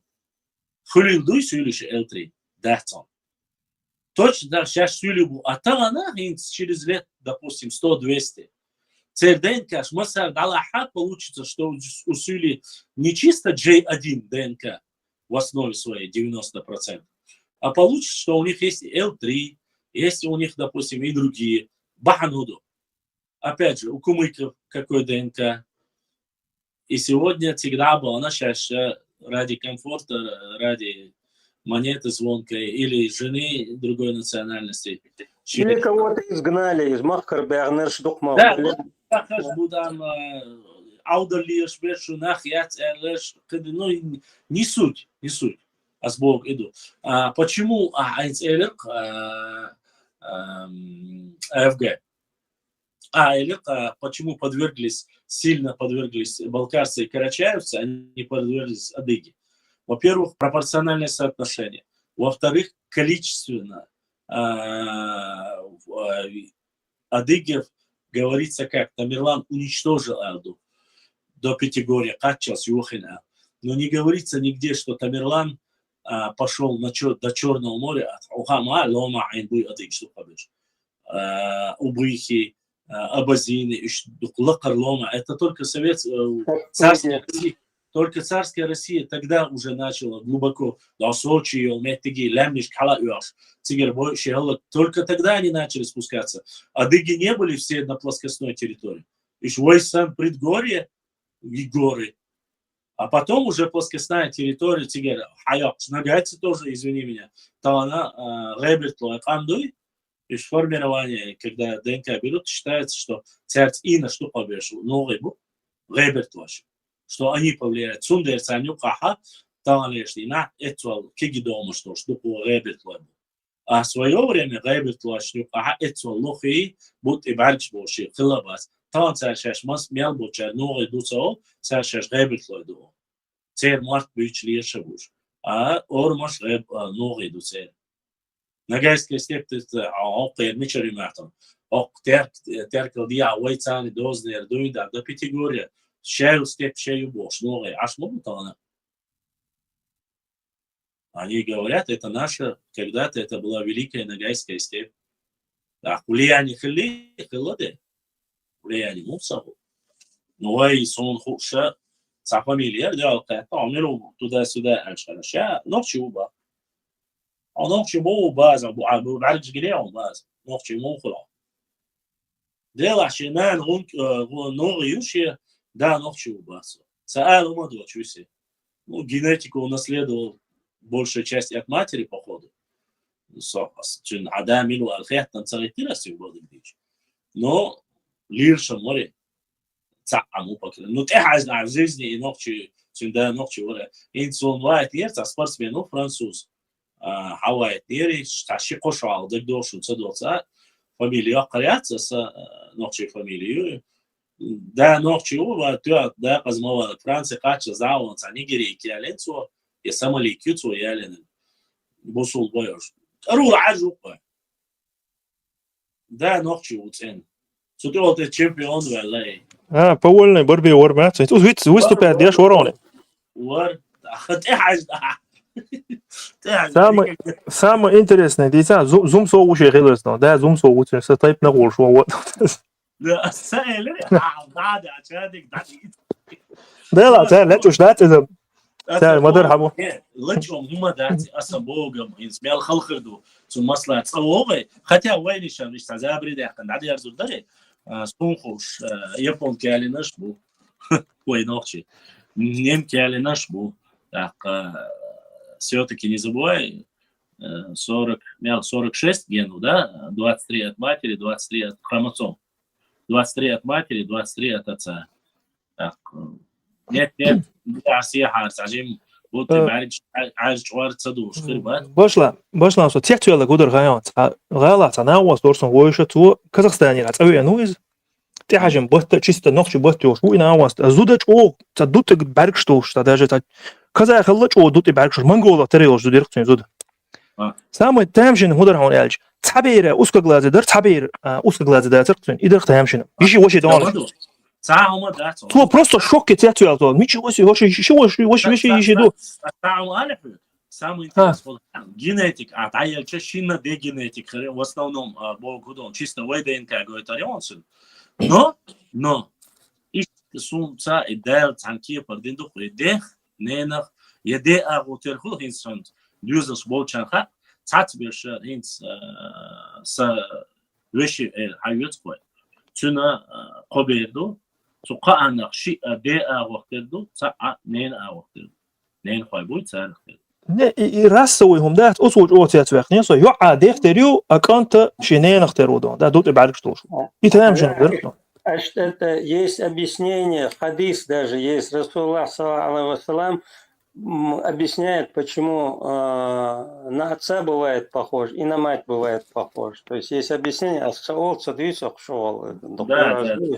а есть такое объяснение именно с точки зрения ислама. Душан, это нормальное явление. Не сунс анистелхum да, это не атишер вацер. Но Эрдоган, конечно, инициация дебил шери, это хватает. Дебил специально, Эрдоган. Когда видят таких людей, начинают говорить, уж ин бон. Иду и царван, я объясню. Вот, допустим, масала хинца, гунуашан, я объясню, да, спасибо, позиция, дисера, хал. Гунуаша, чого галгас кушсани. Это галгас, зудбера, инцасы, хаст яши дикдуч, да, исторический бог. Ой, хинц внутренний ног чуть-чуть, внутренняя часть. Церковь хайча, эй мешёш, эй соцмаштош, русы, шурул, эй. Нет, но для нашего времени, для того периода, это было нечто. Альбиновский чему все отверил? Альбинош, гамадина сугили? Полностью белый человек. Абсолютно. Волос, да. ويتعيق يرسون عيت Европа юис ас дикш хал публиковать или гойч юет وينوكشي юза ну редкостный из да на ночи дуцун سونا شروق أي البناسيو تحبق سين برتون بيتر برماتون يكاري برماتون إشتاقوق генетически отклонение, му эшнист, усунгаца. Вот это болезнь такая, которая принимает. А и в жизни инцунда начать ночью, но вот такая вещь вот происходит. Не то, что здесь. В Африке таких детей убивают, но вообще говорят, впервые это в Африке появилось. А мать, отец, чей и негр, бера шурул кайдуш. Считается, у них по их традициям они убивали таких детей. Научный термин «белая ворона», вот, да, тоже вот есть научный термин, когда полностью белая появляется ворона. Суалак, вы куда? Из Гунвай большинство тейпа чисто нож махал решабиш ты баш разница уж мабати войса ажа бу шоколадный бой духой темный окрасил, но по сравнению с ними гинц чисто терский казачий донской казачий больше получается церзут беш гинхаду а с полукровку собьючим они бывают обычно белокурыми и очень белой кожей шурул кайхулюш. И для них, для начала, когда я интересовался этим моментом, первый момент, и теперь речь кипар ишхилар, что вариант, я шел хитрый ишбалбар бан, теперь идуаш бала боя, цигаха теперь выкуривать бешмали, ночи, выкуриться бацари, варандуаши, теперь зубеш, и дадяша, ишкия делал датор школацика, чтобы в дальнейшем это левый берег Терека, чтобы вы знали, левобережье. Ой, торхо Ахмад Уат. Вот ой, торхо Ахмад из удахилла бо и казахи казачка. Твоялин. Наиб хилуки, окей, шамил. Ахмад Автоминский. Та или дубо, сон лес декка. Ахмад Автовой бешум хила, Ахмад хазнесан. Имам шамил карвина гицакби ватер что не то, что Карвар, что Ширк Сали доказательно юэстин Элду, имам Шамилик Элду Дош. То есть у него там был указ о том, после того, как Наиб Винчу Теха, что есть на Гере, трофей Шарахтия Гела, да. Имущество. А? Имущество. Да, имущество нужно было. Я Фиечан Дайстал Диз Элду. И оспорить, и выиграть, и после этого перестали это делать. И сон лес декка или хезишун до, казак, هو терский казак, الله. أحمد دعت عن فيجن عشقول شيء جور داخيات ياجد. حوش بلي كذا شيء جور داخيات وان نقول لي وعي جنقيس. شيء تعتوم وعي لا شيء ورتنقل. يو أحمد سمع الله ترسك كذا كي جوريات سو هقن جور إيقن تيها إيش ميش بيتش كروش تاش إيقن يوش تا وياش سمع الله يا أحمد سمع جرول على مش عنشر هذا جنسون تا حقيقة أحمد سمع كم بوقي أحشين سبين تيش مقبيل باتش هونال حالاتين وتحول ليرشل جيلي داس حول يرشل جيلنو شي جيل مقيرير وزجيلي داس كيرورت يا شاعر دونات دوينو يلا بوغز دونات أوترو أحمد تا هو كركوشر تبعله وجه مع طهارة مصلحة قميل دياش كله أيو قدو ياشم كروتشي ولا ترشتو ياشم تبشنشتو ياشم علقتو تبشنشتوش رشيني غلقتو هوش دو إلا يلش أس كذا كو علق دلا شام أنا دين ويش تجواتر فاويشم ويتدور علتو حم ناقش تأيق شوش ويش تجوع تركل سي عاديها نجح سنشة هويح شيء كأيل هويها از مينو تو تعاس كشوا تبشر في نقي أيتر أعمد بوجود روعة تولي يا شيخ هوش جرسة تويتش شو دوت تخلت يلا بو وصلنا وص كذا كو لا هو ويلا تويش تقام يلا بيش خليش تاعتني لا أصلا شو غيرت هو ساي لدر لوش مخليه دون تاع دين بو ليش شو دوت تخليه يربو شتاي اللي دكتور لا توقع وان تيجا أوت كذا كو شيء تيجر زودا يالي شو قني ذا غازك زودا يالي هم خزل له خزل يوع خلصهم خزل يشتكى يدين إذا يالين خلص هرسن اشتغل ولا تعطيه دكتور إبراهيم صورة حدايتين إس طبعا أذربيجان دول ديسين دول تريبنش ديلا إبراهيم أمير وحدايتين صورتي البانش تعجيم ويتشار تريو إسلوخي لا بقدك ديش وقال سيلي بوبوش حدا كتين دو صورتش سيلي شارخ آمل تريوش تعابات سوش بقدك ديش صورت سيو حينسدو خان يقع برسات نمسات نشاني دوقا بيش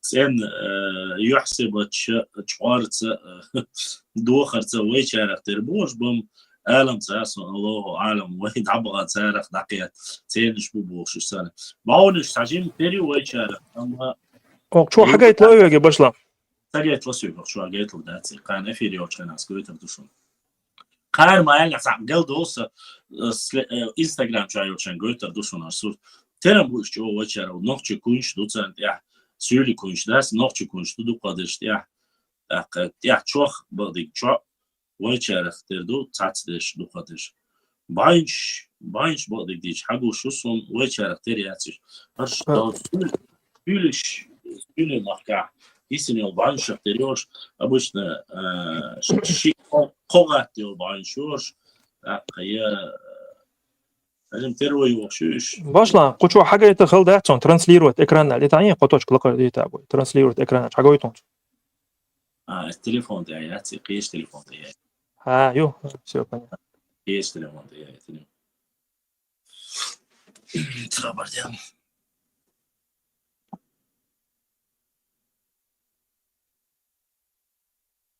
سوينا سويش مواد передняя камера гушуйсо мечал гушуйсо вообще واحد باشلا камера тента не раз передняя хангай концепция телефон передняя камера вот такой телефон это распределение о сегодня период kana goita dushon أسيت فوني واتوني حاجة فوني عصابي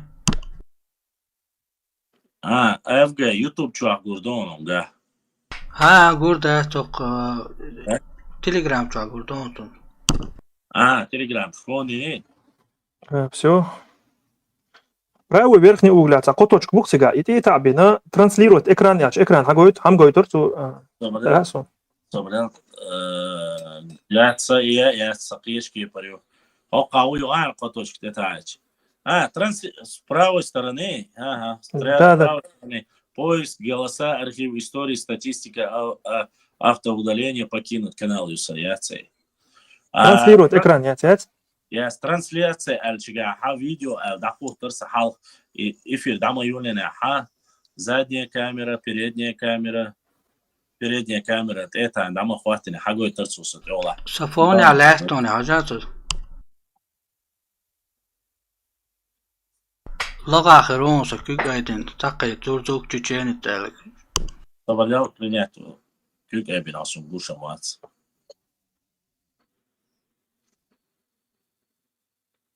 تورزوك تشيني تال وقوزا وصلوشي لغة إيش تبكيناش نطير باين ساجيم تريو شو لوخي يوك ويتشارك حاش لوخي باين شو بودك ديش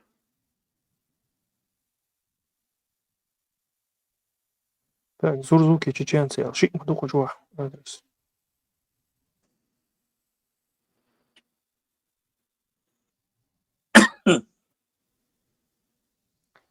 Да ладно тогда. Как ты буду раз? Да. Можно потом посмотреть. Да. И штук шун юзри. Дуйцуш ба. Война тана. حاجة شلون عاد حاجة؟ خاطر شنو يبغى؟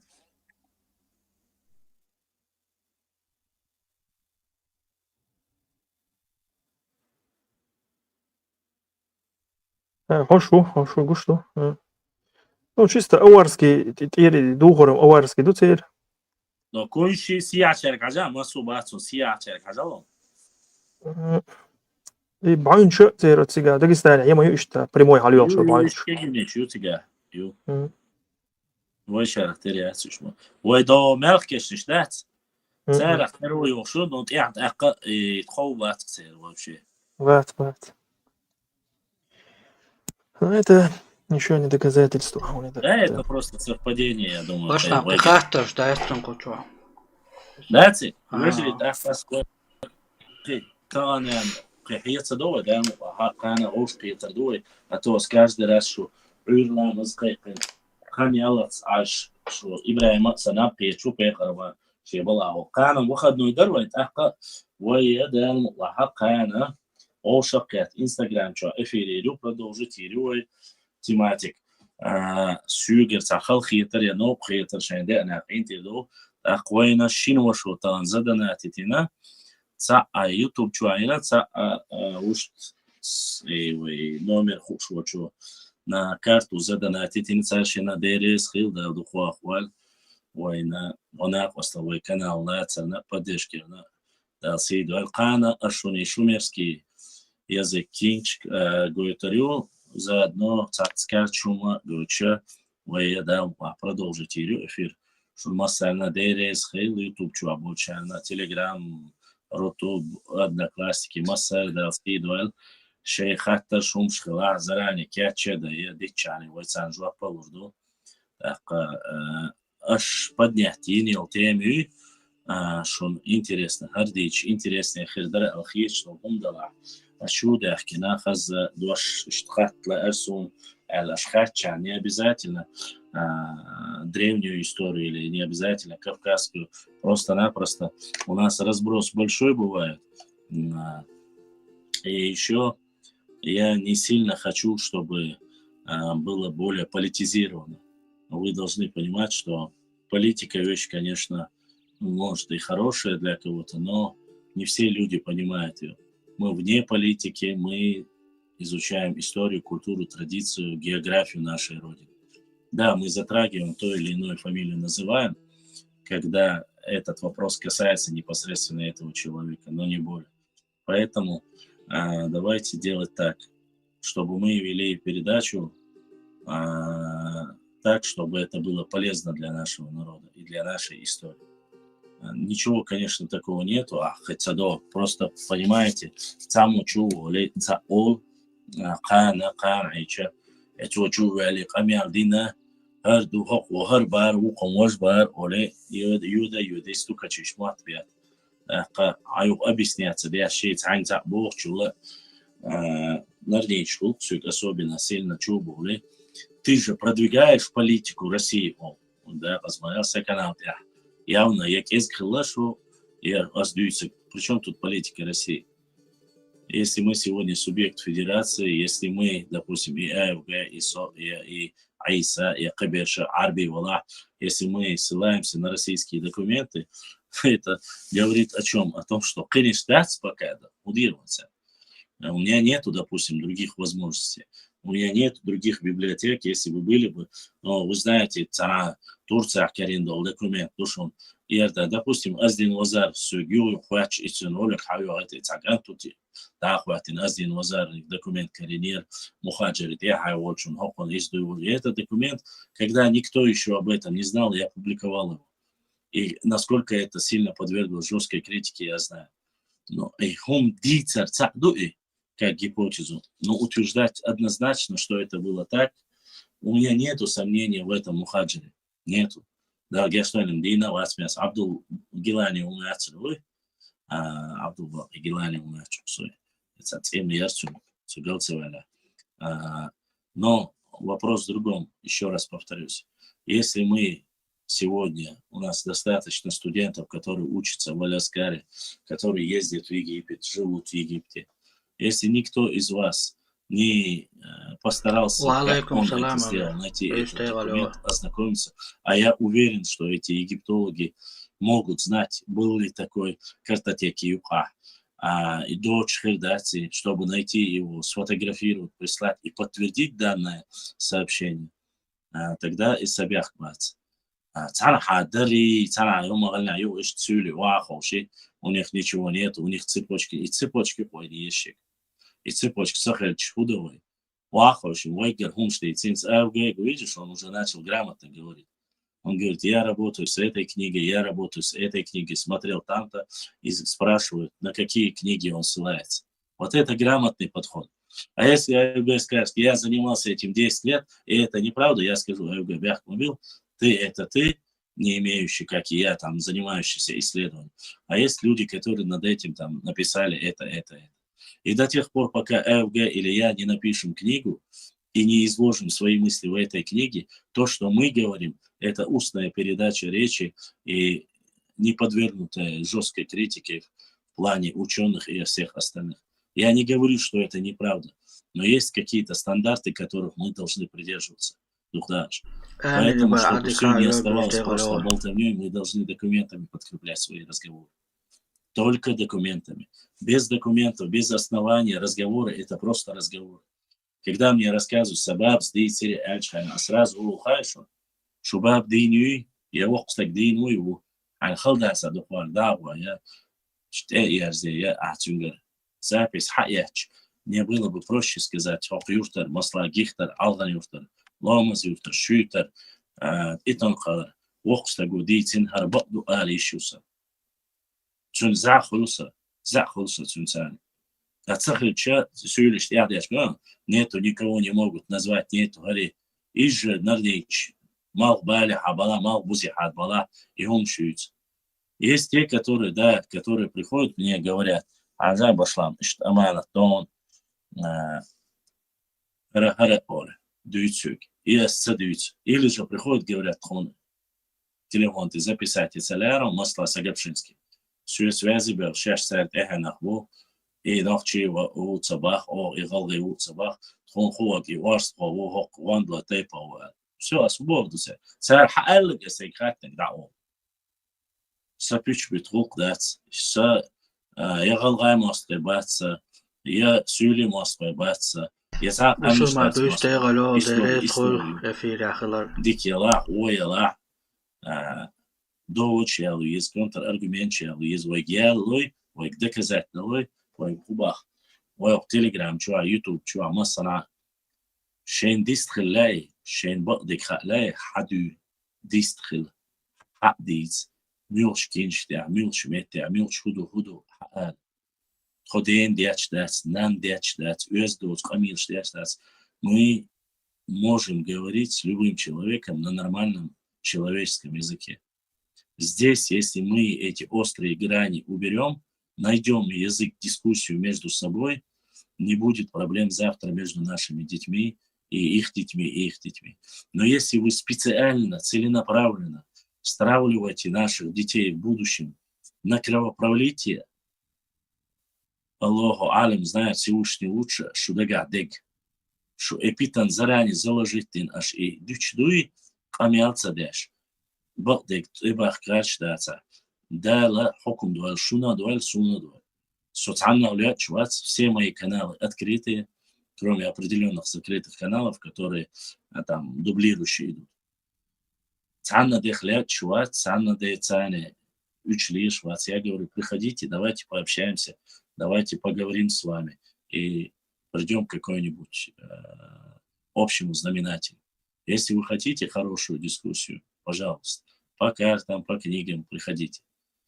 Но там сидеть где-то, кукарекать, стучать, делать левые паблики для того, чтобы потом там сыр пририсовывать и все остальное, это показывает вашу слабость, что ты больше и цахлардуй.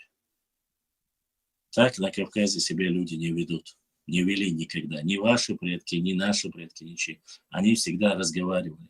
Не надо угрожать, асюируй, о, хардидуй, хофайз бэцера, угары, убалба, цаюиш, мадриц. И структурка, балбяш, полнаха, никогда в жизни, уаху, еще чуть не ишхамял дирядец. Они просто в определенный день придут к вам, в дверь постучат и скажут, авель на вас, ты нарушил это. Я вам этого не говорю, я не хочу, чтобы кто-либо пострадал. Я хочу, чтобы мы искали историческую достоверную информацию, делились с вами ею. Вы своею, мы своею, взаимоотношения. Вот это интересно. Но врать, лгать, клеветать и оскорблять свой народ мы не собираемся. Алхамдулиллах. Дива, диша, даха, сахон и нохшипан. У нас свой девиз. Мы живем, мы учимся, мы изучаем и того же вам желаем, но не переходя границы. Поэтому не нужно лишние разговоры. Приходите, мы будем всегда рады. Ибраим, ona değeriz xil, YouTube çuah, masana değeriz xil, dağdık dağdık. Değeriz masana xil. Ассаламу алейкум ва рахматуллахи ва баракатуху. Те, кто не посмотрел полную версию, вы можете посмотреть его на нашем канале Bashlan.39 Live в YouTube или Bashlan.39 на том же YouTube канале. В Инстаграме эта версия не будет. Почему? Потому что трансляция у нас идет через Telegram, через Инстаграм, через YouTube. Точнее, Telegram, YouTube, Одноклассники и так далее. И Рутуб. Так что мы везде. Подписывайтесь, нажимайте на колокольчик, получайте заранее сообщения, когда у нас будут новые эфиры. У нас всегда жарко, у нас всегда интересно.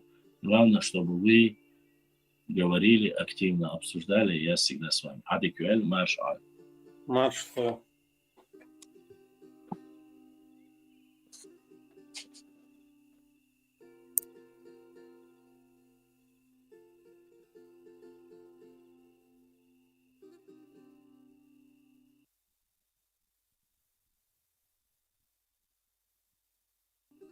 Ассаламу алейкум ва рахматуллахи ва баракатуху. Всем праведных снов. Ждите Алёва.